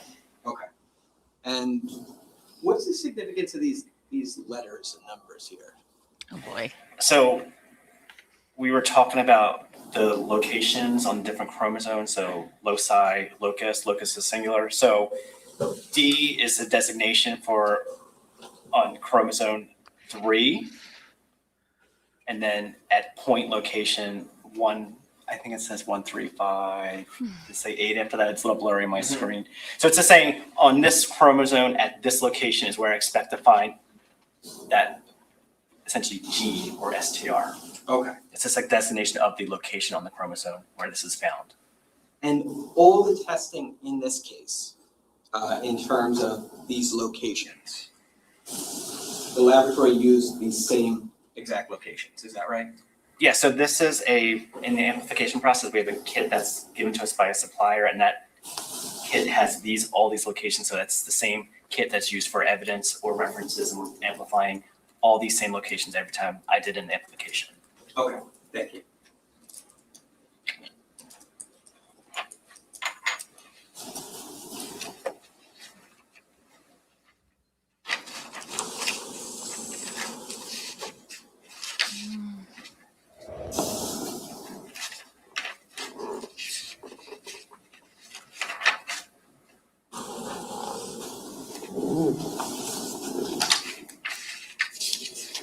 I think in some way he's trying to be like, well, what Judge, I about don't think I have any Corey? further But questions.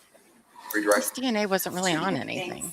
Sir, you just heard on cross-examination, and you discussed how family members share some alleles. Get the answer.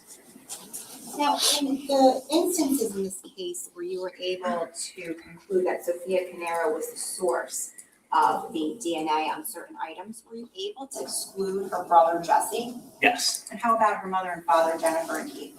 they were excluded. Okay. And then I'm going to show you what's been marked, and you've already seen this S479, the allele table. If we could just publish this. Get on the back table, please. Any objection to that? No objection to No, that. Yeah.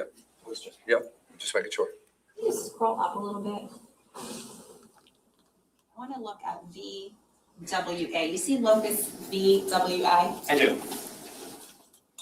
Okay, and under Sophia, she's the third one over. What are her alleles there? She's a 17-18. Does she appear to have a mutation at that particular locus? If you look at her parents, Which ones are her parents again? 1 and 4. Yes, she does. Can you circle her VWA alleles, Yes. Both of them. the whole thing? Okay. Box. If we could just have this preserved, please. You want the whole box or just the circle of the one? Oh, just, Like, that's fine, That's fine. just her mutation. Okay, just the- So that's 479.1 or 2? 2, that's what I thought. 479.2. Thank you, I have nothing further. Smart. Buddy, that life's rough. Thank you, Judge. All right, thank you. Sir, you can step down.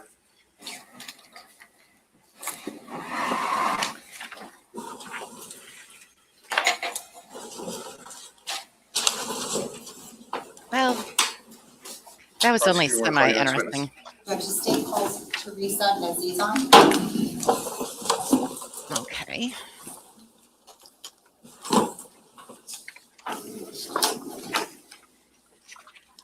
Basically, Sophia's DNA was all over those bloody pants, which no one was surprised about. There was a spot on the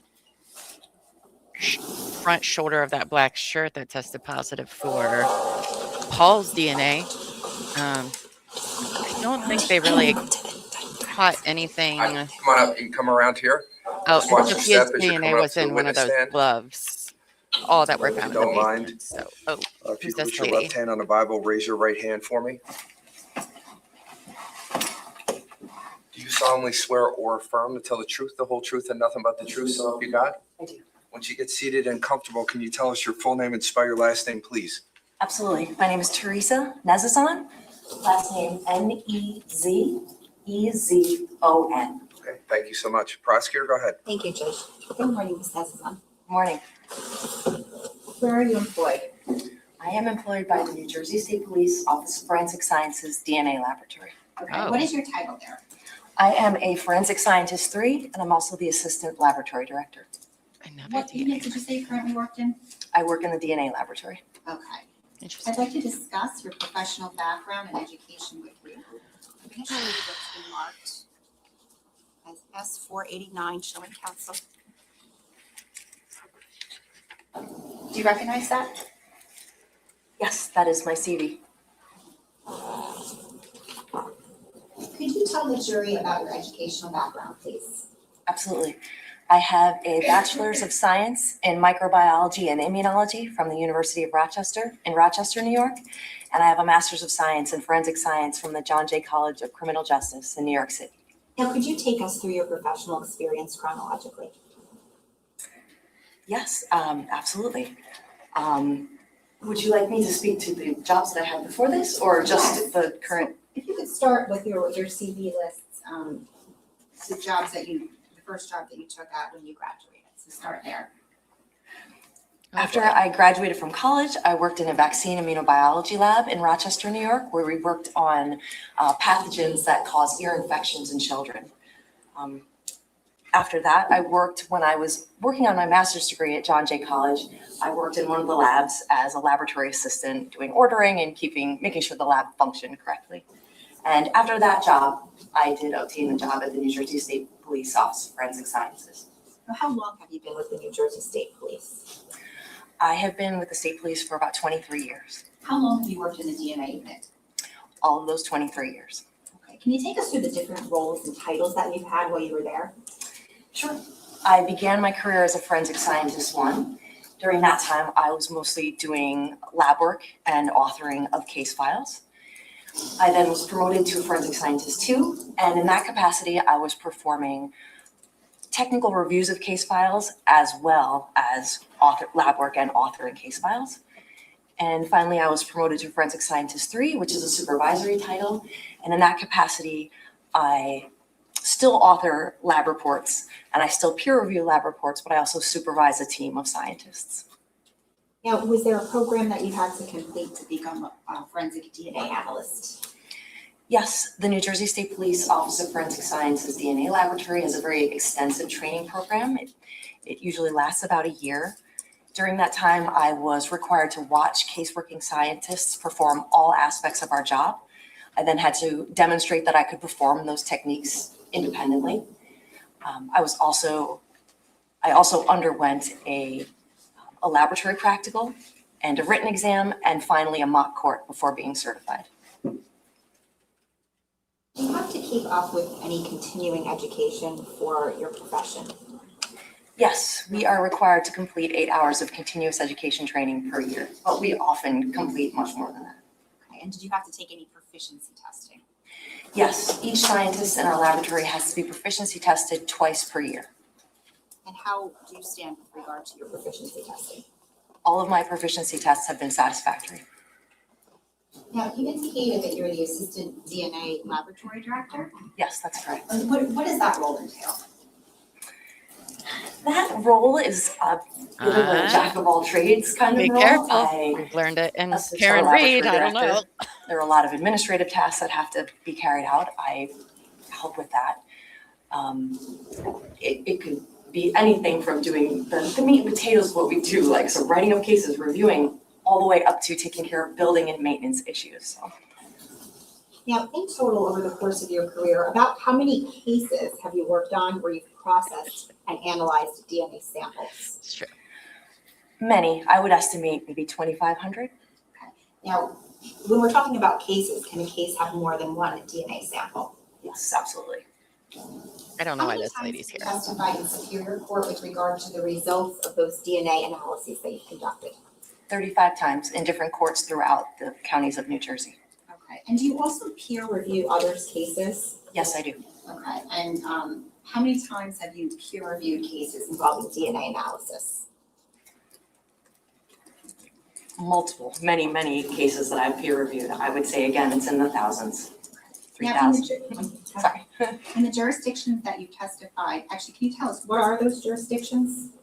It would be counties throughout New Jersey, almost all of the counties have Okay. testified in. Have you ever testified in federal court? Yes, I have, twice. Okay, in those instances, how many times were you qualified by the court as an expert in the field of forensic DNA analysis? In all of the times I testified, I was qualified as an expert witness in DNA analysis. She's so excited to At be this here. time, judges would seek to have this witness qualified as an expert in forensic DNA analysis. She's like, nobody else in my life wants to talk about this, so I am super happy Smart. to be here. No idea. Okay. Ladies and gentlemen, again, the same exact charge as it deals with expert testimony.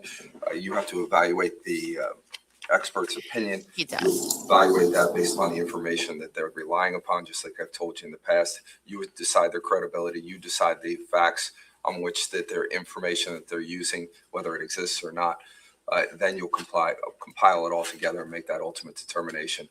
So I gave you the longer version of that charge this morning. Does everybody remember that charge? Yes. Everybody is shaking their head yes, so they don't want to hear me again. This is the third time this morning.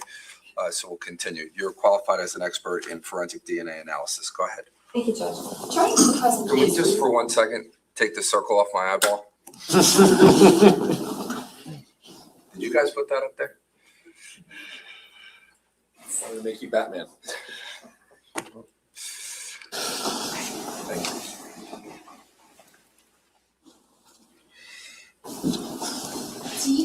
Did you have occasion to perform DNA testing and analysis of certain items of evidence with regard to this case, State of New Jersey versus Paul Caneiro? Yes, I did. I'm going to show you what's been marked as S414 and S490, showing counsel. Let's start with S490, if you could. Do you recognize that? Yes, that is the laboratory report that I prepared for case number C18-10138. Okay, and is there a date on there? Yes, the date the report issued is May 13th, 2020. Okay, now S414, which is in front of you, do you recognize that? Yes, that is the evidence receipt from this case. Okay. Now, is there the same lab number on that evidence receipt as it is on your report? Yes, there is. That ends in 38? Yes. If you could, can you tell us what the items are that are listed on S414? S414 lists item 28. These are laboratory items, our laboratory items. Item 28, 29, 30, 31, and 32. And does it say what each of those items are? Yes, it does. Can you please indicate each one? Absolutely.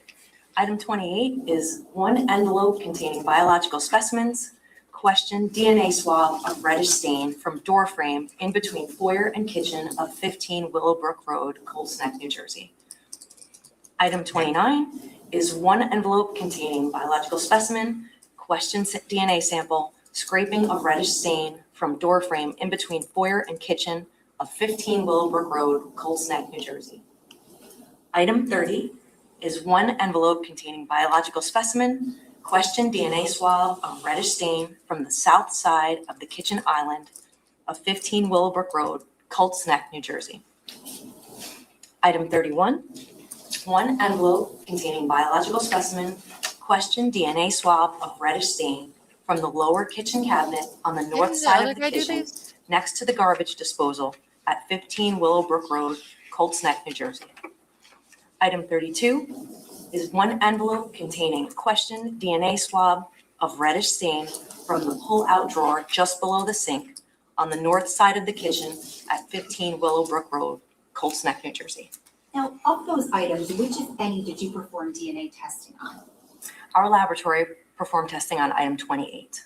Okay, and specifically, can you tell us about the testing that you performed and your results? Good morning, Amos.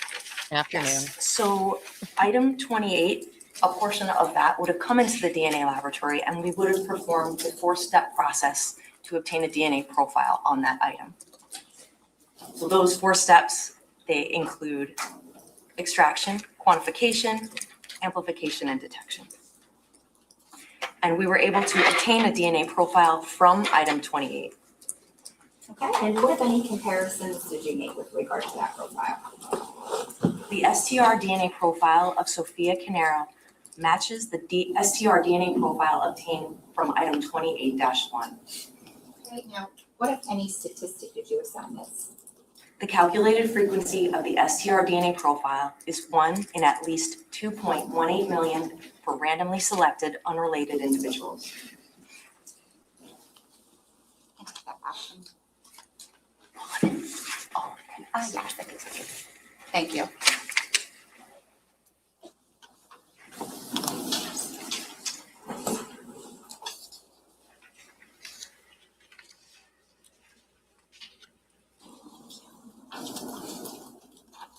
I'm going to show you what has been marked as S491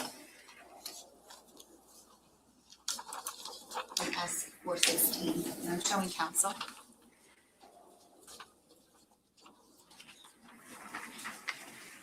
We could start with S491. Do you recognize that? yes. What is that? This was a supplemental report that I issued in case number C18-10138. What is the date on there? The date the report was issued is July 7th, 2023. Okay, and what are the items that are listed? Oh, that that's you why she's tested in here. the report? Later testing. So item 6-1, which is a portion of a swab of a knife blade, and item 8-1, which is a portion of a swab of a knife blade. Okay, and specifically, do those correspond to the items on S416? Yes. Okay. When you say you performed testing on there, can you just tell us what you did specifically for each of those? Yes. So each of these items was subjected to the first and the second step of the 4-step process. So the first step, extraction, the second step, quantification. And quantification is when we're trying to figure out how much DNA we have on an item. So when we got to the second step of the 4-step process with both items 6-1 and 8-1, it was determined that these samples had a quantification value of 0. So basically, there was no DNA on either of these items, no detectable DNA on either of these items. Cool.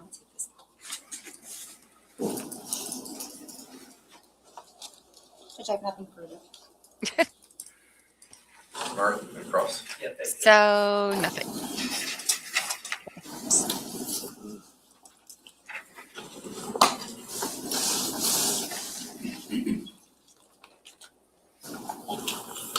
Hey, good afternoon. Good afternoon. So S414, I think, was the evidence receipt in this case for items that included item 28. I believe that's correct, yes. Okay, and then that was delivered to your lab on February 25th of 2020? I'm sorry, I would need S414 to just verify that date, but I believe that it came in around that time.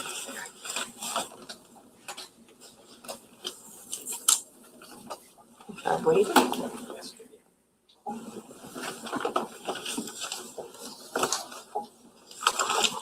This is S414? Thank you. Yes, these items came into the laboratory on February 25th, 2020. Thank you. And there's also a synopsis, a brief history of examination requested within this item, S414. And it relates to obviously all these items came, it's your understanding, from 15 Willowbrook Road in Colts Neck? Yes, I believe that was scene one. Okay. And the incident date for this case was November 20th of 2018? Forgive me. Yeah, May I no, refresh? no, sure, refresh my sure. recollection? Yes, November 23rd, 2018. Okay. Well, that's what's listed there, right? Yeah, yes, that's what's listed. Now, in between then and February 25th of 2020, do you know where these envelopes of specimens were? I do not know where in the chain of custody those items were. Do you know the date on which these were collected initially? No, I do not. You have no idea. No. I do So, I mean, your understanding is these swabs were taken from places at the Willowbrook Road property where there was a question as to whether the items in question had blood on them, right? I knew that they were samples from 15 Willowbrook Road. Okay. And specifically, the evidence received it lists envelopes containing biological specimens, right? Correct. And it says questioned after each of them. And what's a question is DNA swab of reddish stain, right? Right. The question is a designation that we give to samples that are not known reference samples. So samples from, from myself, somebody's person. Okay, right. And then, but all of these are, what comes after question is the phrase reddish stain from various locations, right? Correct. And these were not collected by you, right? That's correct. They were collected by a detective, presumably. Possibly, presumably. For reasons that you do not know, thought were areas of potential evidentiary interest, right? Yes. But you don't know how long these reddish stains existed on these items before they were swabbed by the detectives, right? That's correct. And it could have been a day, it could have been weeks, right? That's correct. Could have been months, That's possible. could have been over a year. That is possible. What we do know is that DNA does not last forever on items in the world, right? It degrades over time. It can, and that depends on many factors. And DNA can degrade in terms of its quantity on an item, right? Quantity is how we would measure it, but it will degrade so that we can't analyze it. The DNA will still be there, but it'll be fragmented so that we can't analyze it. And the longer a period of time that goes by, the longer the opportunity or possibility exists for that DNA to degrade, right? That is possible. Again, there are many factors that go into how long DNA can persist on an item. Sure. I think that it's probably true that, we know that you don't get to decide how things come to the laboratory, right? They come to you as they're packaged, right? Yes. And they come to you whenever they happen to be collected and sent, right? That's correct. And you're not in really any control over how long and some DNA could potentially sit on an item before being swabbed, and those swabs are sent to you, right? That's correct. But ideally, you'd want that swab taken of an item as soon as possible in relation to an important event in the case, right? Ideally, but I can't, again, speak to how long the DNA specifically in this case was sitting there and what conditions it was subjected to and whether that would cause degradation or not. Right. Well, you just simply don't know, right? That's correct. But in the abstract, let's take ourselves away from the specific circumstances of this case for a second. In the abstract, you would want the DNA swabs to be taken and delivered to you sooner rather than later, right? That's correct. Because, these possibilities exist for the DNA to degrade over time, right? Again, yes. So if we can eliminate that issue with time, we would want to do that, right? Yes.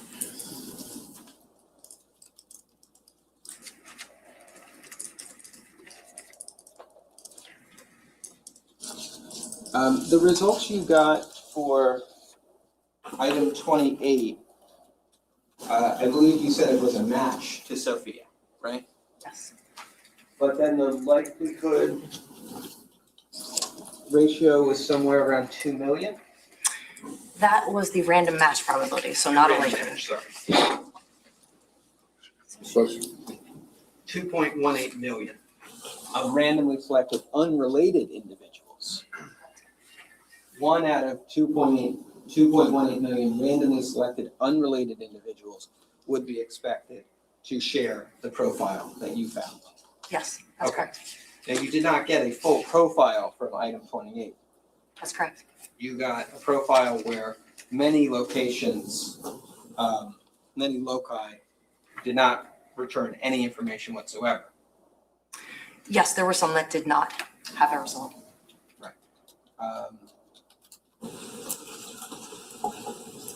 You actually got information from only 7 of them in terms of that sample, right? Yes, there were 7 complete loci that I could report.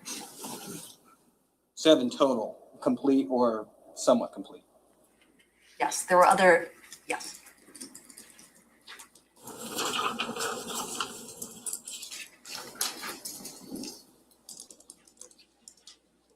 And so,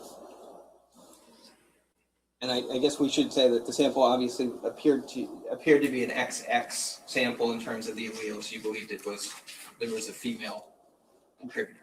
That's correct. Barring mutation, that was a female profile. Right. Now, you ran this, you amplified the sample twice. Is that correct? Yes. And then sometimes certain things appeared in amplification 1 that didn't appear in amplification 2, right? That's correct. And sometimes things appeared in amplification 2 that didn't appear in amplification 1. That's correct. There was also, I think you also included your electropherogram results for the sample, right? Yes. And sometimes, it appears that the peak heights between some of these alleles that you include as part of the table are not exactly equivalent to each other. Yes. And so sometimes one peak for, let's say, 14 at D18S51 is higher in terms of allele 15 than it is for 14. It's over double the RFU amounts, I guess.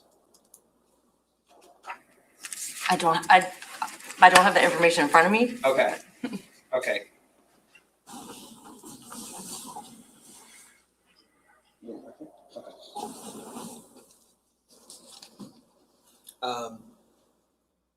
What would that be though? If there was a 14, 15 and 15 was showing as those numbers beneath it are the RFUs, right? Yes. And what does that stand for? Relative fluorescence units. And what is that? What does this mean? What is the electropherogram?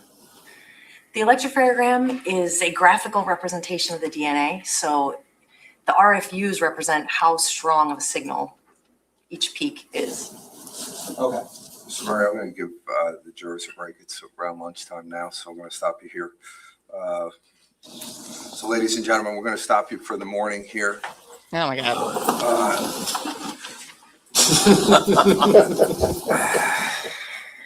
I didn't say anything though this time.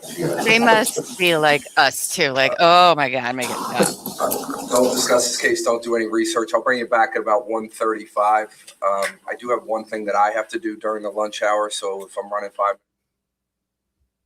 Well, they just muted him. So, okay, cool. So helpful.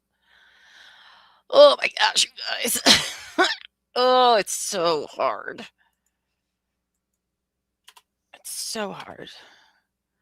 I feel like they keep us wanting to know more about evidence. And then when we get there, it's not really as helpful as we need it to be. All right. For me, anyway. I mean, okay. How did Sophia's DNA end up all over those pants? I mean, it shouldn't be there, right? That's about the only thing I think. Oh, and the inside the gloves that were found at Paul's house. That's really the only thing that they've proved in or said in the last how many hours? 3 hours, 4 hours. That even really mattered at all. Everything else was either inconclusive or not able to like get a result. At least that I heard. If anybody else caught something I didn't, please do share because it took everything I had already from having a rough morning to retain anything that happened. It also did not sound like they brought up the, new DNA thing. At least I didn't hear anything different than what I've heard before. So maybe they didn't go there, or maybe, please don't let there be another DNA witness. Oh gosh, please don't let there be another one. Like, we get it. We get it. Now, how the defense is going to explain away these clothes covered in what it is obviously blood, the pants with Sophia's DNA. Well, let's also talk a little bit about that, because I'm curious how it's really her that keeps coming up on all of them. Now, I think it was Lady in Gray said, oh, well, maybe he was, bending over or like, on the ground as he was sadly stabbing her, which, okay, but it kind of seems like he probably would have had it still on him from at least, oh gosh, Jesse, and probably Jennifer. I'm so sorry. I keep forgetting their names. Obviously, my brain is just like, done for today. So I don't know. I mean, it's not surprising there wasn't Paul's DNA on casings and all of that. We are assuming he's wore gloves for everything, so that makes sense. But oof, I thought we would find out some more, but we didn't. So interesting. Even Monica looks over it. We all are. Oh my gosh, if they do ballistics though today, guys, oh, it's going to be so rough because just like this one where we went through every single thing submitted to the lab and there was no conclusive results or nothing to report, it's going to be the same for ballistics probably. They're going to go through each gun. They're going to go through all the different types of ammo. They're going to go through so much probably, and it's going to be rough. That's why I sometimes don't like to cover trials where the person has a buttload of guns and ammo because I'm like, oh, no, it's going to be so much ballistics. Hopefully we don't have that person this afternoon. No offense to the ballistic people, but can only handle so much of people being like, and there was nothing. And there was nothing. So Lady in Gray says, maybe when the coroner tells about the specific injuries, we'll understand better. I hope so.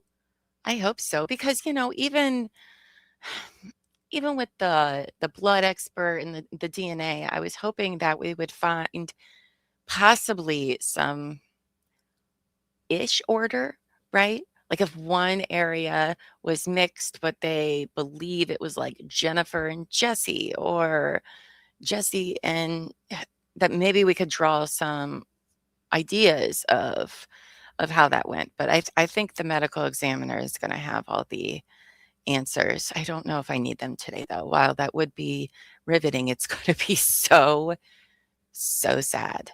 So sad. So, if they have another DNA person, though, you guys, I don't know if we can handle it.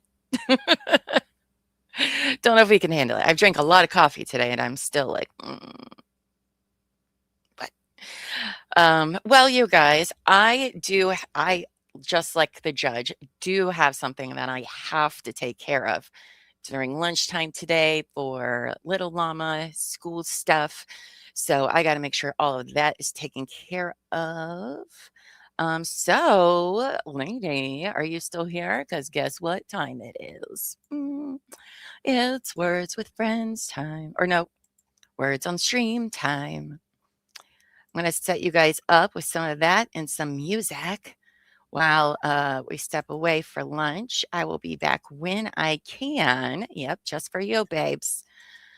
Well, I take care of the stuff I need to, and I'll be back a little early. So remember, if you don't want to stick around and play Words on Stream, that's fine. Try to come back around 1:30, 1:35, something like that. The judge said he might be late, so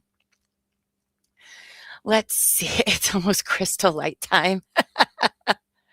Oh boy. Oh boy, yes. Let's see. Nope, that's not the one I put you guys on. Which one is it? Nope, I don't think it's that one. Is it this one? Yes, it is.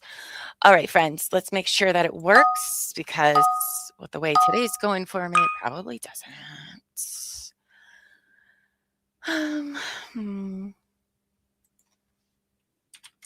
Oh. The hell is that music? Oh, Court TV doing some fancy music over there. Okay. Oh, that reminds me. I'll give you guys some music.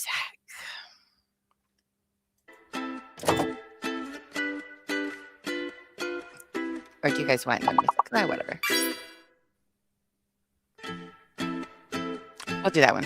All right, friends. I will see you here in just a little bit. Enjoy. All right.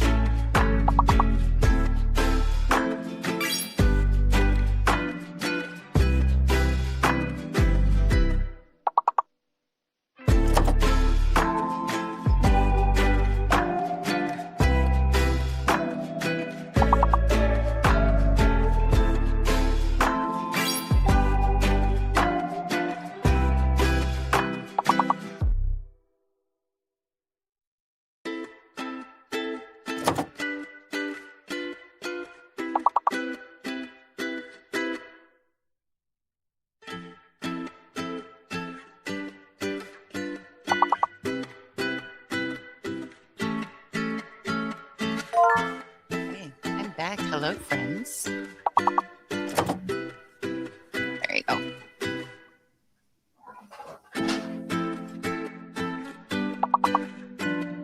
Sorry, elbow feast doing the dishes, so you might hear that.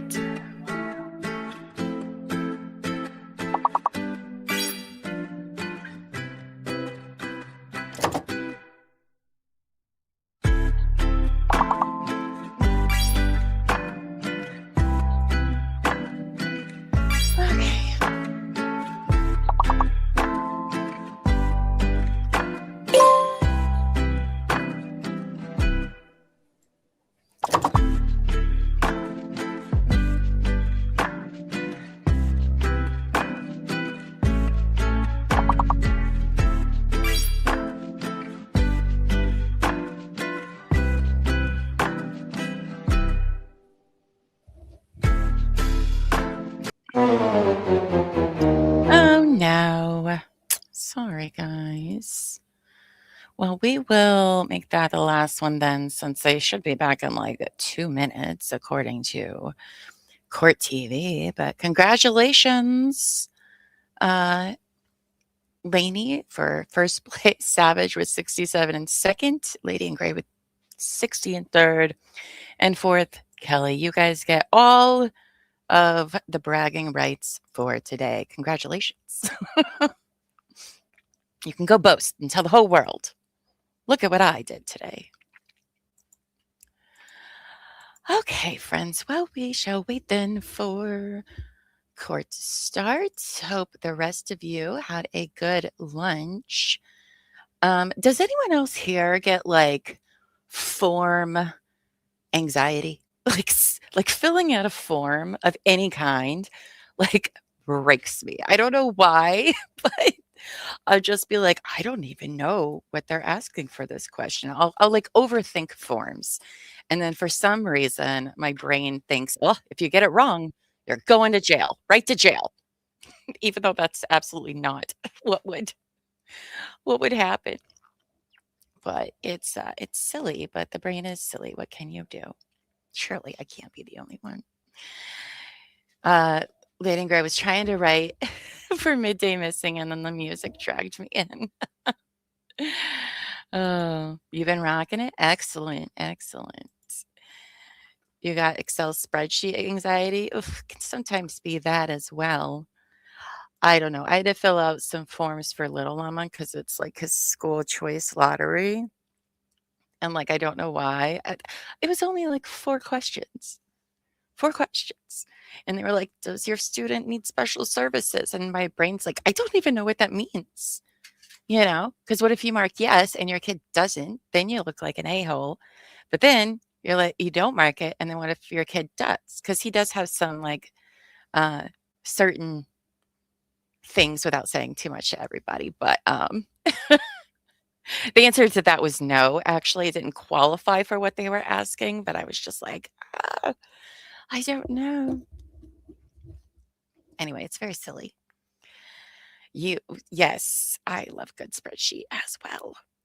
I love a good spreadsheet, but they can be very overwhelming for a lot of people, especially when you're like not the one that makes them, you know? So sometimes I have a difficulty following if I didn't have anything to do with making it. But that's why I try to make my spreadsheets pretty, pretty and fun. So, oh goodness. Well, I hope afternoon session of court is going to be more interesting today. That would be great. Where's my little thing? Oh, look at that. We're starting back. Okay. You ask which answer helps more. Well, they make, it's such a vague, like, does your kid need special services? And I'm like, okay, well, my kid is labeled as gifted, which is a special department, a whole special department in the school system. So is that what they mean? And then the answer to that was no. I was like, oh, okay. So I guess not then. Like I had to Google it because they didn't really like explain it at all. But apparently the answer is no. So, okay. I guess they meant more as disabilities than anything. But now I wonder if I answered that wrong. Oh, well, it doesn't matter. It doesn't matter. The schools we chose, just fingers crossed, everybody. Fingers crossed. Oh, it's high school too. Talk about having a little meltdown from realizing how old you are and how old your kid is that they're going into high school. And you're like, oh my God. Oh, no. No, thank you. Don't like that at all. But it's true. It's true. No fun. Now you guys, remember how many of you got caught up with our Laura Owens coverage? Whew, if you haven't, you absolutely should. We've already started our deep dive last week into reading just her investigation report for 7 of her felonies. And we're going to be continuing deep diving more into it. It's crazy, but if you missed it on Friday, the lovely Buffy came on with me. We had a good old time. It was a lot of fun. Oops, I forgot I had this muted. Right back. Everybody have a good lunch? Yeah. Loud. Right. Good stuff. Right. I hate it so much, Kelly. We can just get rid of this if you don't want to. Thank you. Is that music? They have music playing in the courtroom.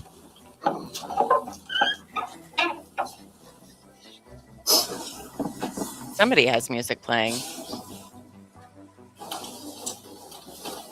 Right.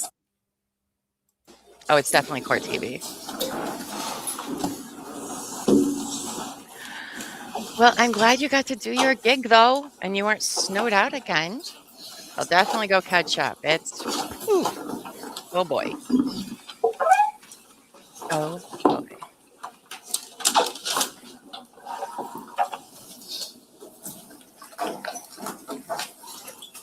Okay, ma'am, you're still under oath, okay? Oh, yeah, I forgot. We still have somebody on the stand. Murray, when you're ready. Thank you.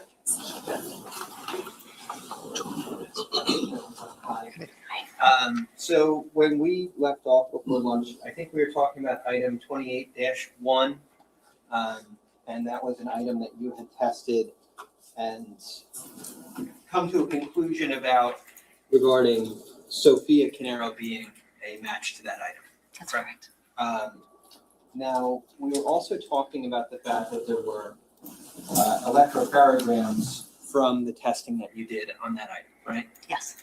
And I think you were in the process of explaining what the electrocardiogram is before we broke. So what role does the electrocardiogram play in your genetic testing? So the electropharogram is the culmination of the 4-step process. That's basically the visual representation of the DNA profile. Okay. And it's visual because we can see on the electropharogram there are at various places where the locus are tested, there can be spikes along that a line that runs across the pharogram, right?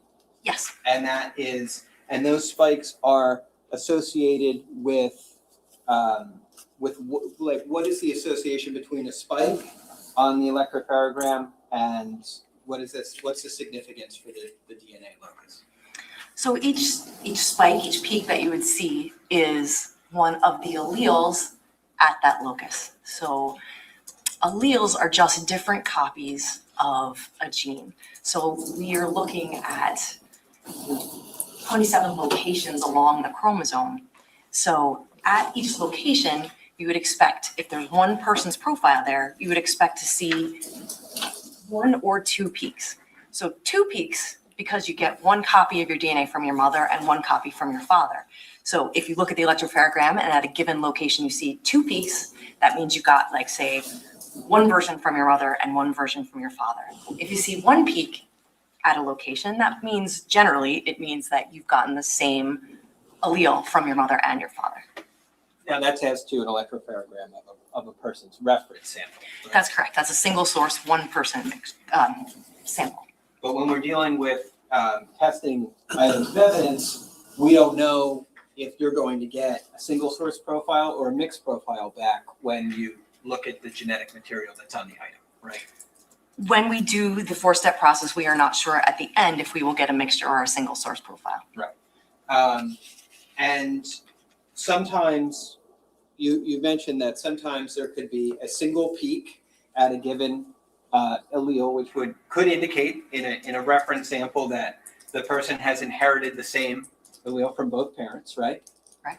But in an item of evidence that's tested, if we had a single peak, that could mean, in and of itself, that could mean that there was one person who contributed who inherited the same allele from each parent.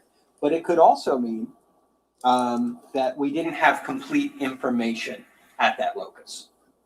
Yes, depending on the signal strength of the profile. So if the profile is overall a generally lower, weaker profile, yes, that can happen where you see one of the alleles from the mother or father and the other allele is not present.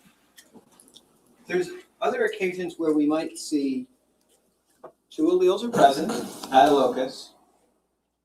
One seems to has a higher spike, has more RFUs associated with it than the other allele. I got an And I think RFU that's for you. Is that something that's called height imbalance?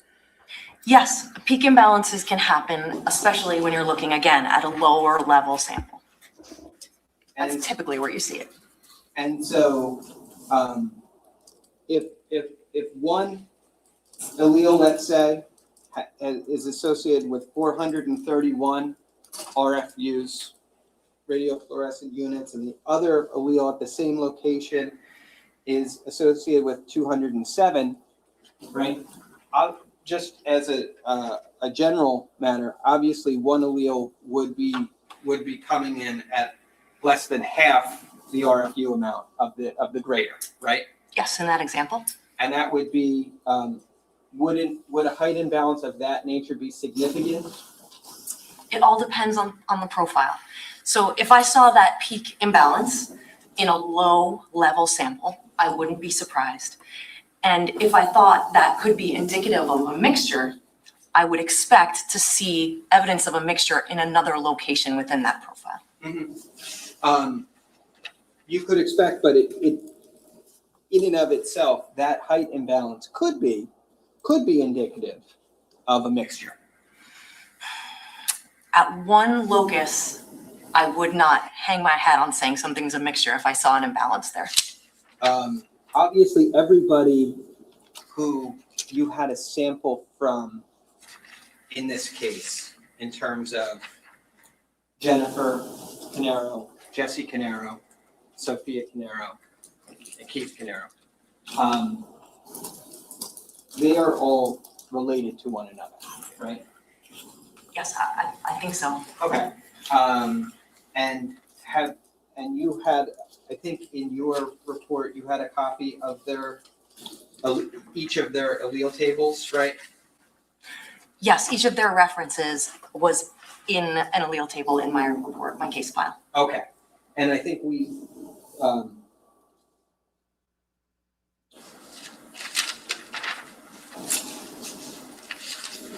so I just wanted to show you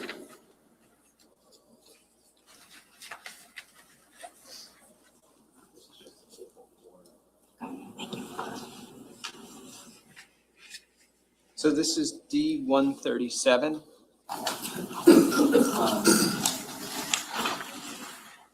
Do I have this right? That's the allele table you created for evidence item 28-1? Yes, that's correct. Okay. And in this item, we're going to see that there's the original amplification, a secondary amplification, and then the consensus table? Yes, that's correct. Okay.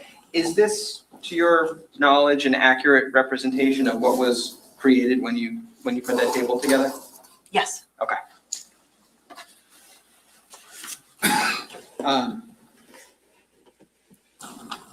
Judge, I'm going to ask to publish D-137. No objection. Go ahead.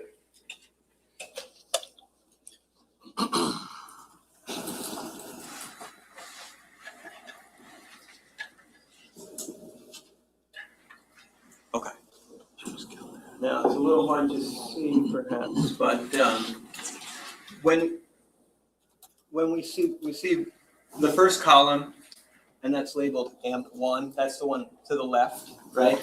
Yes, And then the middle column is AMP2, right? yes, And then on the end, we have the consensus column, right? yes, Now, the consensus column is what we're doing to build your final table of results to compare to the reference samples you Why have, are we right? doing yes, this? And when we look at the consensus column, we're going to see that there's a number of spaces that are left blank, right? yes, Like here and here along D2S 5441 and D10S1248, for example, and all the way down that column consensus, we're going to see blank spaces, right? yes, And that's indicative of the fact that those are spaces where we have no information that we can use to compare against the reference sample, right? that's correct. So we can only rely on the information we have in terms of where you've input data into that consensus column. Is that right? Yes, that is what I would use in my final comparison.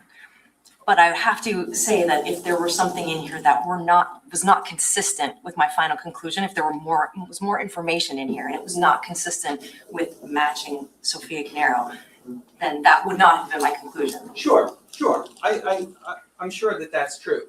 I'm just simply pointing out that, when you do this testing, it is not the case that you're always dealing with a perfect, complete sample, and you have to make do with the sample that you get from the evidence, right?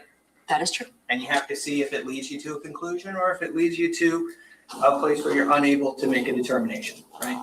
That can happen. Now, this is, so just looking at this, we see at D18, S51,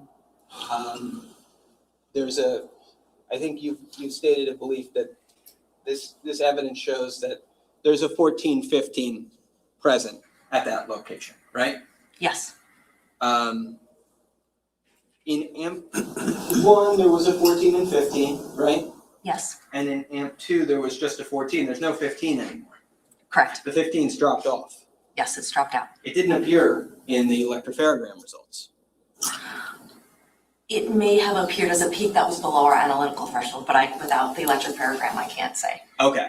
But either way, either it didn't appear at all, or it was so low that your lab protocols would say, don't consider it, right? Right. The software would not consider if it was below the analytical threshold. Because if it was, then it would have appeared as, it would have been indicated in AMP2, right? Yes, Okay. But even though it's not present, right, in AMP2, and it's only present in AMP1, you placed it in the consensus table. Is that fair to say? yes, Okay. Now, if we go and we look at D18 in terms of the reference samples for this case.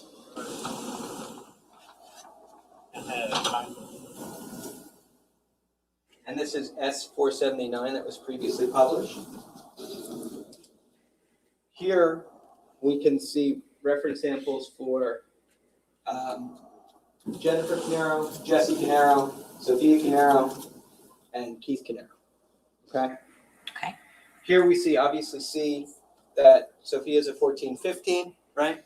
yes, And it was indicated that the item of evidence that you tested, 28-1, you concluded that at that location, that item was also displaying 1415, right?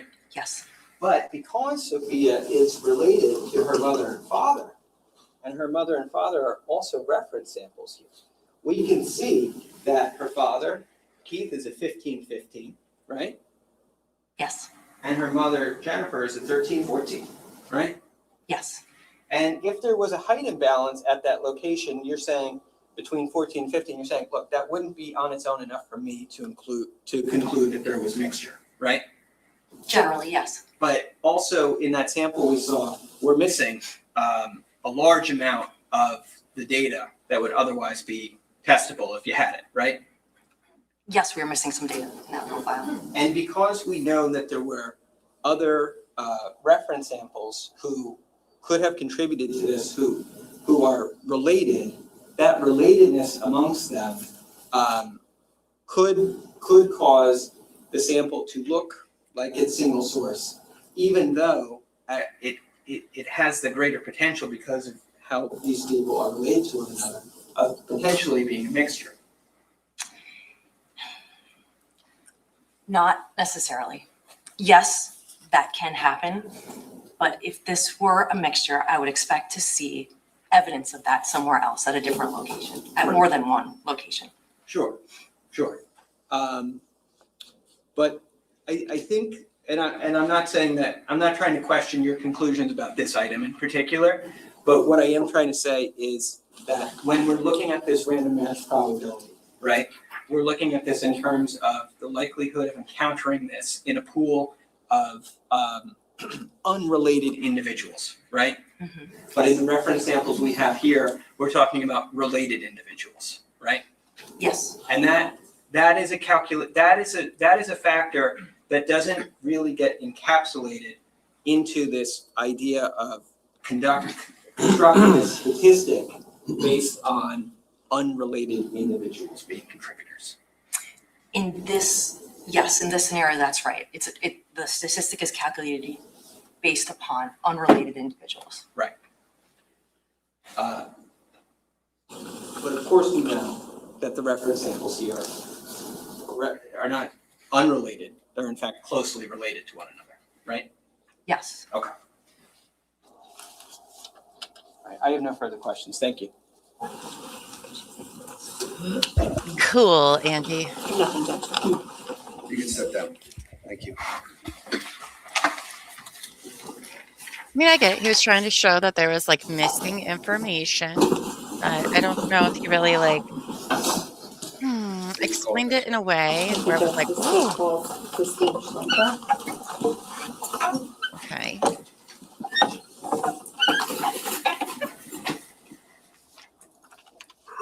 Christine.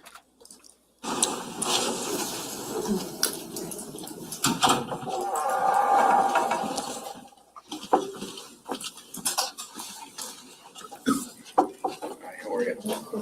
Good. Watch your step. Just put your left hand on the Bible and raise your right hand for me. Do you solemnly swear or affirm to tell the truth, the whole truth, and nothing but the truth, so help you God? I do. Okay, once you get comfortable, you can state your full name for the record and spell your last name, please. Christine Schlenker, Schlenker. Okay, prosecutor. Thank you, Judge. Good afternoon, Ms. Schlenker. Good afternoon. Where are you employed? I'm employed with the New Jersey State Police Office of Forensic Sciences in the DNA laboratory as a Forensic Scientist 3, which is a supervisor. How long have you been with the New Jersey State Police as a forensic scientist? I started with New Jersey State Police in October of 2002. I'd like to ask you about your professional and educational background. I'm going to show you in counsel what's been marked as S492. Do you recognize that? Yes, this is, it's a copy of my resume, my CV. Okay. And how many pages is it? It is 4 pages. And did you create that document? Yes, I did. If you could, take us through your formal education. Sure.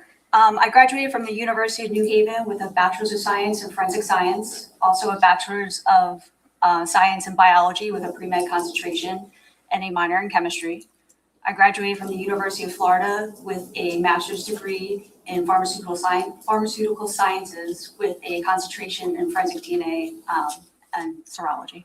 And what, if any, specific courses were you required to take to become a forensic DNA analyst? To become a forensic DNA analyst, you have to have certain coursework, including genetics, statistics, molecular biology, and biochemistry. Can you tell the jury about your prior professional experience as it relates to your field? I don't know. Sure. I don't think so. Before I started with New Jersey State Police, I did work for a private DNA lab called the Bodie Technology Group. It's located in North Oh, she's Virginia. from and I Bodie. worked there Okay. for a little over 2 years. They were Where in the did you work memory. after that?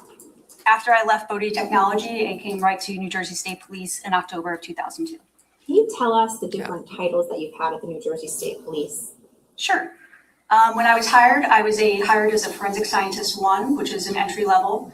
After some time, I took some promotional exams. I was promoted to a forensic scientist 2. And then that was in 2015. And then in 2022, I was promoted to a forensic scientist 3, my current title. And what is it that you do as a forensic scientist 3 now? As a forensic scientist 3, I'm primarily tasked with managing a group of scientists, performing administrative reviews on case files, also performing technical reviews on case files. I organize or I assist various agencies in regards to cold cases and their missing person cases. I'm a liaison for that for the laboratory. And when needed, I do write up reports. Did you still do casework, I guess? Not in the laboratory, but I'll do anything from writing up a case to doing a technical review of a case to administrative review of the case. Kind of just depends where the need is. Now, what, if any, continuing education are you required to receive? Every year, we're required to have 8 hours of continuing education. That can either be where we have somebody come in and give training to us at the laboratory, or we go out to a various seminar or meeting. And are you required to undergo proficiency testing? Yes, twice a year. And are you current and up to date with your proficiency testing? Yes, I am. I believe my current lab test or current proficiency test is pending. Now, as far as professional memberships, do you belong to any professional memberships that relate to your profession? Yes, I'm a member of the American Academy of Forensic Sciences and also the Northeastern Association of Forensic Scientists. Does the New Jersey State Police currently utilize a software called StarMix? Yes. Since when?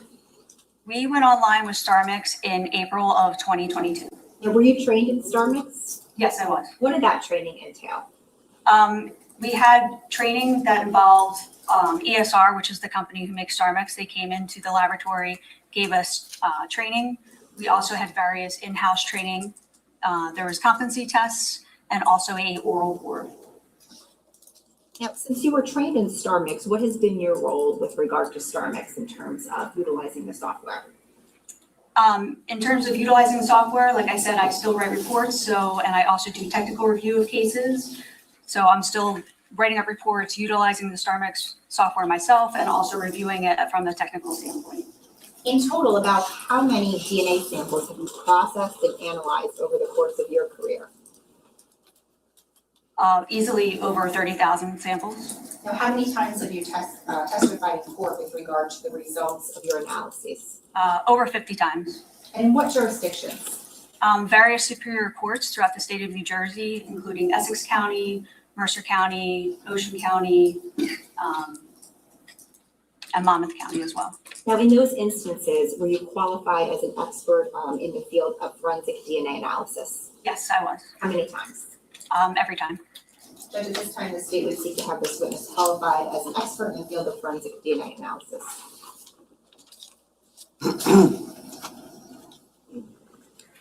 Anybody here? Okay, should be accepted as an expert. You got it. Go ahead. Now, back in July of 2023, did you have occasion to perform DNA testing and analysis with regard to certain items in the present case? Yes, I did. I'm going to show you what's been marked as S417 and S493. What does chat think Llama's thinking right now? There you go. There's a way to entertain yourselves. Showing counsel.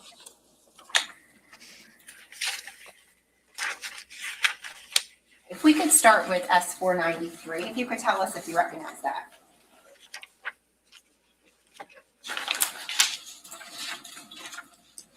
Yes, S493 is a copy of the five-page report I issued on 9/29/2023. And is there a case number, a laboratory case number on there? Yes, it is C18-10139. Now, S417, do you recognize that? Yes, this is a copy of the evidence receipt for this particular case and this submission. Is there a date on there for the submission? Yes, it was submitted to the laboratory on June 7th, 2023. And is there a lab number on there? Yes, again, it's C18-10139. What specific items were submitted to the lab? From the evidence receipt, item number 40, from scene 1, it was a label located on the interior waistbands of jeans. 41 was from scene 1. It was a long sleeve Eddie Bauer thermal shirt. 42 was scene 1. That was a black/gray sock with gold toe and melted yellow plastic. And just to be clear, were these submitted from the Ocean Township scene? I believe so, yes. Now, on your report, which is S493, if you could, specifically page 2 of your report, this item 40-1, do you see that? Yes. And what is that? 40-1 is a portion of the label from the jeans. Okay. What, if any, testing was performed with regard to that? That testing, only the first 2 steps were in our 4-step analysis was processed. After quantitation, there was no DNA detected, so therefore analysis stopped after the quant step. Now, on page 3 of your report, do you see where it lists item 41-1-1? Yes. And what is that? That is a portion of the scraping of the inside of the collar from a shirt. And is that the shirt that you referred to, the long sleeve Eddie Bauer thermal shirt? Yes. Was any DNA testing performed on that? Yes. And then page 1 of your report, where it lists item 6-1-4-1, do you see that? Yes. What is that? That is a portion of the staining from the right shin area from the jeans. Okay. Now, was 6-1-4-1, was that a resubmission of an actual item of evidence? No, it wasn't. What was it then? With that was previously analyzed by the scientist whose case this was originally. So it was requested for us to go ahead and process that sample, again, at the laboratory utilizing StarMix. So we had to perform an amplification and also another CE run or detection step. So just the last 2 steps of the 4-step process was done on that. So And I'm sorry. Go ahead. sorry, I was saying it's just done on the extract, which is liquid that's left over from our analysis, and that's stored at the laboratory. So just to be clear, the items on the 3 items that were listed on that evidence property receipt, of those 3 items, the label of the jeans got to you, Yes. and the portion of the shirt scrapings inside collar, did that make its way to you? Yes. The sock, did that ever come to you from No. serology? Now, was the New Jersey State Police provided with any reference samples from the prosecutor's office for comparison purposes? Yes, reference samples were already previously submitted and tested. And because you utilized, as you indicated, StarMix software to assist you in your analysis in this case, I'd like to briefly discuss what StarMix is. Okay. So let's begin with what is it? StarMix is a probabilistic genotyping software that we validated at the laboratory. It helps us interpret DNA profiles and also to perform a statistical calculation when we're doing comparisons to different references. Is it particularly useful in certain samples? Yes, if we have a sample that's a mixture of, let's say, 3 or 4 contributors, it helps us with deconvoluting or determining possible different profiles that are within that mixture. Now, is StarMix intended to replace the DNA analyst? No. What is it essentially then doing? Again, it's a tool that's utilized at the laboratory. So when we get our data after our CE run, I'm first looking at that data and evaluating it to see if it's of good quality or quantity. Same thing we did prior to StarMix with our binary methods. If I determine it's of good quality, I can determine the number of contributors, then I'm then going ahead and using StarMix and inputting that data to generate an interpretation report. That interpretation report, I'm going over as an analyst. I'm reviewing the diagnostics. I'm looking at the genotypes that were proposed, the weights that were proposed for those genotypes, and seeing if I agree with it, if it's intuitive. Like I said, it's just a tool. You can compare it to something like back in the day, if you were going from point A to point B, you would have to pull out your map out your route. Nowadays, we have GPS. You can pull up Waze, put it in Google Maps, enter that information. It's taking more information into account to plan your route. So it's taking into account an accident or congestion, stuff like that. How long has the New Jersey State Police Lab been utilizing StarMix? We went online with it in April of 2022. And prior to that, did StarMix have to go through a rigorous validation process? Yes, And did you and other analysts have to be trained in utilizing StarMix? yes, Can you discuss that training? yes. As thinking earlier, of like it I as said, the we new- had the company come in, or the company gave us training from ESR. We also had internal trainings, competency tests, and also oral boards. Now, is StarMix being utilized by other laboratories around the country? Yes. Do you know the approximate percentage? I believe it's about 80% of the labs are using StarMix now in the country. Okay, maybe not. Was the New Jersey State Police, when you guys got StarMix, were you sort of late to the game? Yes, and we started doing our validation and then COVID happened, so we got even a little more delayed than we had intended, so. Now, the jury has heard from forensic scientist Christopher Sophia about Amos. DNA and Nope. how forensic DNA analysis works. In particular, they've heard about the 4-step laboratory process, which culminates in the production of an electropharogram. Did StarMix change anything about that 4-step laboratory process? No, nothing. What stage of the game essentially does StarMix come into play at? StarMix comes into play at the end when we're doing our interpretation. And can you just explain how it comes into play with regard to your interpretation? In other words, does the methodology of that interpretation change? No, we're still evaluating our data, like I said, based on whether it was before we had our binary methods and now with StarMix. We're going through, we're looking at that data, making sure it's meeting certain criteria for us to make an interpretation, make sure that we can use StarMix. We're determining the number of contributors, and then we're inputting that information into the StarMix software for the analysis. Okay, so just so we're clear, StarMix is essentially, it's a computer software, is that right? Yes. And it is essentially doing the same thing that the scientist would do. It's just able to do all of these calculations much faster because it's a computer, not a human being. Is that right? Yes, it's taking into account and doing a whole lot of math that we can't do in our heads that quickly. So it's taking into account different things like stutter and degradation. I'm surprised that we were we unable haven't to do lost with our Sophia. binary methods. Now, is the likelihood ratio let me ask you, what is the likelihood ratio? What is the statistic that StarMix utilizes? StarMix utilizes a likelihood ratio. Is the likelihood ratio statistic itself something new? No, it's been used for so many years in forensics, and even with the state police, we've used likelihood ratio easily about over 10, 15 years now. So the jury has heard about the random match probability statistic. Can you explain the likelihood ratio statistic? Sure. A likelihood ratio is two competing hypotheses to give explanation or provide explanation of your data. In simplest form, you can have one hypothesis that person A is the contributor. In your second hypothesis, it's that an unknown person is the contributor.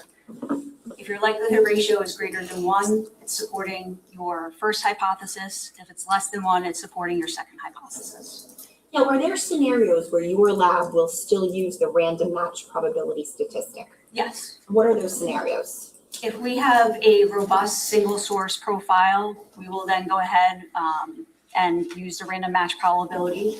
Also, if we utilize StarMix and a profile is deconvoluted or determined, we're able to then go ahead and perform a random match probability statistic if it meets certain criteria.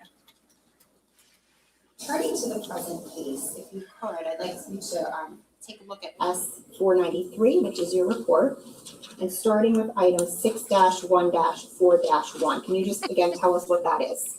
That is a portion of the staining on the front right shin area of jeans. Now, when was the original DNA analysis of this particular area conducted?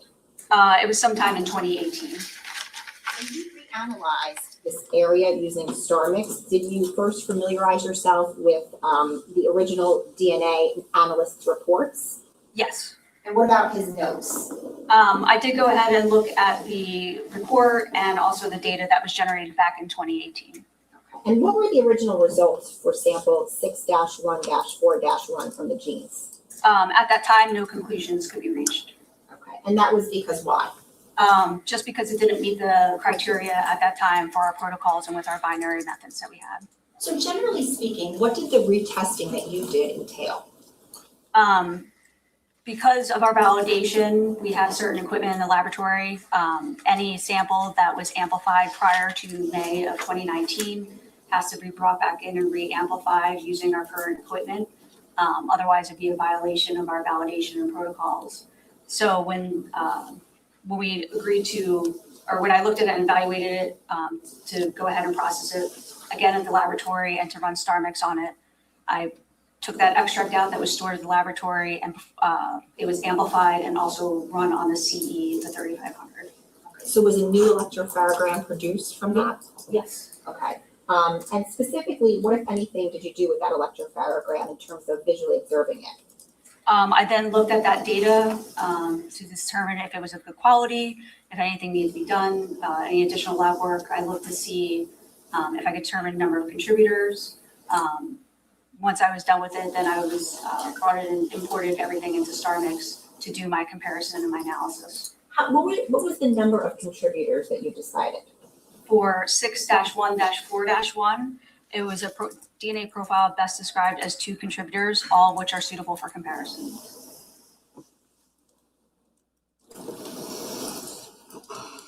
Once you determined the number of contributors, what was the next thing that you did with the electropharogram and the number of contributors?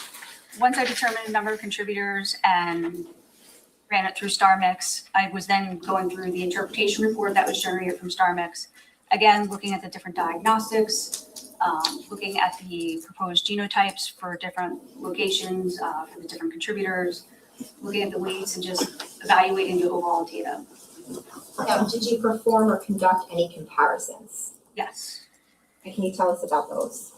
Yes. So when I ran it through StarMix, like I said it was best described as 2 contributors, all of which are suitable for comparison. Contributor number 1 was unknown male A. And then with that, I did comparisons to the different reference samples I had. Now, what, if anything, did you note about contributor 1? The conclusion for contributor 1 or just that it's an unknown male A? Sure. So what, if any, conclusions, I guess I'll ask it that way. What, if any, conclusions did you make for contributor 1? So when I went through and I did the comparisons, comparing it to Jesse Caneiro is identified as a source of the STR DNA profile of unknown male A. Now, was a statistic reached for Jesse Caneiro? Yes, it either met or exceeded our source attribution threshold, which is 1 in 8 trillion. And that statistic was generated and it's in part of my case file. If I showed you that part of your case file, could you give us the specific statistic? Sure. I'm going to show you what's been marked as S494. I'm showing counsel. Do you recognize that? Yes, this is the statistic I generated for 6-1-4-1 C1, contributor 1, compared to Jesse Caneiro, C18-10138, number 2. Again, I recognize it because it has our laboratory number for this case, C18-10139, and also my signature at the top. Okay. And even though Jesse Caneiro reached source attribution, what, if you could tell us what the statistic was for that? Sure. The actual statistic calculated was 1 in 2.73 septillion. Thank you. Now, what, if any, other comparisons were made with regard to that sample and the other the reference samples that you had? Comparison to Paul Caneiro, H1, which is hypothesis 1. Paul Caneiro and 1 unknown individual are the contributors, and hypothesis 2, H2, 2 unknown individuals are the contributors. The DNA profile is approximately 53 billion times more likely to occur if H2 is true rather than if H1 is true. Therefore, there is very strong support that Paul Caneiro is not a contributor to the mixture. And how about the next comparison that you made? Sorry, one quick thing. So in New Jersey State Police, when we issue our likelihood ratios, we actually report out the unified likelihood ratio that's generated in our StarMix reports. So the unified is actually taking into account unrelated individuals and related individuals, and that's what's reported out in our case files. Thank you. All right, now what is the next comparison that you made? Comparison to Jennifer Caneiro. H1, Jennifer Caneiro and one unknown individual are the contributors. Or H2, two unknown individuals are the contributors. Assuming two contributors, a likelihood ratio of 0 was calculated, which excludes Jennifer Caneiro as a possible contributor to the mixture. Okay, and did you make any other comparisons? Yes. Comparison to Sophia Caneiro. H1, Sophia Caneiro and one unknown individual are the contributors. Or H2, two unknown individuals are the contributors. A likelihood ratio of 1.0 in favor of H2 was calculated, which falls within the laboratory's uninformative range. Therefore, no conclusions will be reached concerning Sophia Caneiro as a contributor to the mixture. And just so we're clear, when we're talking about these comparisons, are you comparing it to the second person in the mixture? We're comparing it to the mixture itself. Okay. And what was the next comparison that you did after that? I know, no Walmart Comparison this to time. Keith Caneiro. Keith Caneiro and one unknown individual are the contributors, and H2, two unknown individuals are the contributors. The DNA profile is approximately 440,000 times more likely to occur if H2 is true rather than if H1 is true. Therefore, there is strong support that Keith Caneiro is not a contributor to the mixture. And what's the final comparison that you made? A comparison to Sean Edson.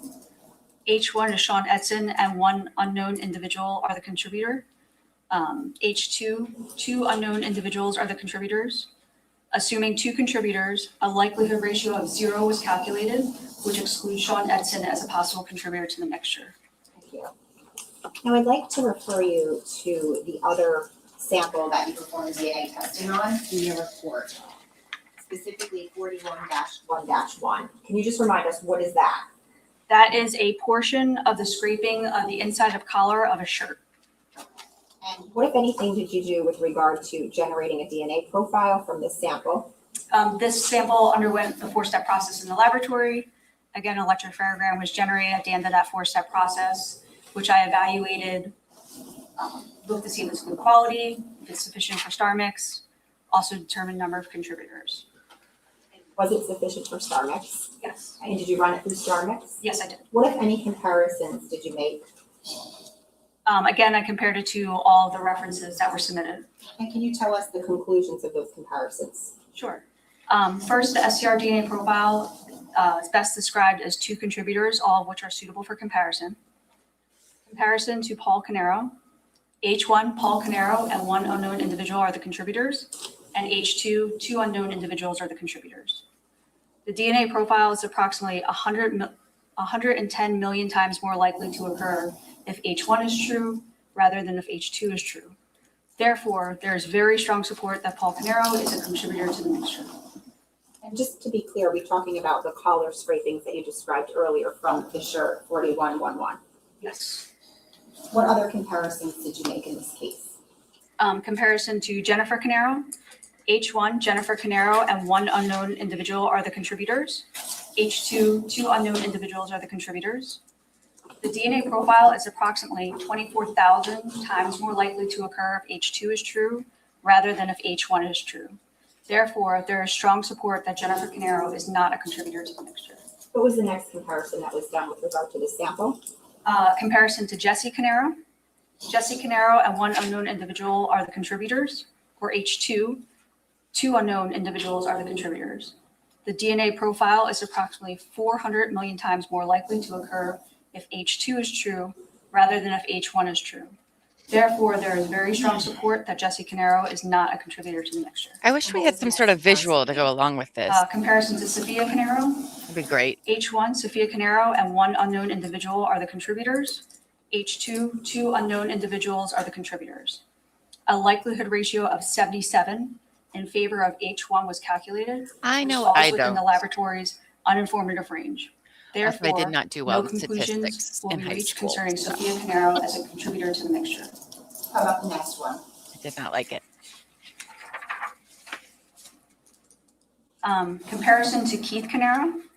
H1, Keith Caneiro and one unknown individual are the contributors. H2, two unknown individuals are the contributors. Assuming two contributors, a likelihood ratio of 0 was calculated, which excludes Keith Caneiro as a possible contributor to the mixture. And what was the final comparison that was done with regard to the sample? There was a comparison to Sean Edson. H1, Sean Edson and one unknown individual are the contributors. H2, two unknown individuals are the contributors. Assuming two contributors, a likelihood ratio of 0 was calculated, which excludes Sean Edson as a possible contributor to the mixture. You mentioned the uninformative range. Can you just explain what that is? Yes, we have a verbal scale at the laboratory. It's issued on the reports. It's on page 5 of my report. It's just a verbal qualifier for the statistic. If the likelihood ratio falls in between 1 and 999, that is our uninformative range in the laboratory, and therefore we can't make conclusions.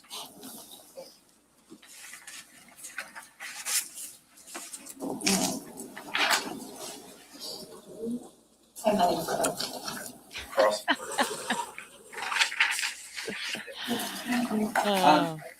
heard you say something and I didn't quite understand it, so I just wanted to make sure that I had it right. You said that the state police lab, when you were talking about the likelihood ratio, and you wanted to bring up a point, and you said our lab does a unified LR. It takes into consideration both related and unrelated individuals? Yes. Okay. What did you mean by that? So likelihood ratios, when we used to do it prior, using our mathematical spreadsheet that we had, our worksheet, our likelihood ratios were previously based on unrelated individuals. So as part of our conclusions, we'd always state and make sure that unrelated individuals was in our conclusions. Now with StarMix, it generates the unrelated, but then it also calculates the various relationship likelihood ratios. All that is taken into account for the unified likelihood ratio. So therefore, the unified likelihood ratio is what we report, which includes related and unrelated individuals. I got you. And you said the state police does that. Yes. And you're saying, obviously, that's where you're employed currently. Yes. And you're not, that's a function that's part of the StarMix testing that the state police does. I believe StarMix calculates the relationship no matter what, but I think it's up to the individual laboratory if they want to report out the unrelated or unified. Gotcha. Okay. I think we've earned So it. StarMix, like you said, is I think we've computer earned program and annoyed software Poe. that assists you in DNA interpretation. Yes. It isn't like a DNA test itself, right? Correct. It's not lab work or anything like that. It's based on the data that's generated from that 4-step process. It doesn't swab things. It doesn't take samples. It doesn't extract DNA, right? No. And it doesn't amplify the DNA. No. It doesn't. Basically, after the lab has done things to extract and amplify DNA, that sample could be suitable for submission to StarMix. Correct. Okay. Now, StarMix doesn't actually observe biological material, right? It doesn't look at cells or blood or saliva or things like that. No, it's looking at the DNA profile that's generated from the lab work. Right. So what it's really looking at is numerical data. It's looking at all the data that's generated, yes. The allele peak heights, stutter, yes, all that. And all those things are in some fashion input into it, so it's able to look at that, right? Yes, so the data, like I said, once it's done with the electrophoregram, we get that data straight from the CE run, and that data is inputted in based on the biological results. He just Now, didn't even care what she had to say. You know, obvious to say, but just so it's on the record here. You know, StarMix in and of itself, it doesn't determine it. It doesn't do anything to determine how DNA was deposited on an item, right? Correct. And it can't tell you how long DNA has been on an item, right? Correct. It can't tell you why who deposited it initially, right? Correct. What it does essentially is compare hypotheses about a contributor versus a hypothesis about an unknown or unknown contributors, and tries to determine the likelihood of either being greater. Correct. The likelihood of either hypothesis. Now, is primarily used for complex DNA samples. Would that be fair to say? It's used for all samples at the laboratory, even some single source samples. Right. I mean, now it is. So Yes. it's I think it's becoming probably routine for state police lab to use it, even if it's not a complex mixture, right? It's always been like that, yes. Okay. Now, it relies on probability theory to output the results that it gives you, right? Correct. We're putting in the number of contributors, we're doing the comparisons to different references, and it's comparing those two hypotheses. Right. And obviously the two hypotheses or the propositions, one proposition that you're inputting to it is typically going to include a proposition that the person of interest is included in the sample, right? Yes, when we're doing our comparison, like I said, we're comparing based on the profile. Is the comparison that's person part of the mixture or contributor or I wish I had some an unknown? snacks. Mhm. I don't have any. And the likelihood ratio is a comparison of those competing hypotheses. It's not a conclusion about a person being a contributor to the mixture. Well, the likelihood ratio Hidden will snacks. support inclusion or exclusion, and you get that numerical value, and then we have that verbal qualifier. Right.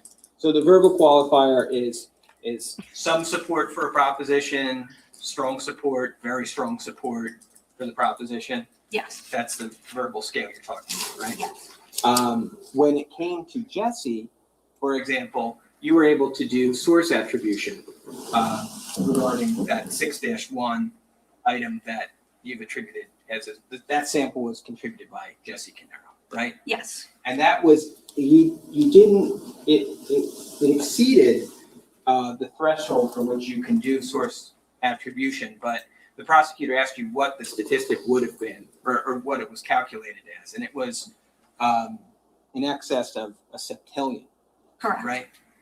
And so a septillion, I think I did this right, is like 27 zeros.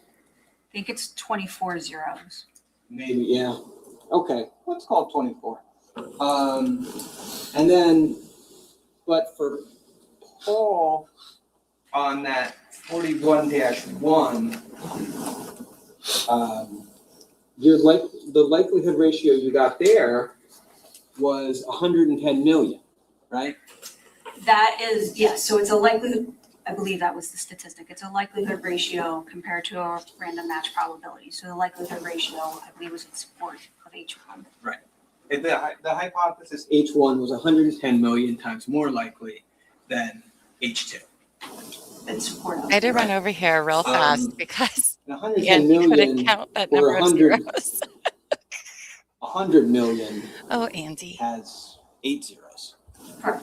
Okay, so the software and the verbal scale is going to say the same thing about both of those numbers. The verbal scale is going to say a number with 24 zeros after it provides very strong support for a proposition, right? Actually, no, the verbal scale is only for the likelihood ratios, Well, not for the random match probability, which is a completely different statistic. well, is there something stronger than very strong support in the verbal scale? Again, the verbal scale isn't meant for any of our random match probabilities. That verbal scale didn't start with our reports until we went online with StarMix. Sure. And we've been reporting out source attribution and random match probabilities for a long time. Right. I'm just saying that the verbal scale goes, it looks to me like it goes from 0, which is exclusion, right, to 1 million or greater, which is very strong support, Yes, right? And there's nothing on the verbal scale, there's nothing that comes after very strong support, right? correct. And so after 1 million or greater, the verbal scale kind of just tops out there. Anything over 1 million, it can go to infinity. There's nothing stronger in the verbal scale than very strong support, right? Again, that's for the likelihood ratio, yes. Yeah. Right. But,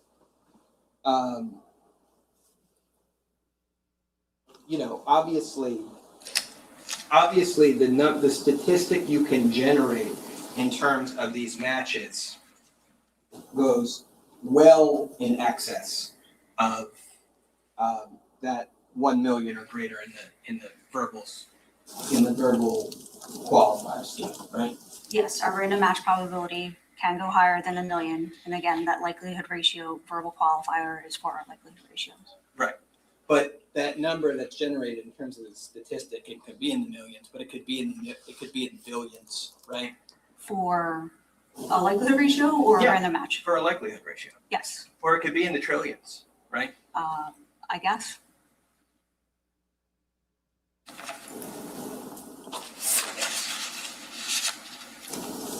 I am back with my mom's homemade fudge. So maybe a sugar high will help me. Now, okay, so the analyst, such as yourself, would have to decide Talking about certain things about what to tell star mix in terms of the contributors to the mixture, right? Yes, we have to determine the number of contributors. If you take a look at the evidence and you think it's 2, you're going to put 2, right? Yes, If you think it could be 3, you're going to put 3, right? correct. Now, the more contributors you have, the more complex the sample becomes, right? Not necessarily.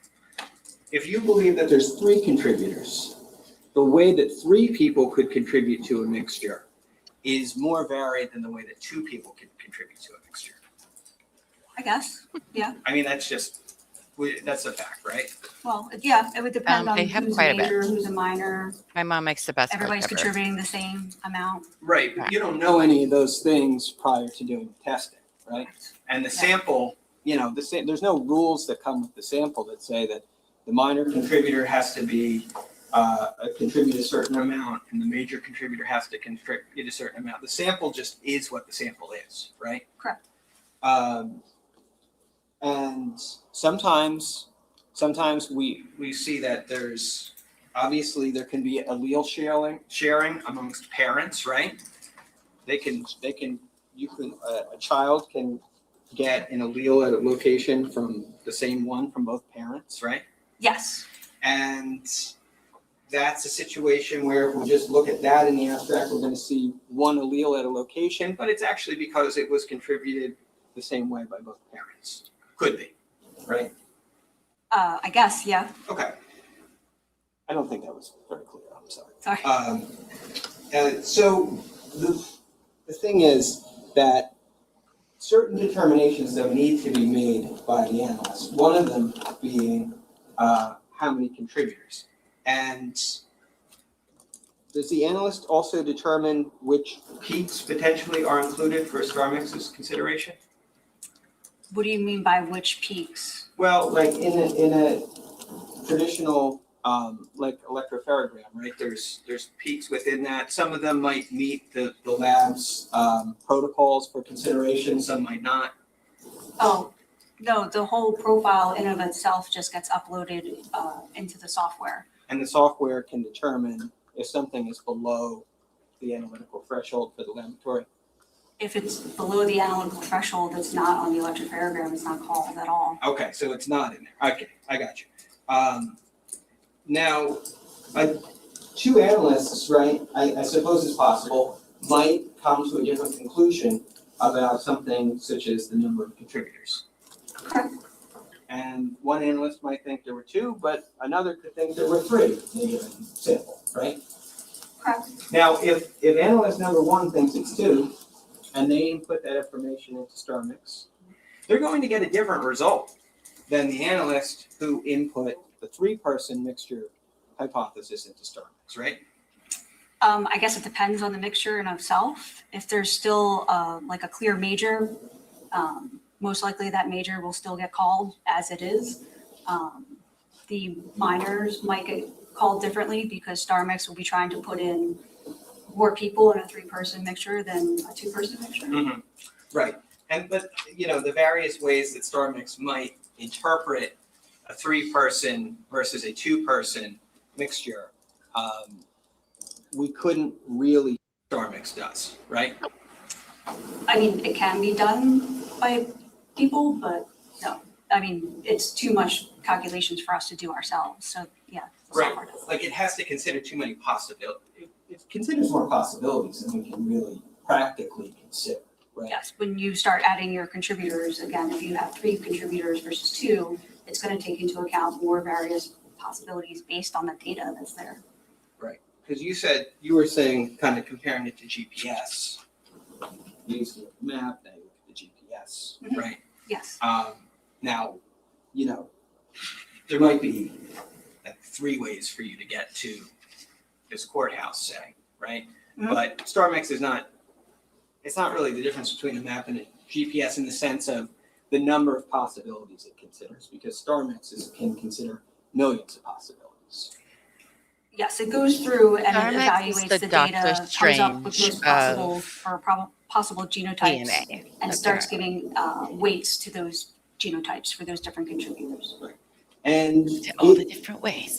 Star Mix, There's one. you can look at what it produces, right? And you can see if after that output, you believe it makes sense, right? Correct.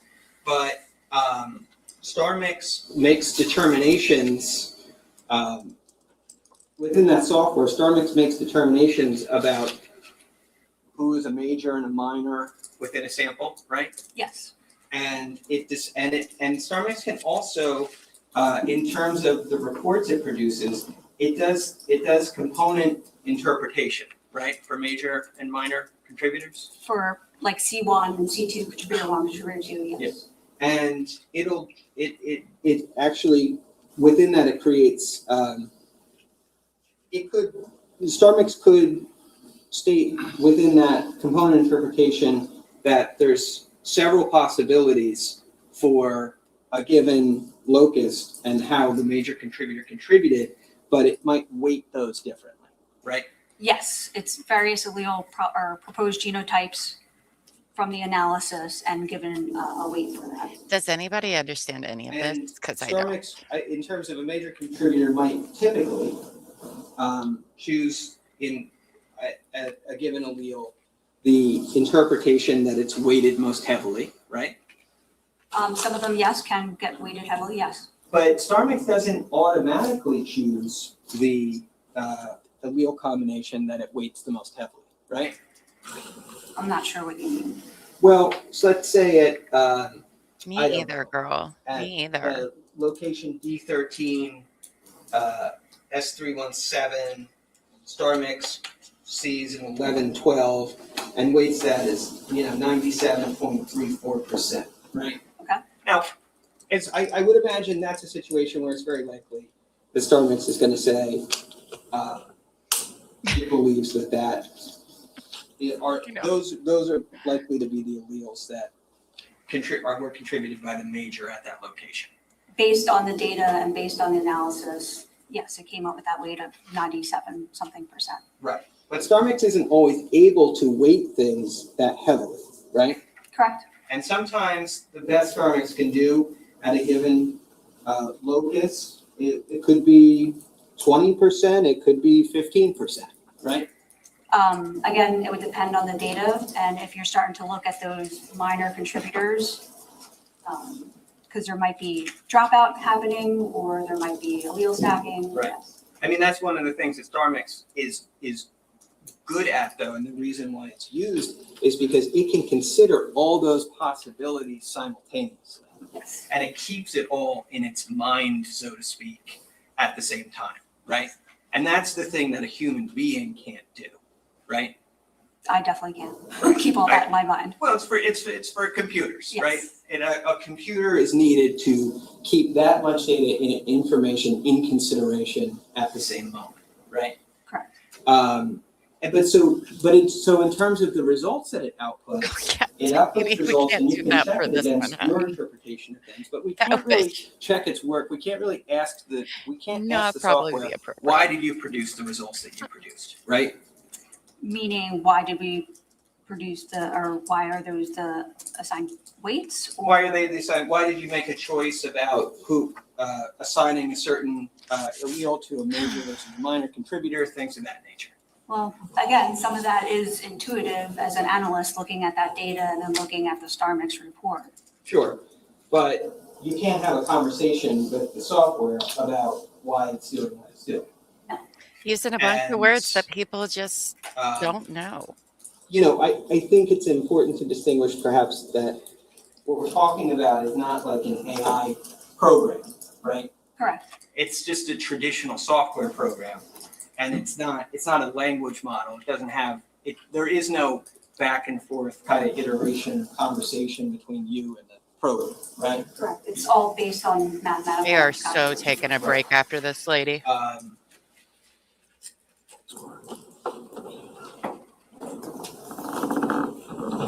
Now, obviously, because of that, you know, star mix depends on it's working appropriately, depends on it being set up correctly, right? Yes. And it depends on the user understanding how the software operates, right? Yes, having some knowledge of that, yes. And it's going to be the most effective.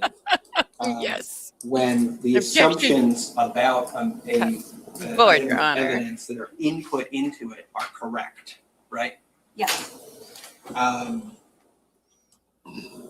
If incorrect assumptions are used, then the output that it gives could be misleading, right? If the input is incorrect, meaning like an artifact is left in, or, I mean, yes, that could Right. affect the data. Or number of contributors, right? Yes, if number of contributors, if you're running it and there are diagnostics that you can look at to go back and reevaluate your data. You know, you mentioned the thing about StarMix having this unified, you can do this unified look at it where you're considering both relatedness and unrelated individuals. Yes. Right? But as a general proposition, would you agree that related individuals obviously share more of their DNA with one another than unrelated individuals do, right? It depends on the relationship between individuals in a family, but yes, but there's plenty of times where strangers share the same amount of similar or the same alleles rather. Okay, yeah, we should talk about that. It's not as if when we're looking at these locations, right, where the genetic testing matters, and we're looking at the alleles along those 23 or so locations, right? I mean, First of all, we're doing that because because those are the areas where it's been determined that there's a high amount of differentiation among individuals, right? Correct. At high enough that with the right amount of data, we can basically determine whether somebody is potentially the source of biological material left on an item, right? Correct.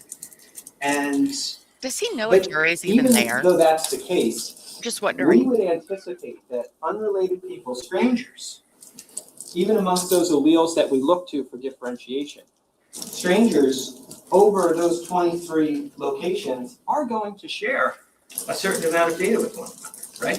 It's completely random that they might have the same allele or not. Yep. And do you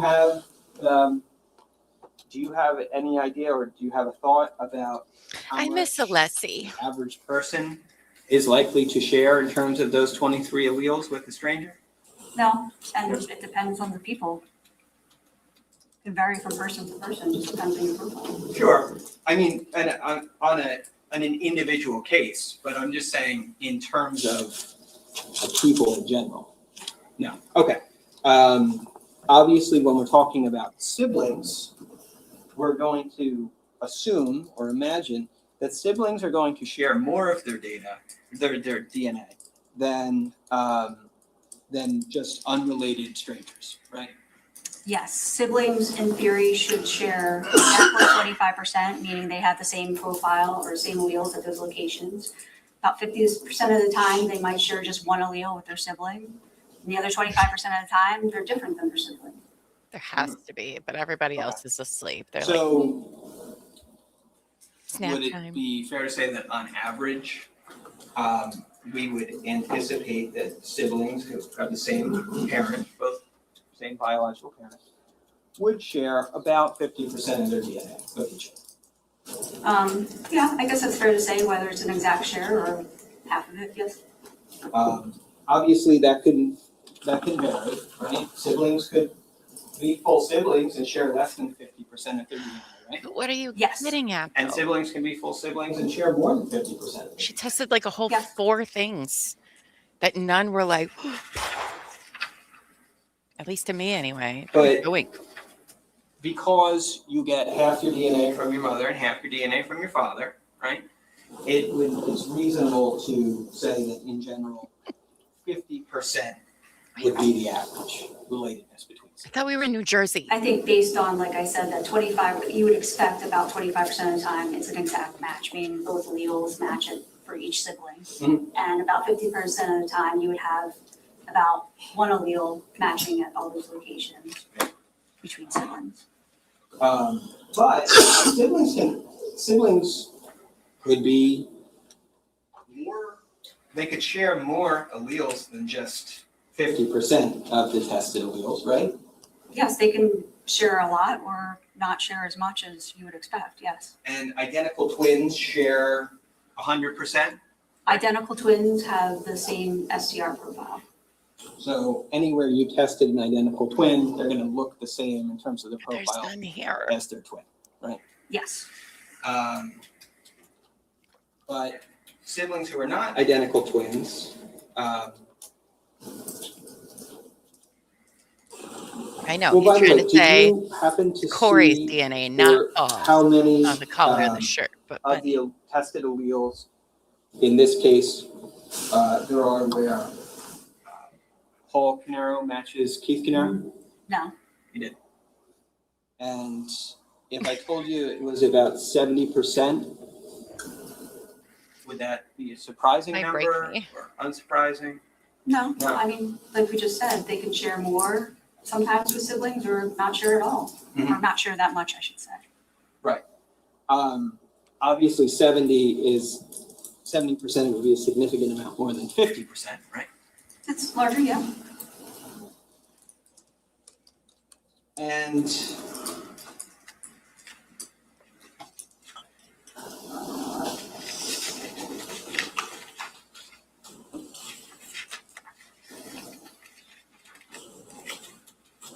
obviously 70% though is a level of overlap that you wouldn't expect to see between unrelated individuals, right? I think that's fair, yeah. oh my God. And siblings can commonly differ at several loci, if not many loci, right? Yes. If they even have any. Good God. Would you agree with me that seeing an overlap at 21 out of 23 loci reflects a strong genetic relationship between two individuals? I'm sorry, can you repeat that? Yeah, sure. An overlap in terms of the same alleles being present at 21 out of 23 loci, right? Like fully the same exact alleles, like 11, 12, 11, 12? Or do you mean like 11, 12, 11, 11? And the 11 is overlapping, The second. the second? No, I mean, if you, again, as siblings, you can share that much information. Mhm. Like I said, 25% of the time estimated, you share exact, so 11, fired 12, her. 11, 12.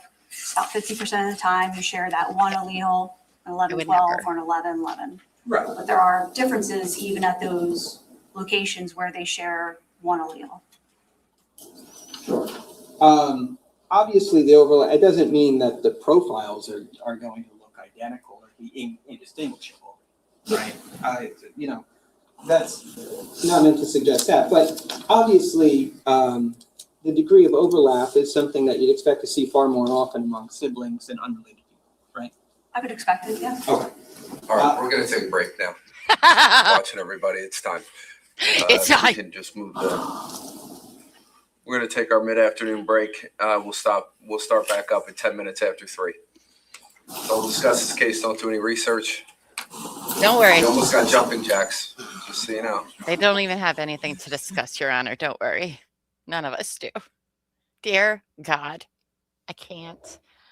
Oh, God, I can't do it. Okay. It's fine. We're in this together. We're in this together. This is how you know literally everyone in the courtroom is like, make it stop. Like, what is happening? Are we in the bad place? Am I in the bad place? I think so. I think I am. I think we all are. Right? Thank God. Ooh. Did you hear she was sick? Mm-hmm.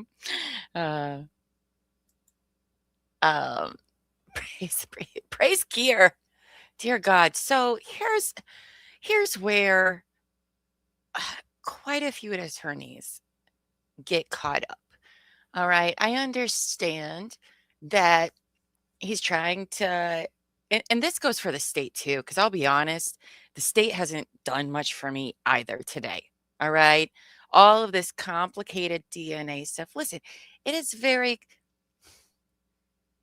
complicated in the sense that they use a vocabulary that the majority of people just simply don't have and don't use. I mean, if DNA was this simple to understand and digest, I think all of us would probably have better jobs. But it's not like that. And you are supposed to be trying to walk the jury through this, right? The jury of regular people. And by the way, this is not me insulting anyone's intelligence in any way, because it's not about that. It's like, this is an expert. This is a forensic person. You should assume that all 16 people on your jury know zippy zap about whoever's on the stand testifying. You just assume all those jurors know nothing about what they're talking about. And then you need to take that information, ask questions, and present it in a way that the common person can comprehend and understand what you're saying. And the problem is that I feel like both sides don't know how to do that. Okay. At this point, I don't give a shit about DNA. Okay. I don't care. I really just don't care about it anymore. And that's not how you want your jurors to feel. And according to the hints we've gotten from the judge, it's exactly how they feel. Like, what are we even trying to, because listen, Andy, you can sit up there, you can say all the things you want, all right? But you're not putting anything in ways that we understand. So even if this whole time he's doing some like amazing scientific lawyering shit going on, we have no, he's basically, they're speaking a language that none of us, know how to speak. I miss AJ. I miss Lally at this point. I miss Alessi. Okay. This is what made Alessi one of the greatest lawyers I've ever watched of all time. Okay. Because he was a very smart man. And he took every single complicated thing. You could tell he learned about it.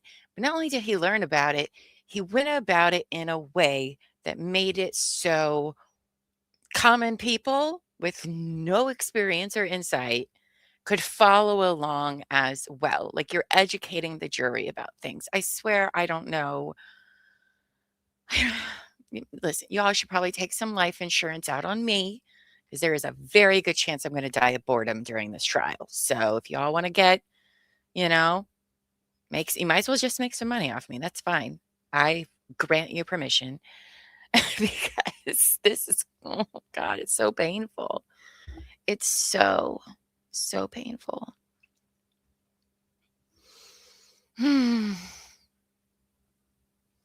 Right? And that's what lawyers should always be doing, because otherwise you're just wasting your fucking time. 'Cause it's up to the jury to decide, okay? And right now, none of them probably know what is going on, and none of them probably care. They can't take notes. So I would think that even as lawyers, both sides, they would want to be, um, what's the word I'm looking for? You would think that they'd want to make everything easier to understand, okay? Because the jury can't, I mean, oh my God, they were rattling all those numbers. They didn't even put up a demonstrative for any of this. Like, why? You're not even going to make any of this information, both state and defense. You're not going to put anything up there that really just kind of summarizes or like puts the data there so we can see it and retain it in our minds. No, you want us to memorize like 50 freaking numbers and what they belong to like magic. I'm so annoyed and over this. I'd rather hear the white noise machine or the attorney? Oh, when you would rather hear the white noise machine versus the attorney. Oh my gosh, it's so painful. And they just don't get it. They just don't get it. Ugh, I'm also surprised we have not. Well, before I put my foot in my mouth, let me check over here. Oh, all right. Apparently, they have not come through with the verdict for Banfield yet, which I'm surprised about, to be quite honest with you. But okay, okay. Oh man, all of these jurors, by the way, deserve freaking. I don't even care what the verdict is. Just the fact that they've sat there every day, just like us. Except they're not allowed to talk about. Could you imagine? Instead of the llamas, the llama or the llamas. Can't even. Yeah, that's when you know it's bad. That's when you know it's bad.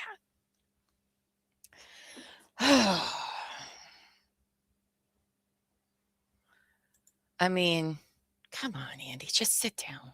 All right. Because if you don't know how to put it in basic terms, you're wasting everybody's time. I also don't know why we called so many DNA people today, but whatever.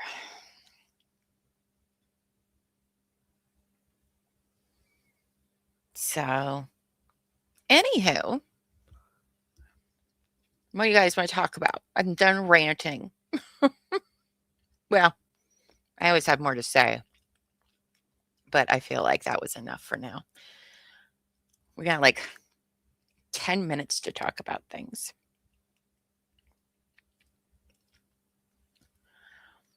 Because there's literally pretty much nothing to talk about from today. So you blame Canada? Me too. I don't know what we're blaming them for, but it sounds good. Blame Dave. The weather is cold. Yeah, and it's still cold. Still cold. It got up to 22 today, so we were no negatives. Well, look at us go. Oh, that's funny. Buffy shared with us a picture of the groundhog with handcuffs from police in Shreveport, Louisiana.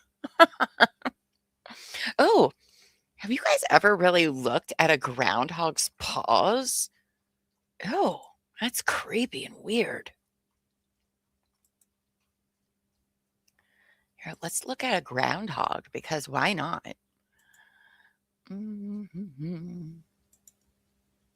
Groundhog.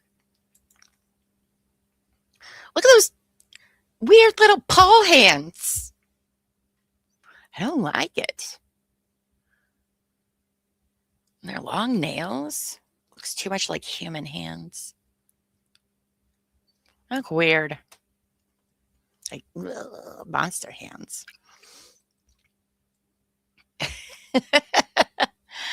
You believe Ryan Hall over that groundhog? Didn't Ryan already say that it's going to be cold as heck for, a while? Poor Canada. And that's true, Lainey. Whether the weather is cold or whether the weather is hot, we'll be together, whatever the weather, whether we like it or not. I like it. I like it. That's AI. I mean, I don't know. Do groundhogs' hands look like that? Let's look. Let's pull some real groundhog pictures. The other animal that I never really paid much attention to, that when I finally did, I was horrified, is a kangaroo. Holy crap. They are not cute. They are scary. Especially like the muscular ones. Ugh, weird. All right, let's see those groundhog hands. Okay, here we go. You come down, you go up. Oh, that's not very big. Hold on. Look at that. They got weird little hands. I don't think AI did that one wrong. Oh, but look at the little groundhog babies. Oh, look, here's one. Look at that. Giving a high five, or is it like, no pictures, please? No paparazzi. That's cute. Somebody should make that into a meme.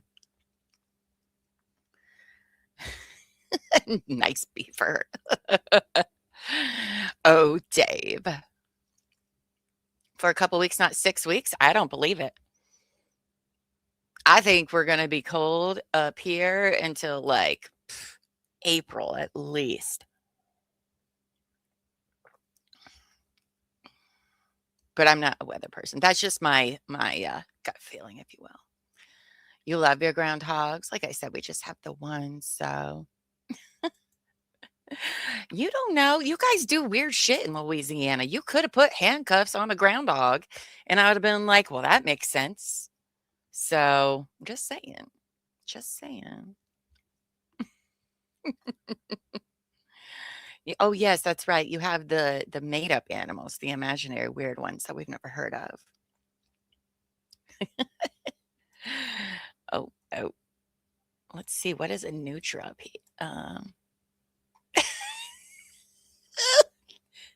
Is that a Nutra is a real thing? Hold on. It's still cold. All right. What does a Nutra look like? It looks very much like a short, fatter groundhog. A Nutria. Oh, look. Nutria versus groundhog. Okay. Ew. Ew. It has a little rat tail. Ew. No, thank you. Don't like it. Doesn't need that. I don't like that one bit. And it has like webbed feet. I don't think groundhogs have webbed feet. Look at this thing.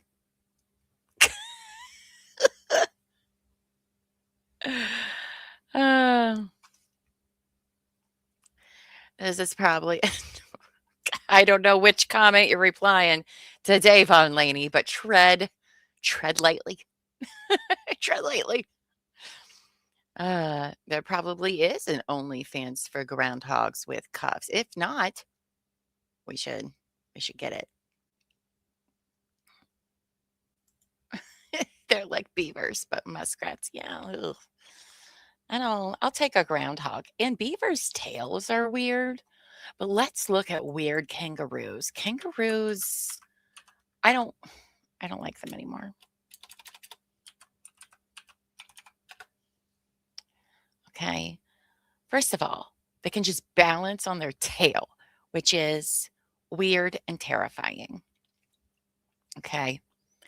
Hold on, let me find a good one where they're like, and then they get jacked and they're like 6 feet tall, 7 feet tall. I don't know how, but they're tall as shit. Terrifying. Oh, look at this weird. See, that kangaroos don't look real. Okay. I don't think they're real.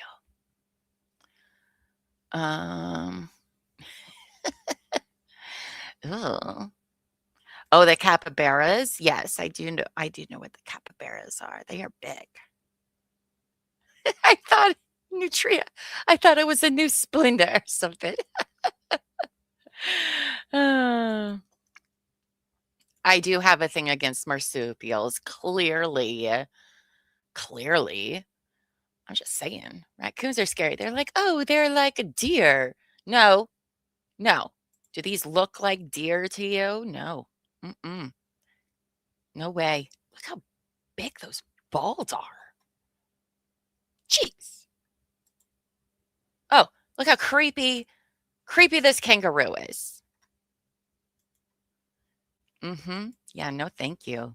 No thank you at kangaroos. I'm good. Though, as we have learned before, you can have kangaroos in some states and you don't even have to like register or anything. I think South Carolina is one of those places where you can have a pet kangaroo and it's fine, which is no thank you. No thank you. Look at this freaking jacked kangaroo there with its like kind of horse dog face. Like, what is going on? I'm just saying. I used to think kangaroos were cute until I really looked at them and I was like, oh, no, you guys are weird. Look at look at that. Oh, I forget. It's not as big for you guys as it is for me, but you get the idea. They make me uncomfortable. Right? Look at this guy. Hey, babes. And they too have like little human 5 things. Kangaroos have resting bitch face. I mean, look at this one. Just, oh, no, thank you. But then you look at that cute little one and you're like, oh my God, that's so cute. That's cute. This one, if this was looking at you in nature just like this, what would you do? I would be like, oh my God, and just die. Just die right there of a heart attack. That's what I would do. No, thank you. So that's Llama's thoughts on kangaroos. What is this? That's not a kangaroo, is it? No, that doesn't look real. Look at this one. Right? No, thank you. I could now run or fight a kangaroo. No, thank you. Another reason why I won't be going to Australia. Sorry, Australian friends, but you have a lot of stuff there that I'm scared of. And I don't know how you're just like living there still. Like, no, thank you. No, thank you. But as we learned on Llama Learns About, the reason why they have a bunch of animals that aren't anywhere else is because they won't travel over the Wallace line. This like imaginary line that's like Australia, Indonesia. I don't know. It's called the Wallace line. It's very interesting. Yeah, for some reason, stuff doesn't cross it and hasn't. Like, at all. Naked Gun, yes. Gosh, I haven't seen that in forever. I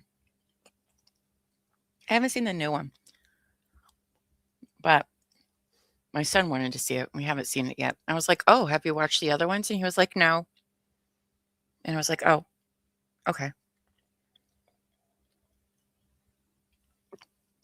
Which is funny because he actually doesn't really give a shit about movies at all. And it's like, are you even our child? I don't know.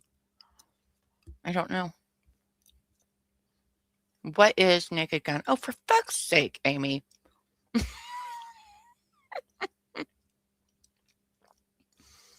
It's a series of movies. It's very slapped. You probably wouldn't like it, actually. Probably wouldn't like it. Is it? Nice. I remember when I was younger, My aunt and uncle took us up to SeaWorld up in northern Ohio because if you're going to have a SeaWorld, why not have one there? And there was like this indoor movie thing that you could go see that was 3D. Now, I was like 9 or 10. Okay. This was in the 90s. And I was like, this is cool as shit. And I don't really remember what it was about, but I know that Leslie Nielsen was in it. And there was something to do with bees because we had on the 3D glasses and the bees were like going everywhere. But I know Leslie Nielsen was in it. And that's about all I remember. So if y'all know what I'm talking about, there's something there. Oh, you know what it is? Mm-hmm. Mm-hmm. Sure. I saw you. Just kidding. Just kidding. We're very halfway up. Thank you, though. All right, Murray, whenever you're ready. Oh, God. Okay. We can do it. Ma'am, This together. we had been talking before about item 41-1-1. There's the shirt collar, right? The scraping. And the scraping, and that's the one where the hypothesis H1 was more likely than H2, right? He was, Amy. Yes. In which comparison? In 41-1-1, where you said the DNA profile is 110 million times more likely to occur if H1 is true rather than H2. But there What are are these multiple likelihood kangaroos? ratios and comparisons made, so Right. which comparison, which reference sample? That was the reference sample, Paul Caneiro versus Paul Caneiro, one unknown individual versus two unknown individuals. Yes. Okay.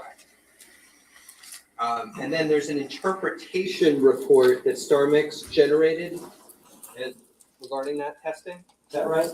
Yes, every Starbucks run generates an interpretation report. Okay, so that interpretation report is actually, who creates that? Do you create that or does StarMix create that? That is created by StarMix. Okay, so the contributor degradation curves, those graphs are created by StarMix? Yes, based on the data. And then anything about stutter variance or back stutter, that's all created by StarMix, right? Yes. You don't have input into the generation of those reports, right? Well, maybe yes, OJ was again, in it's created by airplane. StarMix based on the mathematical calculations. Shh, was he in Sure. both? I don't The remember. summary of likelihood ratios, that's created by StarMix. Yes. And the per locus likelihood ratio report, that's created by StarMix, Yes. right? That's all calculated by The StarMix. component interpretation, in terms of contributor 1 and contributor 2, that's all created by StarMix. Yes. The weight attributed to each one is created by StarMix. Yes. The component that it finds greater than or equal to 99% at each locus, if it finds that, is created by StarMix. Yes, all the weights assigned to those genotypes, yes.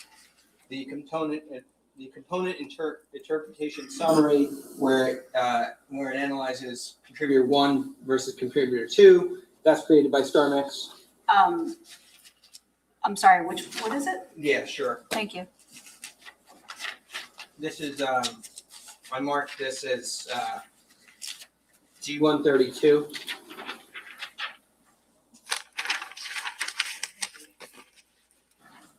I don't know, maybe there's I'm going to approach that with 132. Okay. Maybe there's a different name for this. I was referring Oh. to this. Yes, so there's just a summary of what was done or what was compiled previously. If it was able to determine the genotype at that location, it's noted there. Okay. And if not, it gets noted as F, if it's unknown. Okay. And that also is created by StarMix? Yes.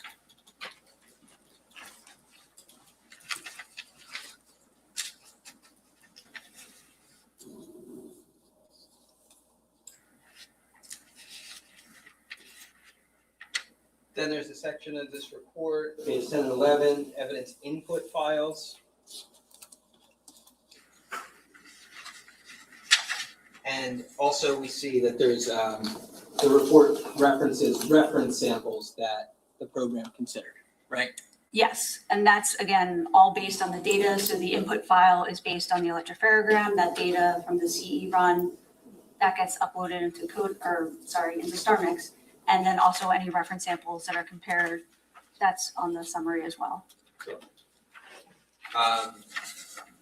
but all this output, this 15-page report, the things that are generated within the report, all of this is generated by StarMix itself, right? Yes, that report is generated by StarMix. And StarMix, based on the information it receives, it engages in modeling and statistical interpretation. It comes up with the results that it provides for a given sample of evidence, right? Yes. Okay. Now, when we're talking about 41-1-1, what we know about that is the assumption that was provided to StarMix was that there were 2 contributors to the mix, right? Correct. And when you're the one obviously who made that assumption for StarMix, right? Yes, based on the data, I felt it was best explained as a mixture of 2 contributors. When you made that determination, you were aware that the reference samples that you had for Jennifer Caneiro, Sophia Caneiro, Jesse Caneiro, Keith Caneiro, and for Paul Caneiro, you knew that these reference samples related to individuals who were amongst themselves related to one another, right? Yes. And you said that the testing is able to consider both related and unrelated individuals in outputting a statistic, right? Yes, we report out the unified likelihood ratio.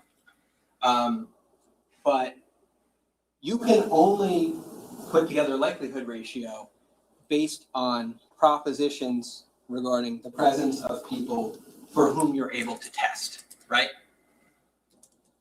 If you don't have my profile, you're never going to be able to generate a likelihood ratio to say whether or not I'm a contributor to a mixture, right? Correct. Without my profile, you can't make any statements about the likelihood of my contributing or not contributing, right? Correct. There is that unrelated statistic, but again, we would need your reference sample to see if you're supported inclusion or supported exclusion. Right. Now, are you aware that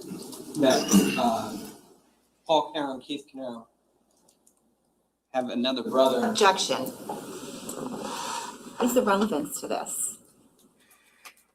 I'm going to allow it. Go ahead.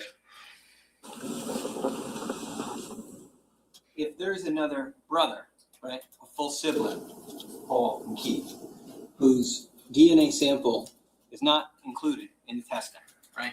You're not able to make any statements about whether that person would be an inclusion or an exclusion at any of these on any of these tested items, right? Well, in the StarMix report, there is a sibling likelihood ratio that's estimated that if it was a full sibling, but again, you would still need the reference sample to compare. Right. Without the reference sample, nothing can be said about the hypothesis regarding likelihood of contribution, right? Well, the likelihood, like I said, is there for a sibling theoretically, but again, we would need that reference sample to do the comparison. Right. And would you agree with me that regarding the component interpretation that StarMix did on 41-1-1, that was what I just showed you before, that it believes that there's, as to contributor 1, that contributor 1 only has alleles that from which data can be interpreted at 1, 2, 3, 4, 5 locations? I don't have it in front of me, but Okay. if there's numbers at 5 locations, then yes. Okay. And would you agree with me that Paul, in terms of these testable locations in the reference files for Paul and Keith, that Paul matches Keith in a much larger percentage of these locations than he might No appear napping. his alleles might appear in this component interpretation? I'm sorry, are you talking about the profile compared from Paul to Keith? Yeah. And that they share, I think you said earlier about 70%, whether it's one allele that they share or the same two alleles they share? Mhm. Okay, so then what's your question? My question is, I guess, that Paul shares more alleles, without a doubt, than that with Keith, than we see alleles present that correspond with Paul on this item 41-1-1. Yes, 41-1-1 was a partial profile, so it was already only half the locations if that we got results at.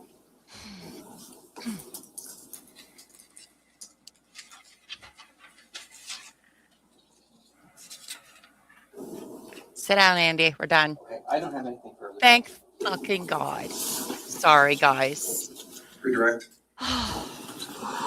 Just quickly, one question. On item 41-1-1, where you have a likelihood ratio supporting inclusion for Paul Caneiro, Yes, you were able to exclude his brother Keith Caneiro from there? yes, Keith was excluded. Thank you. Any further? Yeah. See? Thank you, Nicole. Thank you. Thank you. Anything else? You think Andy's an energy Just to vampire? clarify, Oh, Keith- no. Keith was excluded in this particular instance based on the storm mix's interpretation, right? Keith was excluded from the mixture, yes. Thank you. I'm not sure that answered the question, though.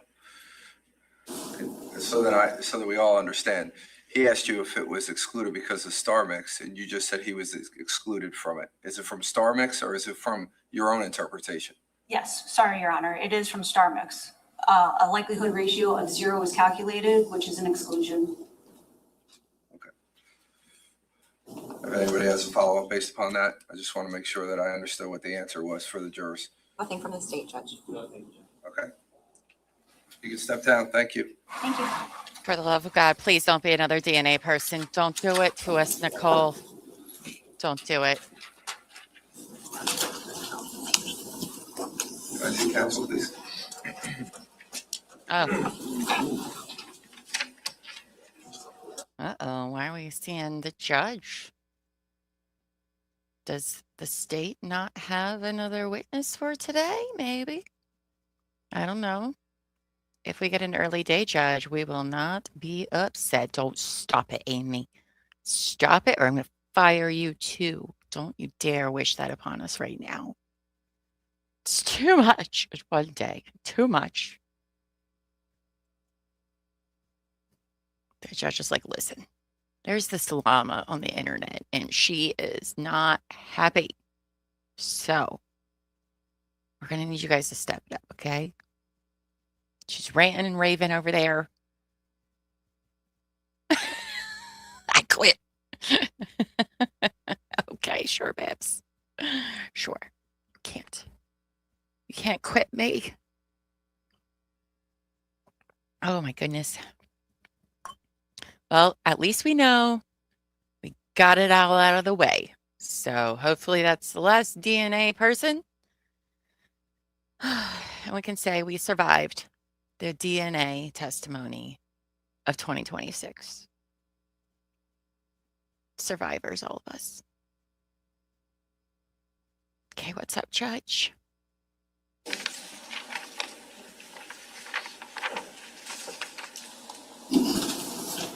Ladies and gentlemen, before I say what I'm going to say, I'm going to go back on my word for a minute. I apologize, but I feel that I should. And this is just coming from me. Because there were so many questions about Star Mix and the information and how it was relied upon, or however you're going to decide.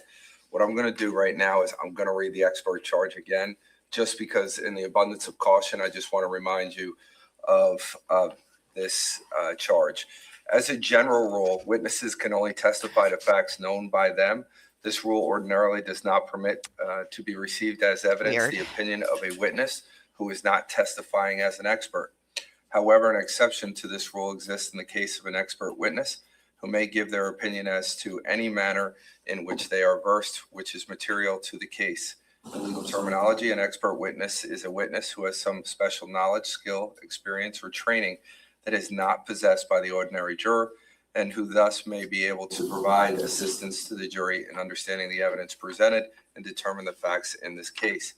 You are not bound by such expert's opinion, but you should consider the opinion and give it the weight to which you deem it is entitled, whether that be great or slight, or you may reject it.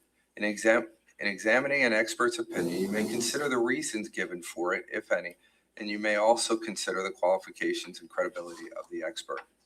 It is always within the special function of the jury to determine whether the facts on which the answer or testimony of an expert is based actually exist. The value or weight of the opinion of the expert is dependent upon and is no stronger than the facts on which it is based. In other words, the probative value of the opinion will depend upon whether, from all of the evidence in the case, you find those facts are true. You may, in fact, determine from the evidence in this case that the facts that form the basis of the opinion are true, not true, or true in part. And in light of such findings, you should decide what effect such determination has upon the weight to be given to the opinion of the expert. Your acceptance or rejection of the expert opinion will depend, therefore, to some extent on your finding as to the truth of the facts relied upon. You and you alone are the sole fact finders in this case. You must be persuaded solely by the evidence presented at trial when determining whether the state has satisfied its burden. As the sole judges of the facts, you are to determine the credibility of the various witnesses, as well as the weight to be afforded to their testimony, to determine whether the state has proven beyond a reasonable doubt all the elements of the crimes charged. So again, that applies to all four of our witnesses today, but I just want to, out of an abundance of caution, just to read that again. So ladies and gentlemen, we actually have concluded with our witnesses for today. I do want to tell you that candidly, we are working at you may not think so, but I'm telling you that we're working at an extreme good pace. And we're way ahead of schedule, and I'll tell you more about that at some point. But I don't want you to think, because I'm letting you go, that you should be concerned about any things that you may have coming up in the future that I'm aware of. So I don't want you to worry about any of those things. We're moving at a good pace, and we're going to be just fine. I promise you that. And we're not supposed to promise, but I did it anyway. So with that being said, though, what I'm going to do is I'll have you back tomorrow, same time, same place. I hope you have a good night. Please don't discuss this case. Don't do any research. And we'll start back up tomorrow morning at 8:30.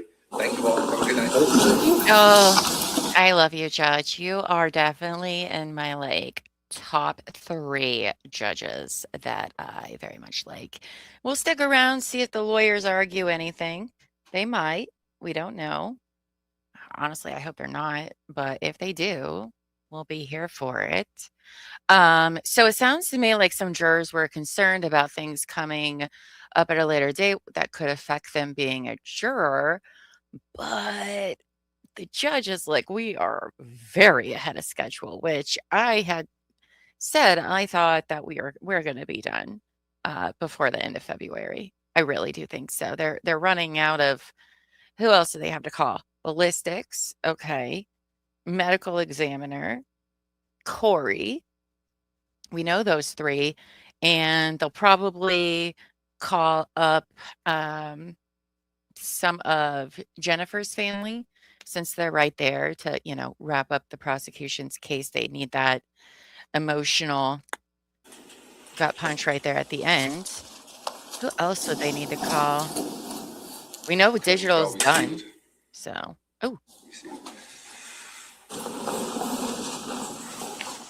Okay. So, a couple things.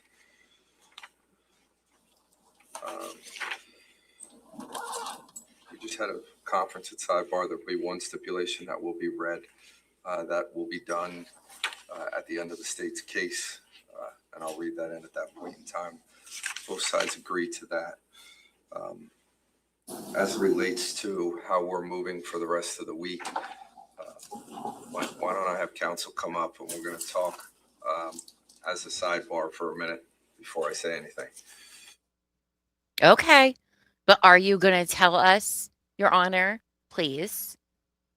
please let us in on this scheduling thing, because if Llama finds out, we're going to be wrapped up with this in like 3 weeks. I promise you, I will be a happy and attentive llama every day if you tell me that.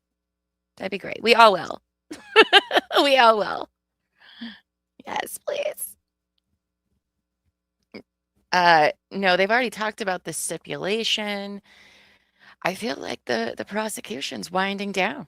Will they finish this week? I don't know. Gosh, with the way we're going about questioning people, who knows? I think that's what's really holding us all up, is just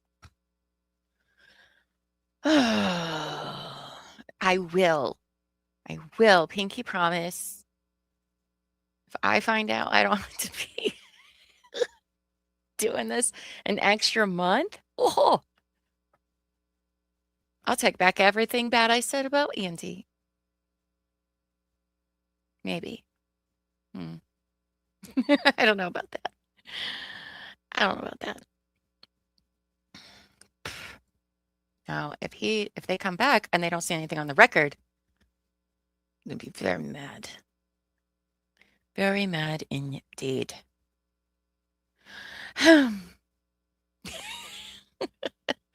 Hello, Misty. Hello. Welcome. Hope you're doing well today. My face will tell all. Yeah, it will. Welcome in, Misty, where we're all a little delirious after today's DNA testimony. That was a bunch of numbers. Hi, Dan. Dan the man. Dan the fan. Classmates in the meal. I actually discovered you because you did an episode on 2 of my classmates and the man that killed them. Oh, who's that, Misty? I would love to know. And I do hope that we did a good job for in memory of your friends. So thank you for that. Oh, Howard Hawk Willis. Yes. Oh my gosh. What? I had never heard of that case until we decided to cover it. And wow, what happened to those two is just, that guy, I'm telling you, he had done that to more people. Can't convince me otherwise. Well, I hope that we did a good job in their memory, to the best we could anyway. So tragic and awful. They were so young. And for what? You know? Poor kids. Well, thank you. That means a lot to us. It really does, especially in regards to victims. You know, we try to take that into more consideration than anything. But thank you. Well, thank you for listening to that, and for subscribing to the channel. That show, True Crime and Wine Time, actually comes back this Thursday at 8 p.m., where we'll be discussing the unsolved Lane Bryant murders. Today is the 18th anniversary of that. So I hope everyone tunes in for that one. That one's going to be good. This has nothing to do with us being delirious. I don't know about that. All right, Judge. Are you going to give us some tea? White noise back on, please. I think he's just playing games with us. That's what I think. Just want to be in the room where it happens, Your Honor. Just let us know so I can plan my life. Not that I have much of one, but still. I'd like an option, please and thank you. Lane Bryant, yes, in Chicago. I know you meant Lane. Yeah, it happened in Chicago in 2008, February 2nd, 2008. Still unsolved. So hopefully, maybe one of these days it'll be solved somehow, but it's truly bizarre. There's a lot of theories surrounding it because it doesn't make a lot of sense why the person did what they did. But it's really good. I wrote it, so I hope you all like it. Dan just did a double take because I'm on the TV. He was like, whoa.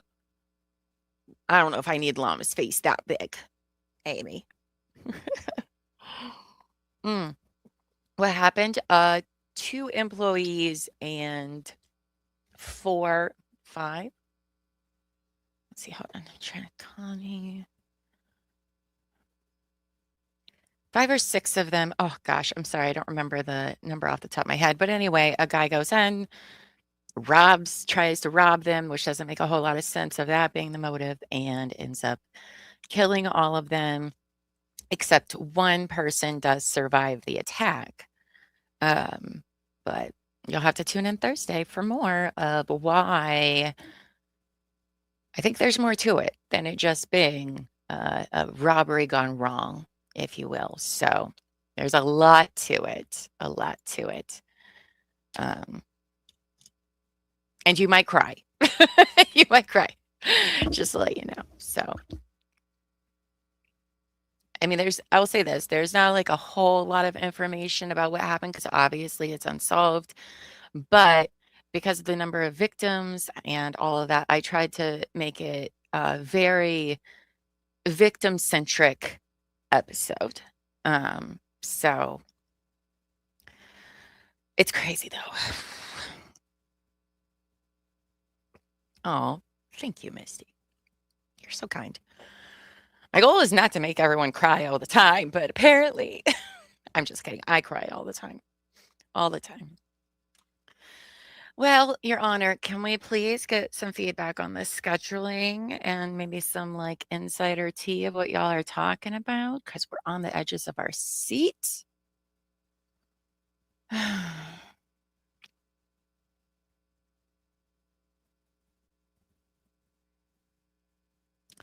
Oh, yeah, because you guys were like right on the state lines. That's true. Yeah. But I mean, it wasn't really.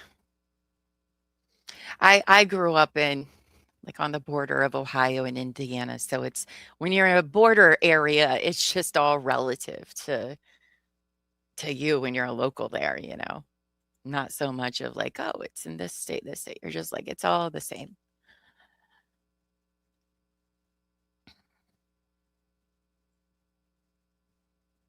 Okay. Your Honor.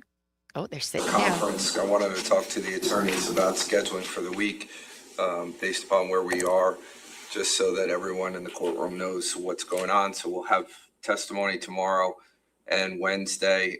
Thursday will now be the day off, and then we'll have testimony again on Friday. Okay. And then we'll start back up again next week. So that's the plan for the rest of the week. I've spoken to the attorneys about a couple issues that we have discussed as it relates to potentially moving some evidence at some point. Have a good day, Misty. And also for the jury charge, that everyone's on notice of that. So I don't think there's anything else, but I'll just confirm on the record. Anything else from the state? No, thank you, Judge. All right, anything else from the defense? No, Judge, thank you. All right, thank you. All right, so everybody have a good night. Please be safe. I'll see you tomorrow morning and we'll continue on. Okay. So no court Thursday for us. Yay. Love that. Do I wish it was Friday? Why would you? Okay. We don't even know why they're taking off. Who knows? Who knows with these crazy kids? I don't. Well, today, you guys, was a day. All right. Gold stars for everybody and us getting through that together. Because, wow, couldn't have done it without all of you. Now, tomorrow, Monica looks like hungover from her weekend. She's probably just, I mean, she had to sit through all that testimony today, too. And Andy. So, you know, oof. Details on this Did case, everyone so I hit the like definitely button? say that, but again, I it hope does seem so. shocking. All right, If you Jack, stand haven't, by. please We're gonna take do. a break. We'll have Make more. sure you also hit subscribe and the notification bell so that way you'll know when we go live. I don't really have anything to recap for the day. I'll be honest. I didn't follow a lot of what happened today on both sides.